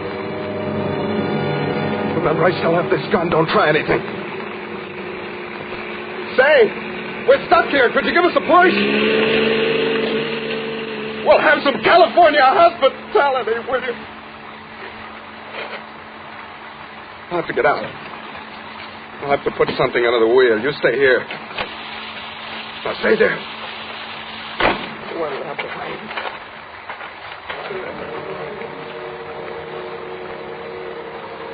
There were some bushes by the side of the road. If I could reach them, I could perhaps run up the side of the hill and hide. And then in the morning, make my way back down the canyon. I carefully turned the handle of the door. I could see him in the mirror. He was at the back of the car. I eased the door gently open, put one foot out. I was just sliding out when I heard him. We're not going anyplace. Come here, give me that raincoat. Why? I need something dry to stuff under this wheel. But You won't be needing it. Come on. He practically ripped it off my back. Wound it into a ball and bending down, he stuffed it under the wheel. The gun stuck out of his back pocket. If I could get it, if I could lay my hands on it. I held my breath. I reached out. It seemed so far, but I finally touched it. Then I snatched it from his pocket swiftly. Give me that gun. I'm going. You can't stop me now. Can't I? No. You stay right where you are. I won't hurt you. All I want to do is get home. I'm going, but if you follow me, You'll what? I'll kill you. I don't think you will. Yes, I will. You think I'm afraid? Aren't you? No. I don't care what happens to you. You're a murderer. You killed somebody. I thought you didn't know anything about me. I didn't, but I do now, and I'm going to tell the police. You stay where you are. No, don't. I'm not afraid. I'll shoot. Too bad I used up all of those tonight. You could have filled me full of holes. Now, give me that gun and get in the car.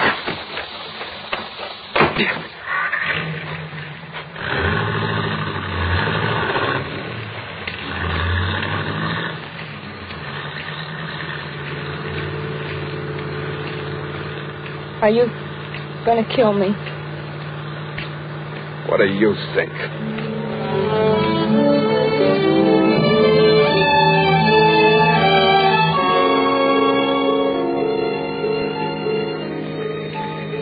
We were nearing the top of the canyon now. The road was very steep. The rain had let up. It was just drizzling now. Even though he hadn't answered my question, I knew the answer. He was going to kill me. I wouldn't get back home tonight. Not tonight or any other night. It was funny. I sometimes used to hate that little apartment of mine where nothing ever happened. But tonight... And then, for some strange reason, I thought about Ruth. What would she say tomorrow when I didn't show up at work? And I wondered where they'd find my body. Well, here we are. Lookout Mountain. Top of the world.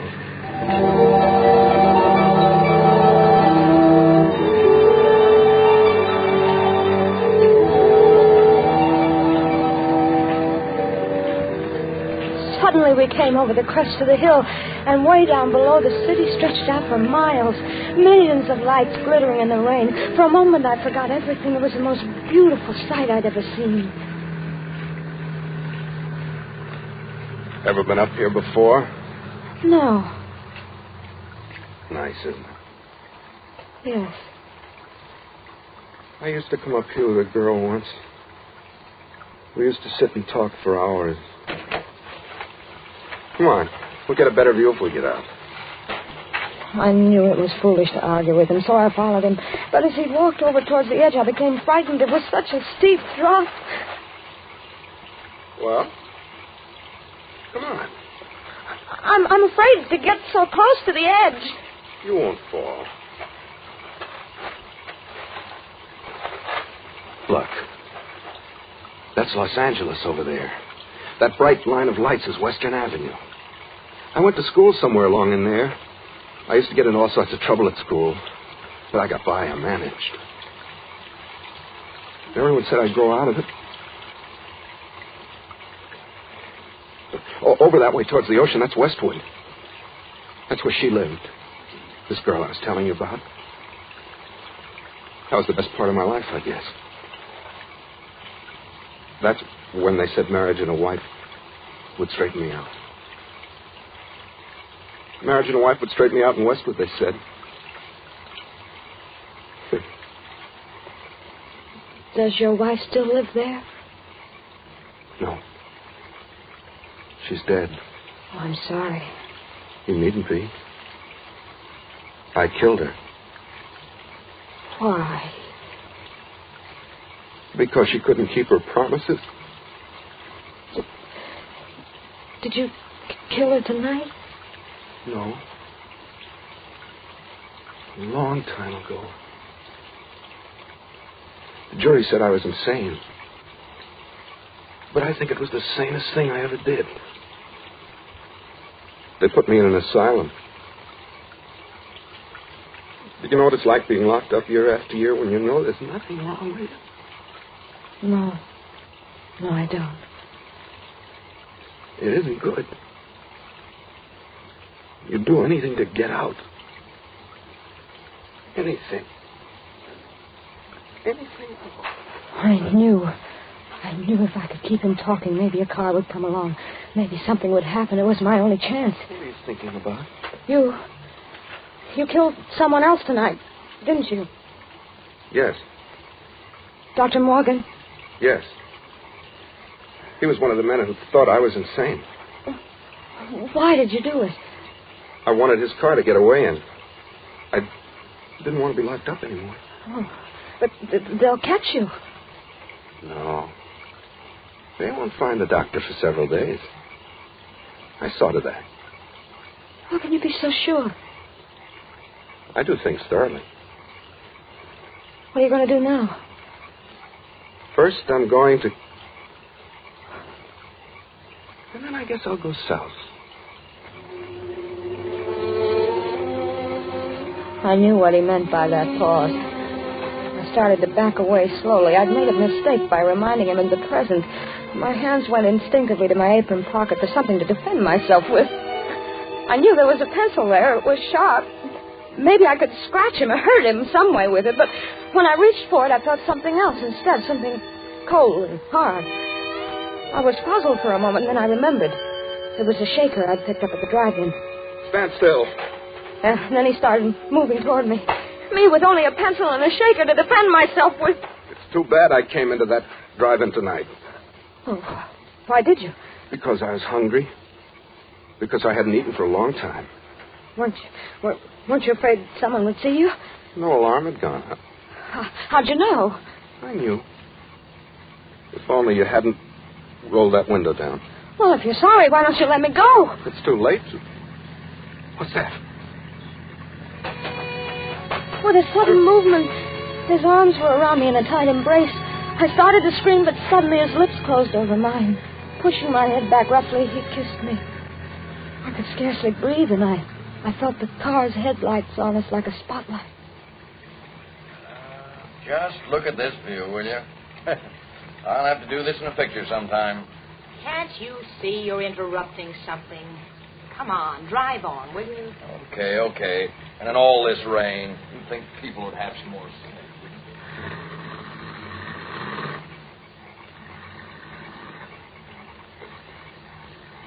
He held me a moment longer. And when the car had gone, he released me. My pencil had fallen to the ground. I was left with only the shaker in my hand. I fingered it nervously, and then I felt the top coming off. I felt the contents spilling in my hand. What have you got in your hand? Nothing. Give it to me. No. Give it to me. He grabbed my wrist. He pulled me toward him. We were moving to the edge of the cliff, but my other hand was free, and I threw the contents of the shaker into his face. His hands flew to his face in an effort to clear his eyes, but I knew it was too late. The pepper had blinded him. He lunged out for me, but I stepped aside quickly, and he slipped in the mud. His hands went out to steady himself. He clawed frantically at thin air. Then I saw him falling over backwards, over the edge.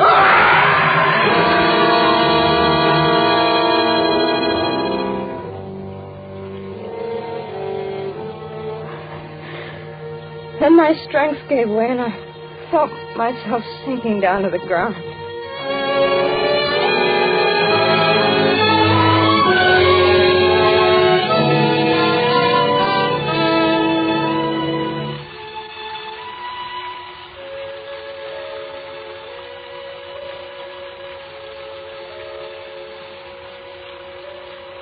I don't know how long I must have been there.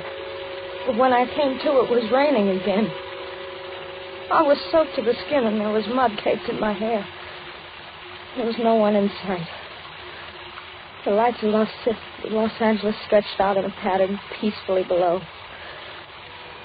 And I knew that somewhere at the foot of those hills was Glendale. And my apartment. I rose slowly to my feet. And I started back toward the road. Somehow, everything that had happened seemed unreal. Like a dream. Everything but the way he kissed me. To keep me from crying out.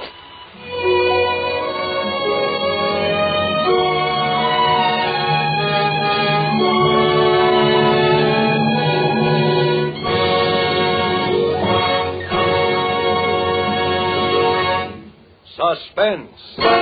Presented by Roma Wines, R-O-M-A, selected for your pleasure from the world's greatest reserves of fine wines.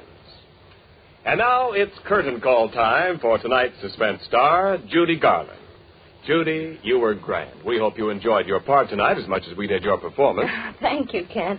As a matter of fact, playing the part of a waitress tonight was a treat. I just pictured myself knee-deep in juicy steaks. Well, that reminds me, Judy, as a waitress, you deserve a tip. And here's the best tip I know. To make Thanksgiving dinner really outstanding, serve Grand Estate California Burgundy or Sauternes. For Grand Estate wines presented by Roma, America's greatest vintner, are the ultimate in wine excellence.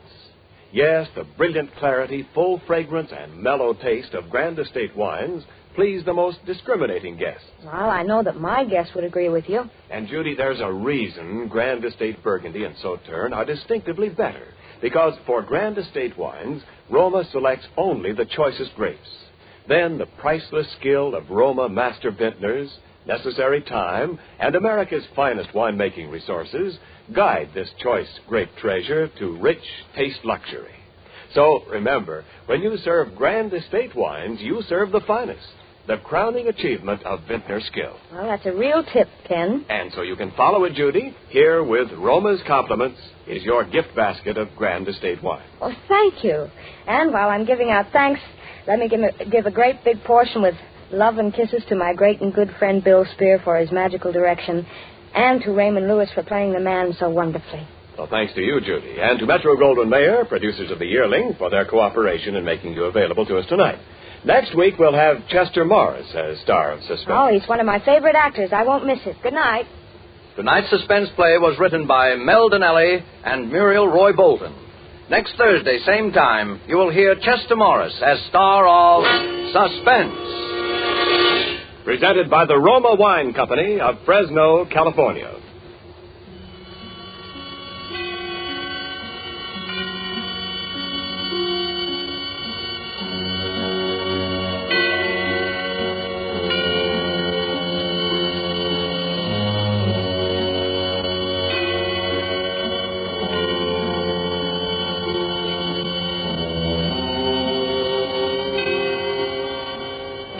Ladies and gentlemen, in the coming weeks, Suspense will present such stars as Cary Grant, Olivia de Havilland, Alfred Hitchcock, Joseph Cotton, Roddy McDowell, and many others. Make it a point to listen each Thursday to Suspense, radio's outstanding theater of thrills.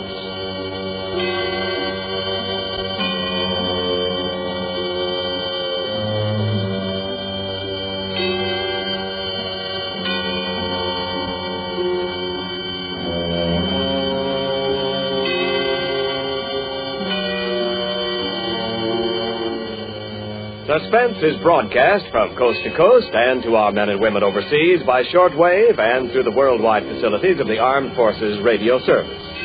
This is CBS, the Columbia Broadcasting System.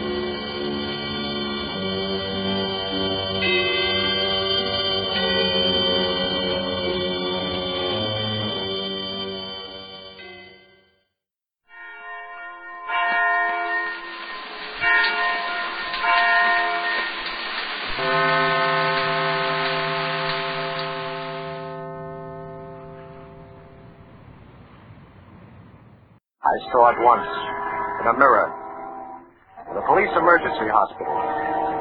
I never saw it again. When they set me up, I smashed the mirror in my cell the first day. They never dared to put in another. The chaplain came and tried to talk to me about it a few times, and then a prison medic. But I turned over in my bunk and didn't answer. After a while, they stopped coming. 3.5 years. Almost every night I dream it wasn't like that. Wake up crying I was so happy. And then put up my hand in the dark to feel, and know that it was. It would always be. 3.5 years. Waiting and hating. Waiting to get out and hating one guy in particular and everybody in general. It was a cold, windy day in November, the day I left. The guard opened the gate and gave me the usual corny send-off. Well, Mr. Malone, I hope you enjoyed your stay here. Call us up, make a reservation anytime. I went on through and didn't answer. I didn't even look at it. For 3.5 years, I hadn't looked at anybody. I didn't want anybody looking at me, and I didn't look at anybody else. My coat collar was pulled up and my hat pulled down, and I walked towards the river to the little park there and hung around waiting for it to get dark. I knew what I was doing, all right. I was going to kill a man. But first, I was waiting for it to get dark. When it was, I went up into town and caught a train for New York that got me into Grand Central about 8:15. In the station, I went to a phone booth and called Sam Bragan. Then I went down there. Sam lived in a walk-up off Hudson Street. A good dark street. Dark hallway, too. Dark stairs. The 3rd floor. Dark.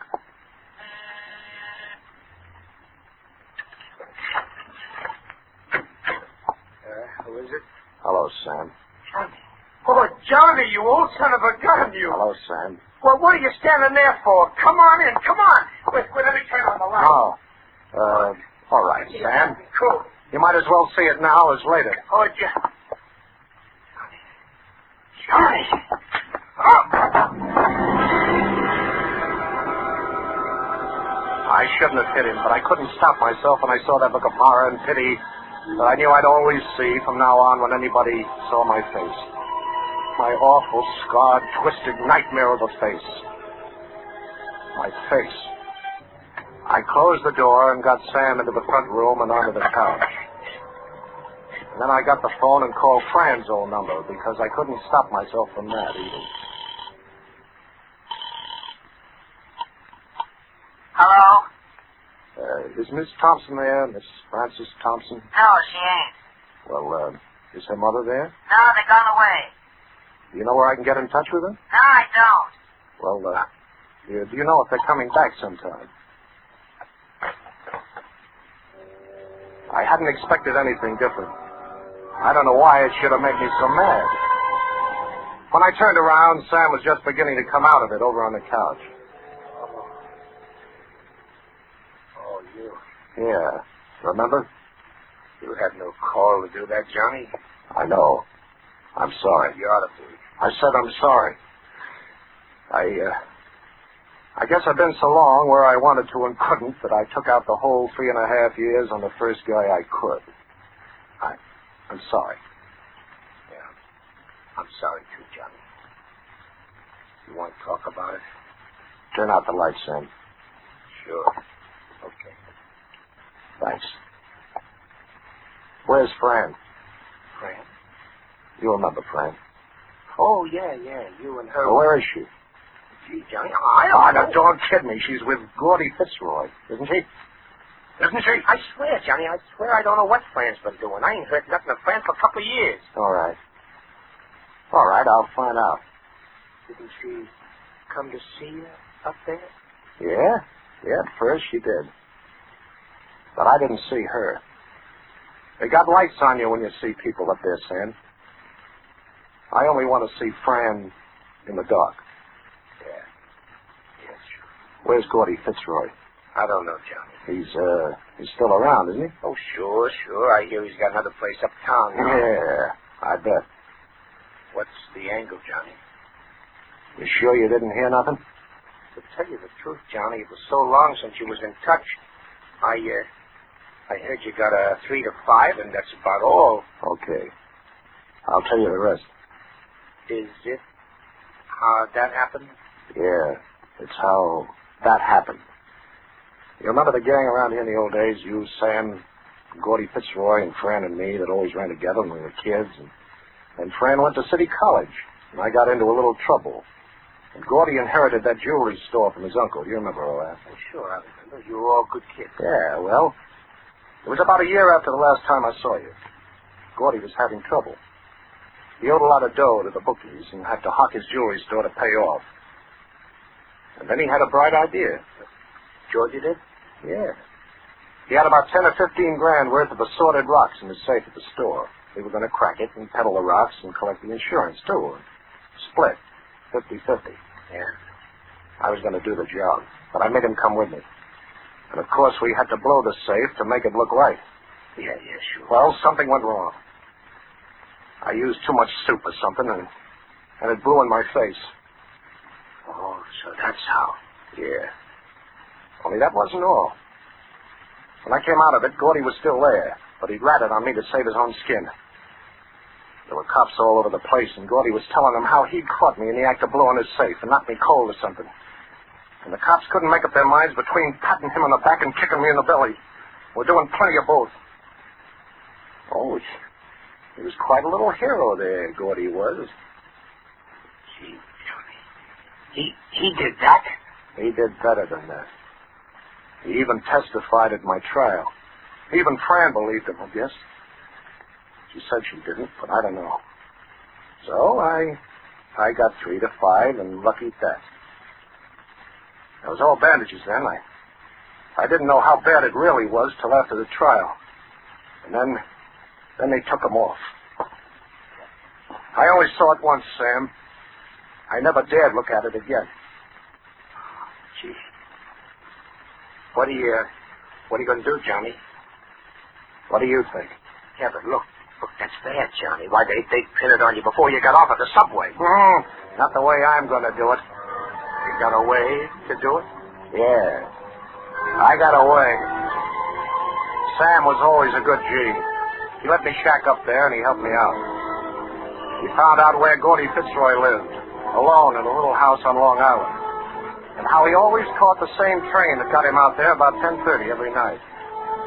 He made the contact with the guy that was going to fix me up the package, too. It was about a week later that I went around to collect it. It was a little basement watch repair shop off Avenue C. At least, that was the guy's front. He was a dried-up little guy with thick glasses. He was working over some kind of a clock. Yes? You want something? I'm Pete Jones. Pete Jones? Yeah. You got something for me, haven't you? I don't know. I have to look. Sam Bragan sent me. I don't know no Sam Bragan. I don't go by names in here. Yeah, well, what do you go by? I just remember. Well, start remembering. Let me take a look at you. I said I'm Pete Jones. Okay. I guess you're the guy. Where'll I put up the sign? What sign? You got it going back? I don't want no one coming in while we're going. Come on.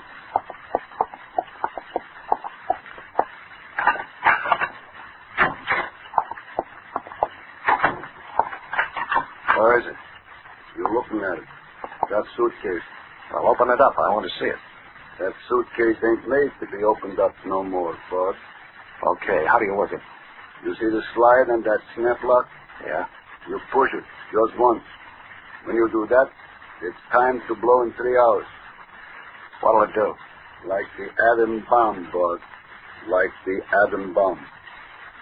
Listen, you ain't mixed up in any kind of politics, are you? Like that Christian Front gang or anything? No. 'Cause I don't do that kind of work. Dangerous. This is strictly business. Personal. Okay. You know what this job is going to cost you? 1 C was what I was told. No. 2 C's. Is that the way you always do business? Cereals are going up. Well, I'll give you 1.5 and a working over. Well, what'll it be? I'll take the 1.5. 3 hours, you said. Yeah, 3 hours. Now, here's your dough. Now, this thing better work right. If the gun gives satisfaction, wise guy, bring it back. 3 hours would give me plenty of time. I went out to Gordy Fitzroy's house on Long Island the next night. About 9:30, an hour before he'd get home. The place was dark like it should have been. I went around back where there was a kitchen window. I jimmied it and stepped inside with my suitcase full of trouble. For a minute, I stood and listened. I almost thought I heard something. Nerves, I guess. Imagination. Upstairs, under his bed, would be the best place. But first, I wanted to set it. I put my flash on the slide lock and pushed it like the guy had said. But it wouldn't move.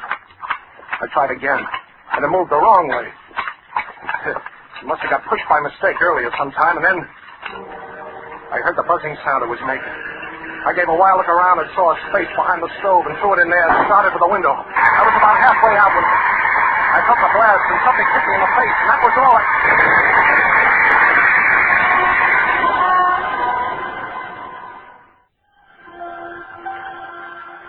It was funny, but I came through sitting in a chair. Just sitting there, in a room I'd never seen before. It was dark, just a little light coming in from the street. Then I looked around a little and saw the bed. I knew it must be a hospital. And I remembered. But it couldn't have been too bad. They couldn't have to operate or I'd be in bed and feeling sick. But there I was, just sitting in one of those hospital nightshirts and bathrobes. Just sitting. And then the door opened. The doctor and the nurse. I can join the shot. We just have to keep trying, that's all. Well, how's the patient this evening? Don't turn on the lights, Doc. Well, oh, what's that you say? I said don't turn on the lights. I like it better in the dark. How did you know I was your doctor? I guessed. You are, aren't you? Oh, yeah. Yes. How am I? You seem to be fine now. The bulls outside? The who? Coppers, police. Oh, the police. They were here, but they're not around anymore. You got tired, huh? Yes, I guess they did. Thanks for telling me. Well, it's nice to see you feeling so well. I'll drop by in the morning. We'll have a long talk. Oh, yeah, sure, in the morning. There were socks and shirts in the bureau. There were shoes and a suit and a hat and overcoat in the closet. They weren't mine, but what did I care?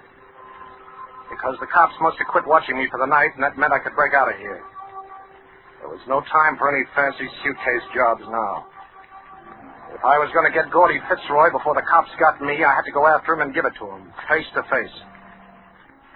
I put on the duds and got out into the hall and down a back stairway and out through the basement without anybody even seeing me. I knew I could get a gun, and I got it.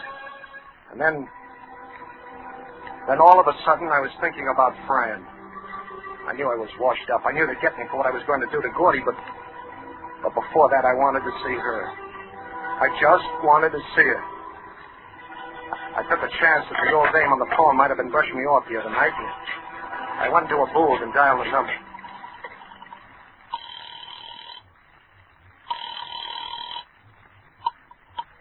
Hello? Fran? Yes? Who's this? It's Johnny. Johnny Malone. Johnny.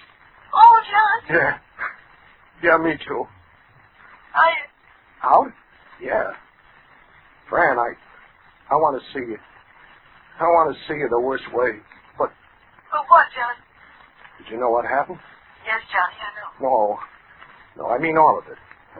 How bad it was? Yes, walked home. He even showed me pictures. He did? Did you get my letters? Yeah, I got them. But I tore them up. Why? Because I didn't want to know what was in them, maybe. Because I didn't want to even think about you. After what happened. Then they stopped coming. I joined the Red Cross. I've been away for 2 years. Oh. You sure you want to see me, Fran? Of course I do. Listen, Johnny, I'll meet you now at Jack's, the old place. No, it's too bright there, Fran. Too much light. Oh, all right, where? Down on your corner, Hudson Street. 10 minutes. All right, Johnny. I'll be there. I waited in the shadows in the doorway. My heart seemed to be going crazy, and I could hardly breathe. I forgot all about Gordy Fitzroy and what I was going to do. I didn't even care anymore. maybe something could be worked out. Maybe Fran and I could somehow. And then I heard her coming down the street. I looked. It was her, all right. I was scared now. I just waited where I was, trying to get my breath. She got to the corner and looked around. And then she stood there for a minute under the street light. And I walked up and went up behind her. I laid my hand on her arm, that's all. Just laid my hand on her arm. She whirled around and looked at me. Full in the face. Get away. Get away from me. Get away. Get away. Get away. I ran. I just ran. I was so torn up inside I didn't know what I felt. There were tears dripping out of my twisted eye sockets. And then I stopped. All right. She lied to me. She didn't know what had happened, and she didn't care. And when she saw it, she was like all the rest. All right. If she could dish it out that way, she could take it that way. I wasn't going to leave her behind either. I went around the block and back to her house. I went up the steps and into the vestibule. It was dark in there. Good and dark. I waited. It was nearly half an hour before I heard her coming up the steps.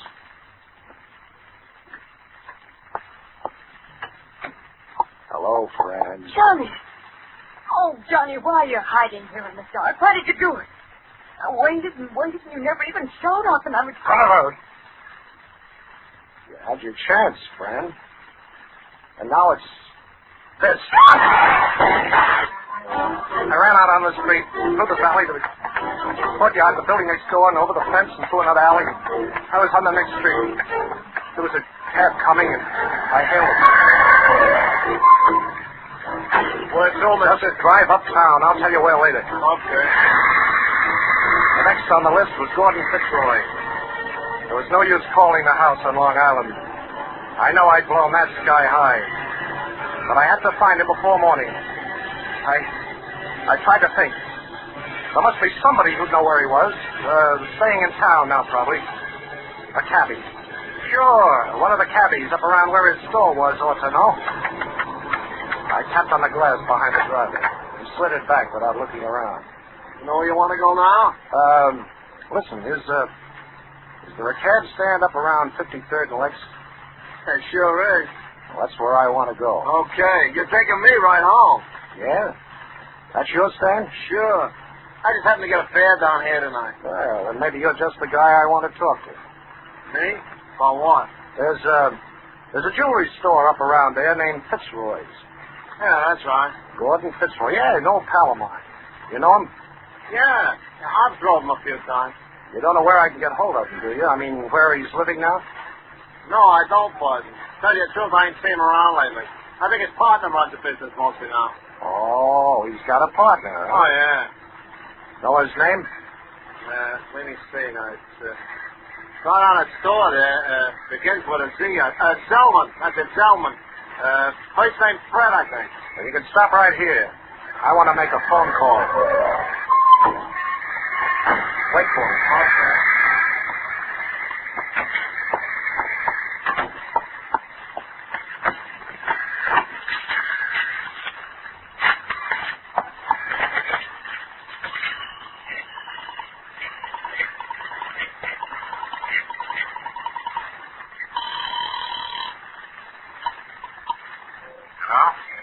Mr. Zellman? Yeah? I'm sorry to bother you this time of night, Mr. Zellman, but I'm an old pal of Gordon Fitzroy.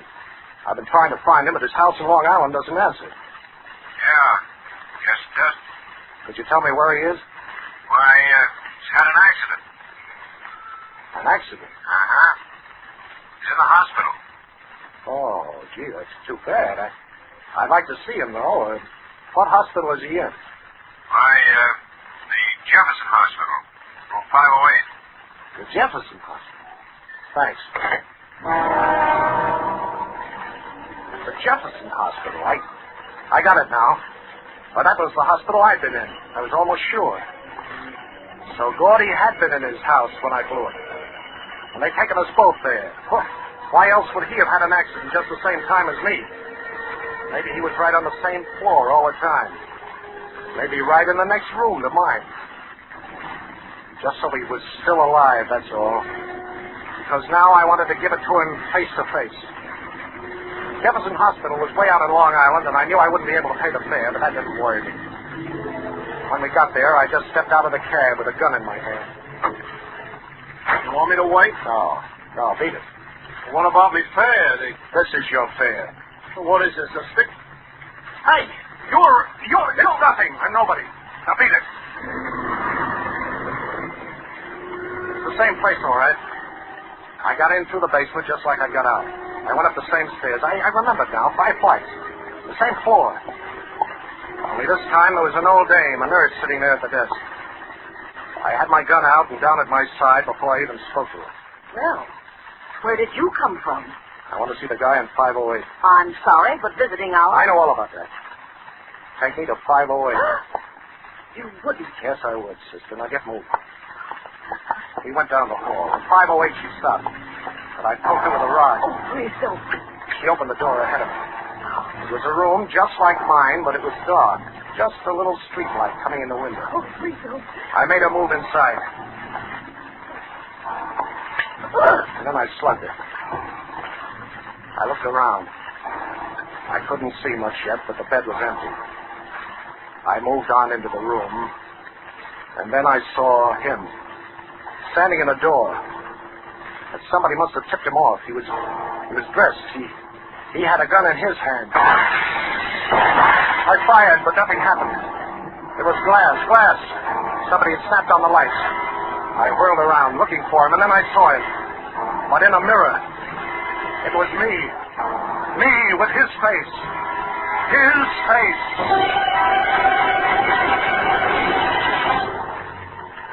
They must have come up behind me. I didn't even remember. I was in bed and half doped, and the room was full of medics and cops. But I knew. Gordy and me had both been in that house. Only the way he got it, they couldn't even find him. Only me. And they thought I was Gordy. And they fixed up my face and pictures the way they do to make me look like Gordy.